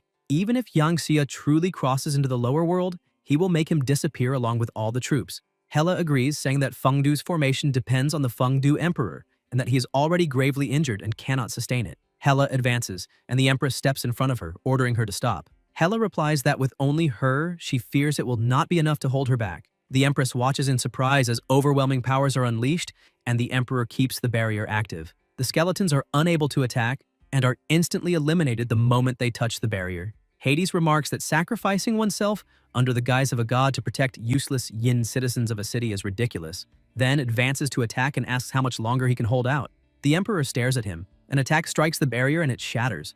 Zhuan spits blood plasma, and Hades laughs, saying that, just as he expected, he only barked and did not bite, that he tried to scare him with Yangxia, but in reality did not last long, and that once they decapitate his head, all defenses will collapse and victory will be theirs. Hades approaches, and the Emperor says that he has finally been waiting for him. Hades' eyes widen, and Zhuan orders the formation to be activated. A circle appears, releasing terrifying mana. At Zhoujue Yintian Palace, Taisha Liangshi Palace, Minchen Naifan, Tianzhou Zuki, Zhongling, and Ganxi Palace, formations are also activated simultaneously. Hades senses something strange, while the Emperor continues to release intense power. Hades asks what kind of formation that is, capable of truly restraining him. The Emperor explains that the formation is based on the 6 ghost gods of the Luotian heavens, that time inside it flows more slowly, and that it retroactively bears the weight of 7 generations of sins, asking whether he confesses his crimes. Hades falls into despair and begins to scream. Zhuan says that all of this is a conspiracy, a trap, stating that Yangxia and the gods are cunning and treacherous, and that in war anything is permitted, having deliberately shown weakness only to lure him there in person and capture him in one stroke. Hades grows even more panicked and continues screaming while overwhelming power is released and destroys part of the surroundings. The Emperor spits more plasma, and Hades says that he will not last much longer and cannot eliminate him. The Emperor replies by asking who said he wanted to eliminate him, and states that the one who can truly resolve this crisis is not the king. Hela watches and calls out to her partner, but a light appears before her, and beside her stands the Empress. Hela curses her, and the Empress, holding a mirror, comments that she accidentally hurt her face and that next time she will be more careful. The Empress releases her power, Hela tries to flee, and the Empress looks to the side toward the Emperor. Then she closes her eyes and raises the mirror, emitting an intense light. Meanwhile, inside the pavilion, everyone watches. The child comments that this is excellent, saying that Emperor Shandu managed to contain Hades with an armor formation.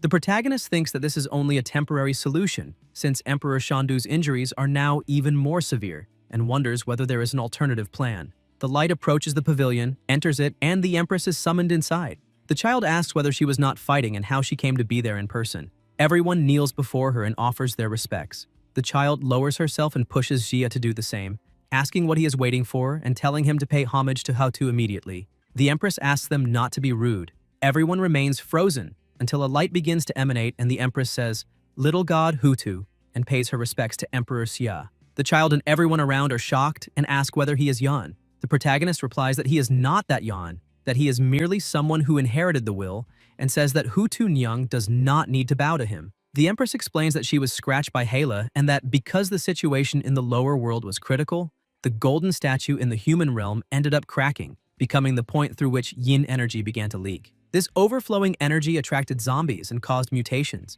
and she knew that this would certainly draw the attention of the gods of the human realm. So she simply went with the flow and waited for his arrival. That was when everything happened. The Red Lotus fire seed and his power could not deceive her, because even though he is not the original, he is deeply connected to him. Otherwise, she asks, how could he have taken possession of that tower? Xia asks whether she can see the demon-suppressing tower. Houtu replies that its construction involved the participation of the Lord of the Prison to help Shandu save this critical situation. The protagonist thinks that, then, this tower was built with Shandu's involvement, and wonders what other powerful beings and factions were also involved, concluding that the gods of Yangxia know very well how to keep their secrets. He says that since she is so certain that he can help, she should explain the details, and states that he will do his best to assist her. The Empress thanks him and says that inside the demon-suppressing tower there exists a person and an object capable of resolving this crisis. The protagonist looks on completely astonished, In the prison, Jia walks in silence. The bear says that he missed him greatly and asks whether he was all right in the underworld and if it was dangerous since they were unable to reach that place, while Daji also shows joy at his return. Yan keeps walking without saying a single word. The bear comments that he has no idea that the Birdman is still roaming free outside and that the old bear cannot persuade him to let that fellow escape without punishment. Sue asks what happened. The protagonist replies that Shandu's underworld was jointly attacked by Hades and Hela and is on the brink of destruction. The two are shocked upon hearing this. Sue asks how they can provide support, and the bear agrees, saying that even if they cannot reach that place, they also cannot allow the lower world to be destroyed, because after completion, where would they reincarnate? Shia says that Hutu sent him to the demon suppressing tower to find a person and an object capable of resolving this crisis. They ask who it is. Yan stops in front of a set of bars where a young man is held and says that knowing where to rest brings stability, stability brings tranquility, tranquility brings peace, and peace brings contemplation. Between heaven and earth, gains and losses are predestined. Challenging fate and changing it is foolish, and it is better to lie down, rot, and enjoy the remainder of one's life. He asks what the lord of the prison thinks of this, and whether these words of the sages are correct. The protagonist says that he sees him as a hidden dragon in the abyss. The young man replies that he himself, a humble scholar, was banished to prison, now without power or influence, unable even to tie up a chicken, and that the lord of the prison is merely teasing him. Jia says that Hautu has already told him about Shandu's past and that, back then, in order to secretly construct the demon suppressing tower, he sacrificed far too much, and that now he has come to repay all of that. Yan releases mana toward him. The bear asks what is happening and says that this is an extremely powerful divine energy. Daji closes her eyes before the intense light. Around the protagonist, violent flames begin to spread. Xia floats up and begins releasing power through his eyes. The young man watches everything with a smile. Yan declares that, in the name of the Lord of the Demon Suppressing Tower, he temporarily exercises the authority of the human emperor and, by means of this decree, grants that the ghost general Zhong Dao claim the divine position of true monarch of exorcism and temporarily assume command of the military power of the underworld. Su asks whether he is the legendary Zhong Dao, and the bear is also stunned. Zhong releases overwhelming power. The protagonist watches as the prison becomes enveloped in an imposing aura. Xia takes an item, observes it, and throws the scroll toward Dao. Zhong catches it, summons a mask, and puts it on, becoming even more powerful. This is the true monarch of exorcism, Zhong Dao, a marshal of supreme rank. The bear comments that the yin wind is terrifying, and that the title truly lives up to its grandeur. Daji recalls that, according to legend, Zhong Dao was upright in life, and, after completion, caused a great stir in the lower world. Emperor Shandu, valuing his talent, personally appointed him as the true monarch of exorcism, ordering him to capture ghosts in the human world, and never imagined that he was hidden within the demon-suppressing tower. Long before the start of the War of the Gods, Zhong Dao was already secretly working with Hutu Nyang and Emperor Shandu. On the surface, he violated the laws of the underworld and was stripped of his divine position, suppressed and destroyed by the emperor himself. But in reality, he entered the demon-suppressing tower and waited for today's counterattack. Such a grand plan, of which he is only a small part, makes Daji wonder what exactly the gods are plotting. Zhong laughs and says that the true monarch of exorcism will eliminate ghosts and eliminate gods. The protagonist asks whether he is no longer reading the books of the sages. Dao replies that, for these beasts, a blade is better. Zhong draws his sword, and Xia declares that, by imperial decree, the true monarch of exorcism, Zhong Dao, answers the call and is released from prison to purify the lower world and defeat the evil god. A light explodes all around, and Dao begins to walk forward, enveloped in a crushing aura, telling them to receive the decree. Yan informs him that the army of Hades and Hela numbers 100,000 and asks whether the true monarch has a plan to deal with this. Zhong replies that of course he does. Dao rises into the air and begins to summon spirits.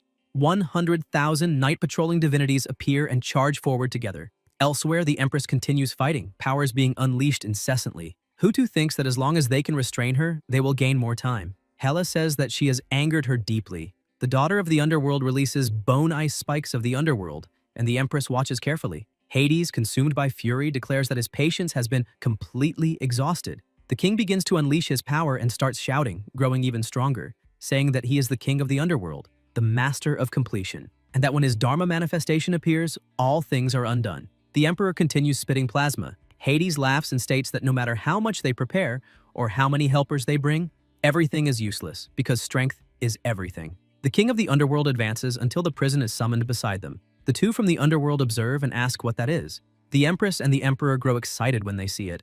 Everyone watches, frozen, upon noticing a gigantic shadow, and the protagonist asks whether the king and queen of the underworld are not going to confess their sins. The aura around them becomes terrifying. Hela questions those difficult words about confession and asks whether he cannot clearly see the current situation, saying that they possess 100,000 underworld soldiers and that the others are nothing more than remnants and defeated generals, ordering them to stop pretending to be gods and simply eliminate them. The skeletons surge forward, and the battle resumes. Two elders, watching from afar, say that he controlled their fear and made them fearless, but that they will not last much longer. A voice calls the two of them useless and says that they have made no progress at all in 1,000 years. One elder comments that the voice sounds very familiar and wonders whether this is possible. They sense a power beside them. An explosion occurs and Zhang appears, saying that he is well and asking whether those petty, opportunistic creatures dare to run rampant in the underworld, declaring that 100,000 night-patrolling divinities have been dispatched for salvation. The two elders are attacked. Dao begins to laugh loudly and says that this is exhilarating. Zhang and his divinities clash with the skeletons, exchanging intense blows. As he fights, Zhang smiles. Dao also releases his power and defeats several enemies at once with his sword. Zhang pauses briefly. The divinities continue fighting and eliminate the skeletons with ease. The two elders watch from afar and ask how that man, who had been stripped of his divine position, could appear there, saying that he is still so ferocious and that they are now saved. The battle continues with an overwhelming aura, causing violent impacts. Suddenly, a colossal explosion occurs.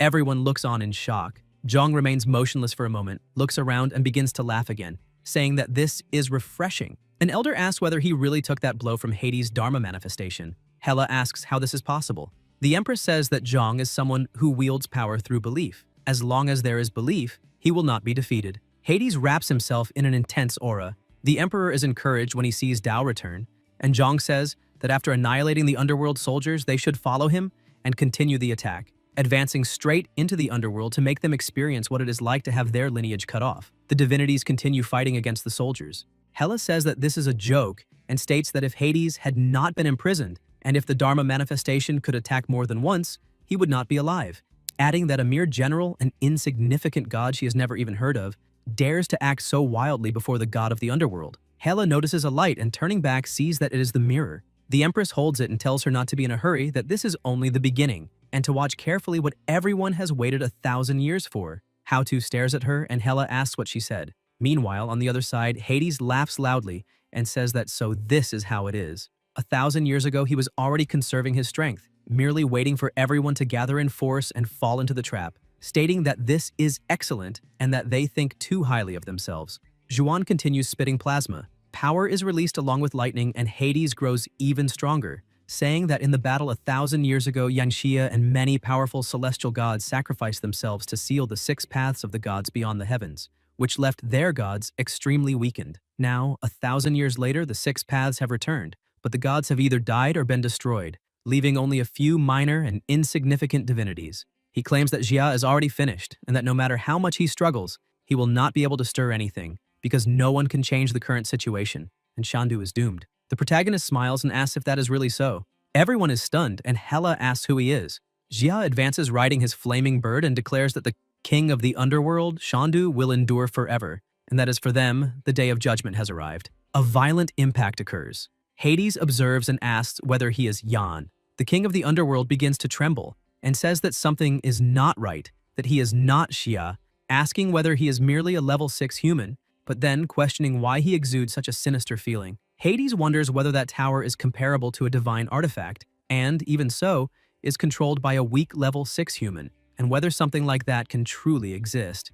The king of the underworld also thinks that regardless of who that person is, they are a formidable opponent and must be eliminated with all available strength. He then says that this ridiculous soul should enter the embrace of the river Styx and allow the spirit to fully manifest. The child inside the pavilion shouts for everyone to be careful. Hela thinks that, as he is merely an insect, Hades is giving this far too much importance. One of the elders asks whether Hades is truly using all his power and says that this person will certainly be completed. Zhang comments that a mantis trying to stop a chariot is ridiculous and pathetic. The elder says that, in truth, he is only a human. Dao states that Hades is the one who will be completed, and the elders ask whether he is saying that Hades is the mantis. An absurd power is unleashed, and the protagonist watches, saying that this is excellent. Xia approaches, wrapped in flames, riding his powerful bird. Jan makes a gesture with his hand and orders the advance, saying that this is exactly what he was looking for, a battle between life and completion, and that he wants to see whether the King of Completion, who controls the underworld, can truly judge his fate. Successive explosions occur, generating enormous impacts. The child watches in fear. The Emperor and the Empress observe attentively. The elders watch, as do the two from the underworld, until they notice something different. Hades smiles and declares that he has been completed. The stones attached to the protagonist's body shatter, and Gia says that he won the bet and that Hades cannot eliminate him. The king of the underworld becomes indignant and asks how this is possible, while Hela questions whether he not only survived, but even leveled up. Shia says that only by passing through the battle between life and completion can one fully master the power and abilities of the soul and break through the barriers of the 6th level, thanking Hades for the help, because these spiritual sources could finally be absorbed. Now Jan has reached the 7th level. The elders ask whether he truly advanced to the 7th level and whether this is equivalent to already having one foot in the position of Marshal. The protagonist thinks that, after advancing to the 7th level, he can access more information from Jan's memories. Hades watches in confusion, wondering what this means, because he took a full-force frontal blow, did not lose his life, and even leveled up. How can this be possible if he is merely a human who was at the 6th level, while Hades himself is a king at the peak of the underworld? He wonders whether this human, the mentioned variable, could be the reincarnation of the human emperor. Zhuan says that heavenly secrets must not be revealed. The king of the underworld watches and thinks that this child is tied to the fate of the entire land of Yan and cannot be left alive, and that this tower must hold the most terrifying secrets and the most valuable trump cards of the gods. He orders his partner to release all her power, saying that this will trigger the end. Hela replies that if she does so, all citizens of the underworld will lose half of their vital force. Hades says that the success or ruin of the underworld depends on this, that they can no longer hold back and must eliminate him there and destroy everything, because otherwise, when he becomes even stronger, all 6 outer gods of the paths will be completely annihilated. Then they advance. The skeletons begin to tremble and release smoke, being defeated as they lose strength, because Hades is pulling all the energy from them and from everything around that he can reach. The protagonist watches in silence. The king of the underworld smiles and orders him to tremble and be crushed.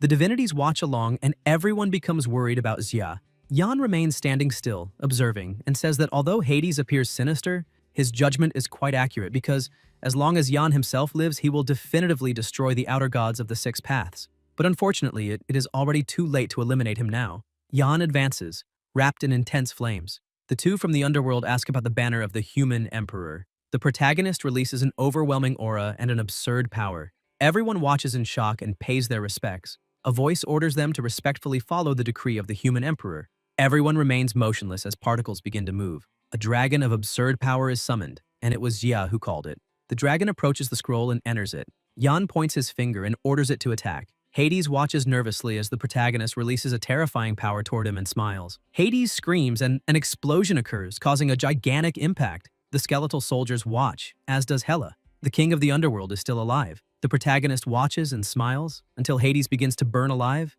is struck again, and is left with a huge hole in his chest, finally collapsing to the ground. The king of the underworld asks in shock how this is possible. Hades spits plasma and asks whether he is lost, whether the underworld is doomed, and why. The protagonist says that karma and reincarnation have always been predestined, and also states that the banner of the human emperor was born at the beginning of heaven and earth, when the imperial capital was first established, capable of mobilizing the power of the ghostly souls of the imperial capital. For thousands of years, the evil gods of the 6 paths slaughtered countless beings, and he asks how many tormented souls suffered in the river of forgetfulness, adding that the banner of the human emperor accumulates all of these grievances and sins. This, he says, is the fundamental reason for their defeat, because the evil gods of the 6 paths must be destroyed. Yan draws his sword, severs Hades' head, and declares that order has been restored. Hela watches in shock along with the skeletal soldiers, as the head of the king of the underworld falls to the ground with a terrified expression. The protagonist steps forward and Hades still says that he will regret this. Xia raises his foot, crushes the head, and states that he is a loser, then calls for the next one, saying that now it is her turn. Hela tries to curse him but is struck from behind. Plasma spills from her mouth as the Empress strikes her and says that she too must return to completion. Hela begins to scream no, claiming to be the daughter of the god of completion, but she vanishes, and the Empress says that it is over. Zhang laughs loudly and declares that the 2 main enemy leaders have been eliminated and that the remaining soldiers have less than half of their vital force left, ordering the Night Wanderers to advance and wipe out the rest. The two elders leap into the battlefield and command the assault against the skeletal soldiers. Meanwhile, the child continues beating the Cerberus, saying that she will teach it how to be happy, how to get beaten up, and asks whether it still dares to resist, while the protagonist comments that she is a completely unhinged lowly. Xuan approaches and pays his respects to the human emperor. Xia replies that the emperor of the imperial capital does not need to be so formal, saying that he is merely a young man who inherited the will of the human emperor and took on this responsibility, and that under the gaze of the evil gods, he and Empress Hotu protected the imperial capital for a long time, something worthy of admiration. The emperor says that in their position, they are merely fulfilling their duty and doing the best they can. The empress asks what the next plans are since the situation in the mortal realm is critical. Yan answers that instead of waiting for news of Hades' completion to spread, causing panic and provoking a massive assault by the 6 evil gods, it is better to use this time gap and take the initiative to attack. The emperor asks where they intend to strike, and the protagonist replies that the closest divine territory bordering the lands of Yan is Zindu. Previously, Kali's clone caused chaos there, but the main body was marked with the Mark of Flames, which can be used as a teleportation platform, enabling a surprise attack. The emperor says that this is a blitzkrieg, a brilliant plan, but regrets that as a ghostly spirit he cannot participate in the battle in the mortal realm because if he could enter the divine palace of Zindu, he would certainly be able to take Brahma's life. The empress wishes the human emperor a triumphant return, and everyone bows, echoing the wish. At the Hautu temple, there are still many zombies attacking. Wan continues fighting and tells them to move forward, saying that however many come, that many will lose their lives. The bird approaches, observes, and orders them to form a battle formation. The warriors organize themselves, the black tortoise advances 3 steps, the heavenly pivot retreats 2, and a combined attack is executed, striking several zombies at once. The bird lands and comments that the battle formation is beginning to take shape, but still needs much practice. Because 30 people being able to unleash the power of 100 is truly something worthy of a thunder general. Daji asks where, and beside her, Wan and his partner attack together, finishing a zombie with a single strike. The bird comments that after 7 consecutive days of battles between life and completion, those 2 children finally reached the peak of the 4th stage. The bear says that of course they did, recalling how they were beaten by zombies, and when they finally thought they could rest, he electrocuted them, and that if they had not worked hard, they would have ended up as charcoal. Eventually, all the zombies are defeated. Daji remarks that this team has now become a powerful fighting force and that the director will certainly be pleased to see this. The bear says he would like to know how the director is doing and when he will return, since 7 days have already passed. The bird smacks him and questions what he means by 7 days, asking whether he does not know how to speak properly, while Su comments that he is asking to get beaten. Daji comments that, however, the power of the yin wind emanating from Empress Hautu's stone statue is weakening. Presumably, Empress Hautu herself has already taken control of the situation, and the Guardian should return soon. The protagonist releases his power toward the statue, terrifying mana spreading all around. A loud boom echoes as energy coils around Jia's body and an intense light explodes at the sight. Everyone watches. Yan walks down the stairs and everyone bows to greet him. The protagonist asks whether they have already reached the peak of the 4th stage and says that this is excellent as everyone has made great progress. The bear says that he has finally returned and that he missed him greatly. Daji says that it is good to have him back. The general worked very hard to train those people. The bird comments that he has advanced again. Jia says that he managed to advance a bit there, that he did well, and that to launch a surprise attack on Zindu, those combat forces are indispensable. They ask about the surprise attack on Zindu. Yan says that before tonight they must immediately gather the heads of all ability users from other regions of Yan. If anyone dares to resist, they know what to do. Huang and Hao say that they understand. The protagonist extends his hand, releasing an energy, and everyone is surprised to realize that these are spiritual sources, commenting that with them they might be able to reach the 5th stage. Wan says that he already knew it, that following the chief always brings good fortune, and everyone gives thanks. Xia says to divide them among everyone, explaining that they are pills of supreme purity. Everyone becomes extremely excited and expresses their gratitude. Yan states that before setting out, they must do their utmost to raise their combat power and gather energy in order to deliver a devastating blow to the enemy. The people respond that they will follow the patriarch and fight until completion, fighting to the very end. Daji comments that the Guardian's talent for leadership is truly extraordinary. A surprise attack on Zindu, although bold, has an incredibly high success rate. The protagonist says that this battle is a group battle. Besides high-level gods, Zindu also possesses many elite ability users, cultivated by the gods themselves, because as long as faith remains, Brahma can be reborn. Initially, he only thought of a surprise attack to eliminate a single god. If that person had not advised him, he would not have had the confidence to initiate a group battle. This surprise attack is not only a clash between high-level combatants, but also requires military command, and that person happens to be a master in this field. The bird says that she is not only skilled in military strategy, but also knows Brahma's weaknesses well, and asks exactly whom the guardian is referring to. Jia says that as his soul power advanced to the 7th stage, the 3rd cell on the 2nd floor of the demon-suppressing pagoda was lit up. They will know when they arrive there. In the prison, a noise echoes. They walk and stop in front of a gate, standing still as they observe. The protagonist smiles as he looks ahead, and the bird says that it is exactly as he imagined. Daji states that with this person in command, the battle for Zindu will certainly be victorious. The bear says that it is invincible. The child appears and asks what invincible means, asking whether they are really going to Zindu to fight, saying that she is already tired of little games. She then says that she will go there and be the commander to stretch her muscles, stating that when the time comes, everyone must listen to her and victory will be guaranteed. Su says that this needs to be discussed more carefully. The child asks what he means by that, saying that he does not believe in her strength, commenting that she heard everything and asking whether he thinks the people inside are stronger than her, stating that she wants to see who can surpass her. When the child looks through the bars, she becomes completely frozen. Elsewhere, there is a woman mounted on an extremely powerful bird. The child looks and immediately steps back asking who she is. The woman begins to speak, saying that the world usually calls her, when a sound echoes and Daji says that she is the Great Supreme, the profound lady of the 9 heavens, Yuan. The woman says that she specializes in military tactics and that since the Battle of Zhuolu, she taught strategies to the Yellow Emperor. After defeating Qiyu, she withdrew to devote herself to cultivation, and that the Queen Mother of the West ordered her to wait for the right moment, perhaps precisely this one. The Great Supreme steps forward and says that she requests to participate in the mission, asking what the next steps are. Meanwhile, near the mountains, a man speaks on the phone, telling the Lord of the Underworld that he and Zhang completed the mission and captured all the regional leaders of Xizhou. On the other end of the line, the Lord of the Underworld says that this is excellent. The man continues the call while beside him several people are bound. Some threaten, saying that their people will not let him go unpunished. Zhang tells them to calm down, saying that they are from Nanzhou. They are taken aback, and one of them remarks that they are the weaklings of the south, saying he has heard that region was unified by someone with a certain name and that this is ridiculous. He claims that this person even tried to unify and govern all espers and asks who he thinks he is, saying he is not worthy. The guard strikes one of them and asks how he dares insult the king. The warrior observes and asks whether he also intends to conquer them. The man replies that Xizhou is vast and its people are fierce, with men and women alike unyielding and resilient, and that it is nowhere near as simple as Nanzhou. The fallen man agrees and says that their strength is insufficient, since they are only at the middle of the 4th level, while she has already reached the peak of the 4th level, is highly respected, and is also the clan matriarch, making surrender even more unlikely. The warrior states that with the Great Witch Amma in command, Xizhou cannot be swallowed by ruthless ambition.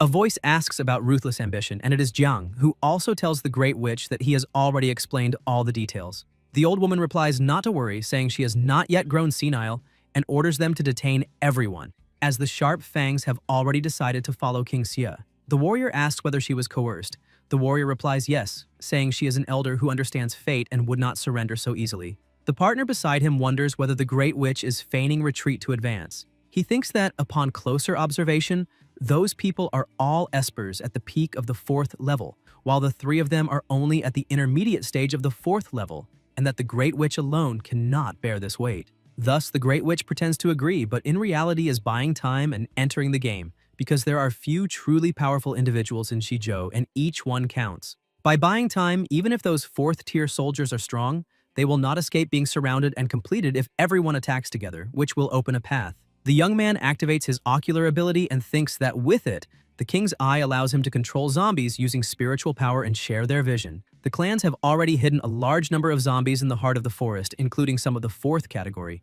to lead the assault in cooperation with the clan and the Great Witch, eliminating the ambitious invaders from Nanzhou in one stroke. The zombie's eye transmits the order to the zombie king, who begins to roar and sends the zombies forward. The warriors take up attack positions. Huo observes and says that there is a massive horde of zombies there, asking when they hid them in that place and stating that this could cause an accident. The warriors advance and easily eliminate the zombies. The Eye wonders how this is possible, saying that those are all 3rd category zombies, and questions who those people are. The man looks around and thinks that it might be possible to escape, deciding to take advantage of the chaos to flee. He bites something and activates his transformation, turning into stone and freeing himself from the rope. Yan notices and says that the brat is trying to escape. The stone man enters a hole and thinks it worked, since the forest is full of rocks and he can move underground, believing that no one will catch him before he finds his clan companions. He keeps moving until something appears in front of him. Looking up, he sees Huang in his stone form. The man returns to his normal form and thinks that this stone man is actually a 5th level Esper. Huang strikes the ground and says that this path is blocked. The man panics, asking how this is possible and how a 5th level Esper can exist in the world. He tries to flee and realizes he is far from everyone, asking whether anyone else is nearby. Juan approaches, dragging zombies bound by a rope, and asks whether it is still working. The man is indignant and asks whether he is also 5th level. Hao appears and says that it is time to gather everyone. The man panics as more people approach, saying they have already finished on the other side. Surrounded, he thinks that all of them are 4th level Espers, even if only at the initial stage, and wonders how many 4th level Espers exist in all of Zhizhou for such a large group to suddenly appear, in addition to 2 5th level powerhouses, questioning what kind of situation this is. He collapses to the ground defeated, having completely wet himself. A bound young man comments that he even peed his pants and says that there are many powerful people here, asking again whether, judging by their clothes, they are also from Nanshou, concluding that there really are 5th-tier powerhouses in this world. If they had known this earlier, they would not have resisted, avoiding all that trouble. The partner beside him agrees, saying that this is the 5th level, a divine existence. Zheng tells them not to learn from them. Huo wonders how many days have passed and whether those two have already reached the 5th level, thinking that, as expected, he needs to stay close to the chief to have any chance. Jiang reflects on whether absolute power makes people submit and concludes that there is no reason for it to be otherwise. The witch asks about the 2 great 5th-level specialists mentioned earlier. Then the great witch, who already knew of the existence of 5th-level powerhouses, immediately declares her willingness to cooperate, realizing that it was all nothing more than a performance. A young man steps forward and confirms it. Huang asks him not to be rude, saying that the king is the reincarnation of a celestial god and the emperor among men, questioning how anyone could compare themselves to him. The young man comments that those two also reached the 5th level, something truly unexpected. The warrior wonders whether those 2 5th-tier powerhouses are subordinates of the king, and how terrifying King Xia himself must be. The witch apologizes for her rudeness. Jiang says that those two are also generals under the king's command, and that,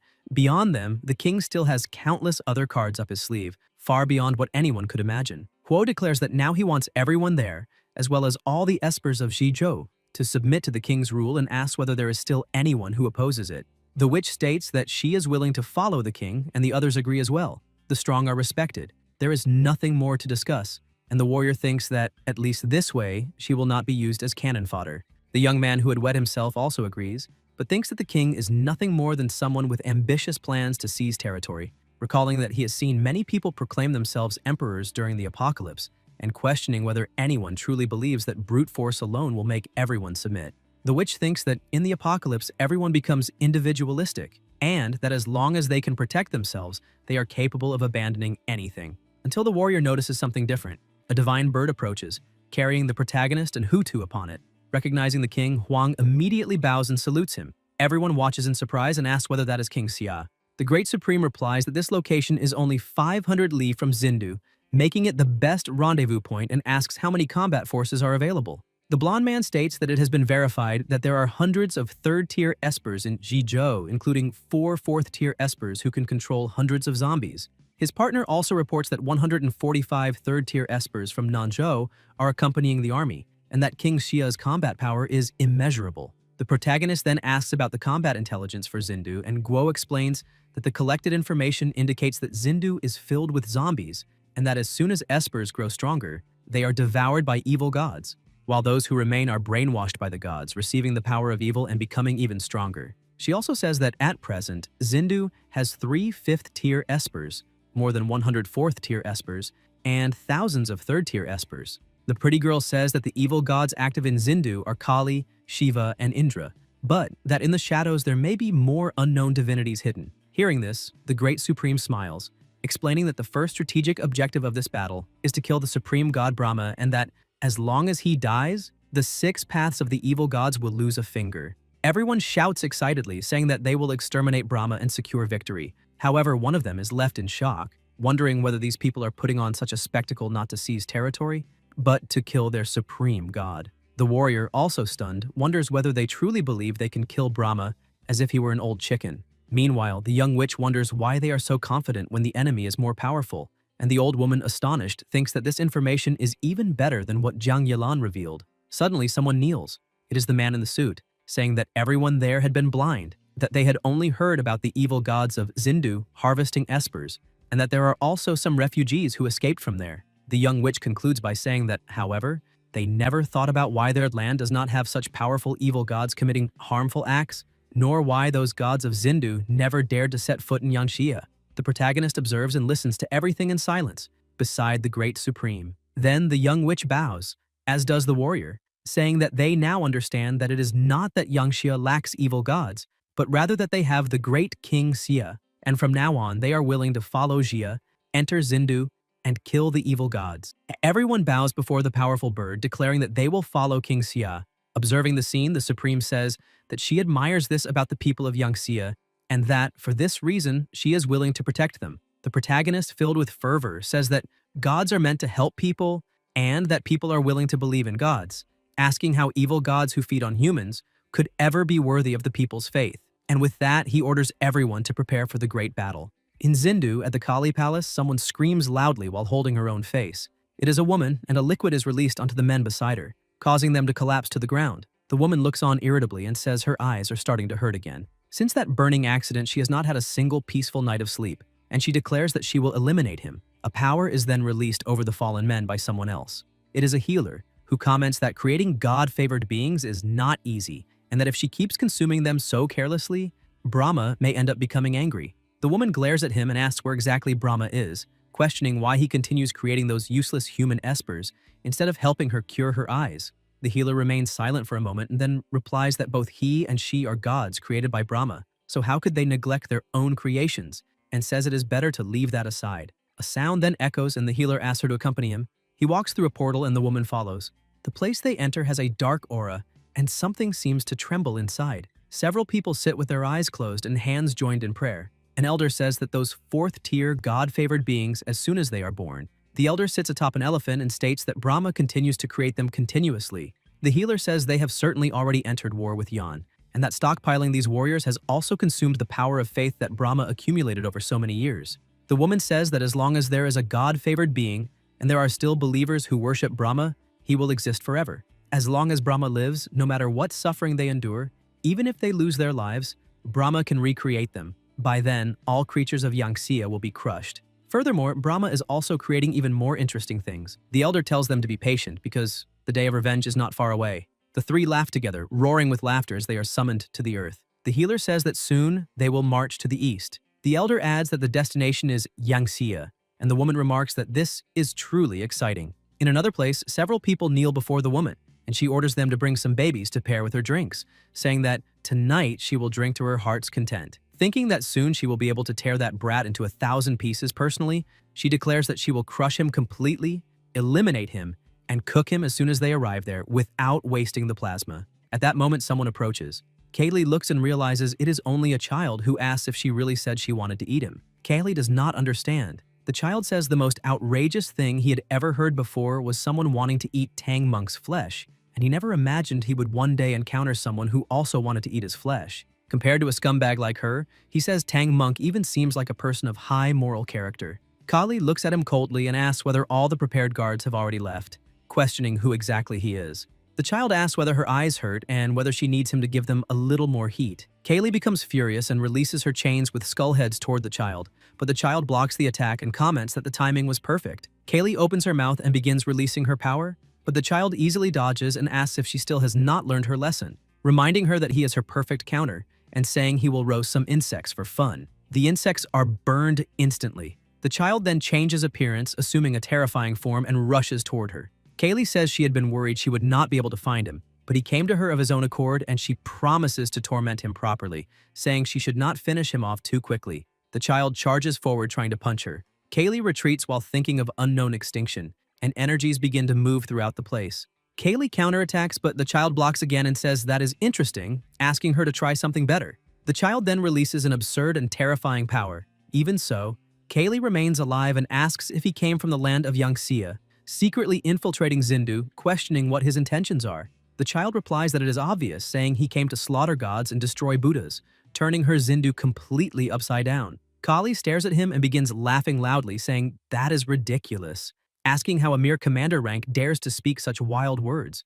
reminding him that all gods of Zindu possess a psychic connection. She explains that the moment they began fighting, all the gods of Zindu had already been alerted, and asks whether he truly believes he will escape so easily. The child replies that she is very slow, saying she has not yet realized what is happening outside. Kaylee freezes and senses something strange. There is no sound at all. She thinks they have been fighting for so long and causing such a huge disturbance, and wonders why Indra has not come to help her. Then Kaylee notices something in the sky, a strange circle, and asks what it is. She watches carefully and asks what kind of formation that is. Her eyes widen when a bird approaches, and atop it stands the Grand Supreme, who calmly says, "Pawn 7, advance 1." An extremely loud sound echoes across the place.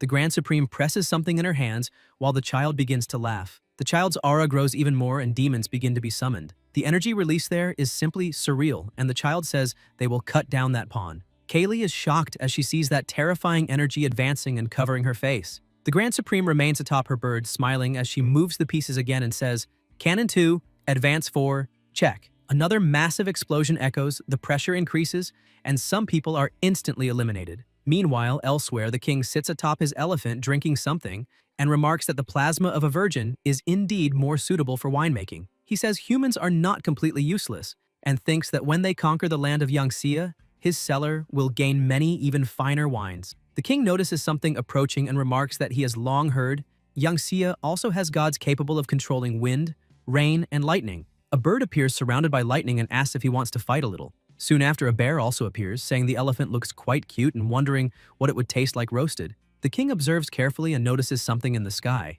There is a huge circle above them. He asks what kind of formation that is and questions whether it was created without his knowledge.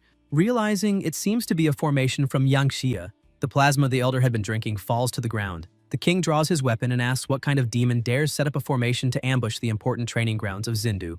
All the men stand up. The bird looks around and asks if that is really called training, commenting that if that is how they train, then those so-called wild gods are truly laughable. He extends his hand and declares that if someone cannot even defeat this trash, produced by divine power, then they should leave the special training squad on their own. People begin cheering. Huo laughs and says they can eliminate enemies, and if they eliminate enough, the King Xia might even reward them with a drop of advancement spirit liquid. After that, they will see what those two braggarts still have to boast about. Zhang comments that it is a coincidence because he was thinking exactly the same thing. One of the men says he never imagined he would fight right under the nose of a god of Zindu. If it were before, he would have doubted his ability even to remain standing before a divine being, but now he feels no panic. Actually, he is even more excited. The bear stomps the ground heavily while the bird observes and comments that she did not expect King Xia to have such powerful great demons under his command. The adventurer asks why he is so stunned and says King Xia has countless trump cards. They only need to obey orders and complete the mission. Her partner agrees, saying exactly that, and reminds them that this is also the sword of the ability users of the Western continent. Whether they can attract King Xia's attention depends on how hard they work. Huo says he will certainly make King Xia look at them differently so they cannot lose. The adventurer runs her finger across a symbol on her forehead, releasing a surreal energy that spreads across everyone there. Another adventurer agrees and then uses his hidden blade to break obstacles with a slash of the snow domain. The men charge forward while Zhang summons his wolf and asks whether the guys from the Western continent are taking the lead, telling everyone to hurry because they need to form a battle array. They advance together. The king watches everything and says they are merely a group of third-tier ants with only a few fourth-tier ones, while his entire army consists of fourth-tier warriors and even greater numbers.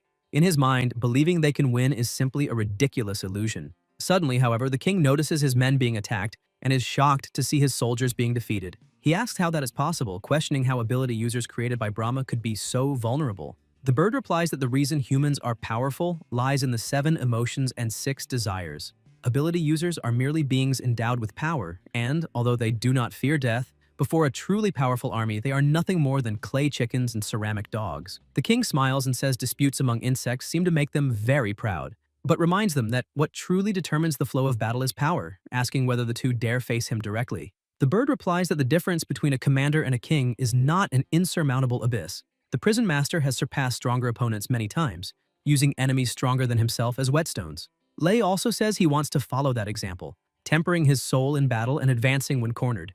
And the bear declares he thinks the same. The king then calls them to fight. Energies begin to surge as they face each other. The bird remarks that it is a good opportunity, saying both of them play with electricity and they can compare their abilities. The two charge together, unleashing their full strength, and the surrounding pressure increases more and more until their attacks collide violently. After the clash, both retreat at the same time. The king looks aside, but at that moment, the bear charges toward him and reminds him not to forget his presence. The bear attacks the elephant, injuring it, and comments that, not bad. The plasma of elephants really does have a different taste. He manipulates lightning while saying he will ambush him with his black wind, and that they will play with him until he is finished sooner or later. The king thinks that both the lightning and the storm abilities of those two seem to share the same origin as his own power, which could complicate things. Observing the formation more carefully, he realizes they did not just set up a blocking formation, but are also restraining him at every movement. All of this was clearly planned in advance. He begins wondering who would be so bold as to scheme against all of Zindu and starts shouting repeatedly,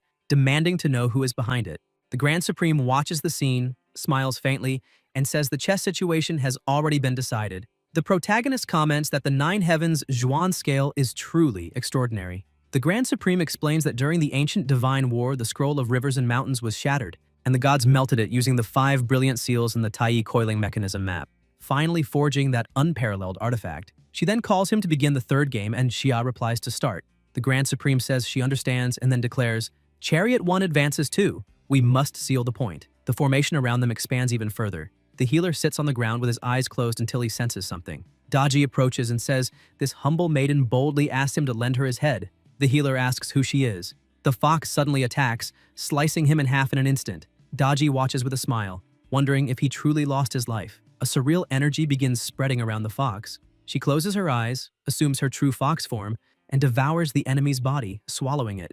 When Daji approaches his head, about to devour it as well, the healer senses something strange and thinks something is wrong, that all of this is an illusion. The moment he realizes it, he understands he had indeed been trapped inside an illusion. The fox remarks that she was discovered. The healer replies that an illusion can also eliminate someone, but unfortunately he can heal himself. His body begins regenerating and his belly returns to normal. He then states that he presides over fertility and creation, and that to eliminate him, one would need to exhaust his entire life force. With the power of a small demon like her, he fears even 100 years would not be enough. Daji admits he is truly formidable and says she heard that even if he is finished, as long as Brahma is alive, he can resurrect at any moment, asking whether that is true or false. The healer replies that Brahma is the mother of all gods of Zindu since they were all created by him. Brahma granted them authority and power, so anyone who dares harbor ill intent toward Brahma must disappear. At that moment, the fox notices something, and water begins moving around her until it completely covers the entire area. The healer laughs and says that is ridiculous. A mere commander-rank demon daring to attempt to eliminate him. Even Kaylee would be severely injured by such an attack, so how could she possibly endure it? Suddenly, the healer notices something moving beneath the water and becomes confused. A massive turtle slowly rises and comments that after lying down for so long, he can finally come out to get some fresh air. Daji is standing atop the turtle. The healer wonders if that creature is one of Yangxia's 4 sacred beasts, Zhuanwu. The fox explains that since she swallowed Orochi's snake soul, this is her debut, and that now her life is in his hands. The turtle tells her not to worry, saying that even a king like Shiva, even the previous king-rank Susanoo, he could endure 100 blows from them. Besides, when it comes to water control techniques, he knows a few himself. He then tells the evil god of Zindu to try as much as he wants and asks if he can break the defense of this old man. The healer begins feeling that something is wrong, that none of this is right. A light appears and an eye emerges in the sky above them. The healer wonders when those demons of Yangxia managed to infiltrate that place, because his divine sense had always been active and yet he had noticed absolutely nothing. He also cannot understand why Kaylee and Indra still have not reacted. Looking at the sky and seeing the formation, his eyes widen. He asks what kind of formation that is and realizes he is actually trapped inside it. At that moment, he is struck in the back by a water attack. It is the turtle getting his attention. The healer closes his eyes and thinks that formation is enormous, and that this is probably only one battlefield. His 2 companions must also be trapped somewhere else. He begins suspecting that all of Zindu is being ambushed by the people of Yangxia, and then he thinks that if they discover Brahma's location. At that moment, the turtle strikes him again, knocking him to the ground and advancing while the pressure around them increases. The healer assumes a combat stance and faces the enemy. Daji also advances and attacks with her claws, telling him to be careful. Shiva looks at the wound on his chest and realizes his defense is extremely high.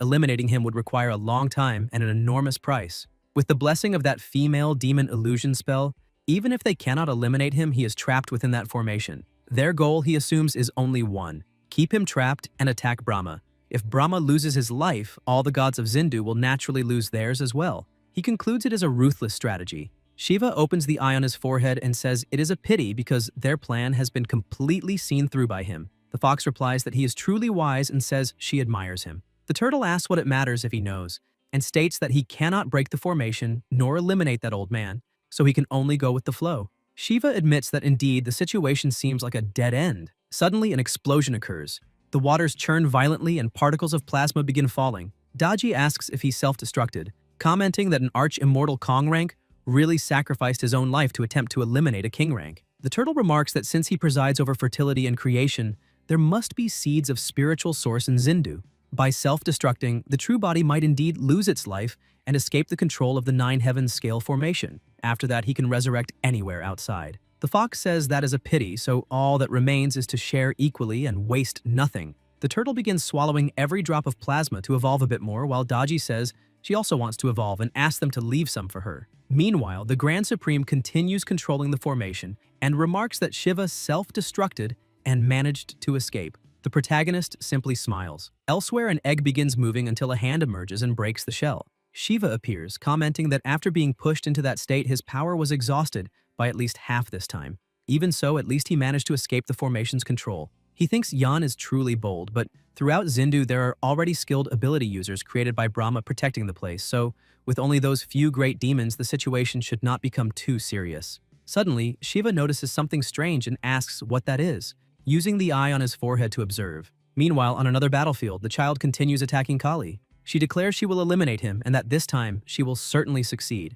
The child pulls out a dagger and asks how many times she has said that, saying he is absolutely tired of hearing the same threat repeated. He says it is better to shut her mouth forever and charges again. Meanwhile, Shiva watches everything from afar and becomes increasingly horrified. In another place, the bird continues attacking the elephant, wounding it repeatedly until finally finishing it off. The bear moves quickly as the king releases his power, but the bear manages to dodge. The bird comments that the time is almost here and he can already feel it.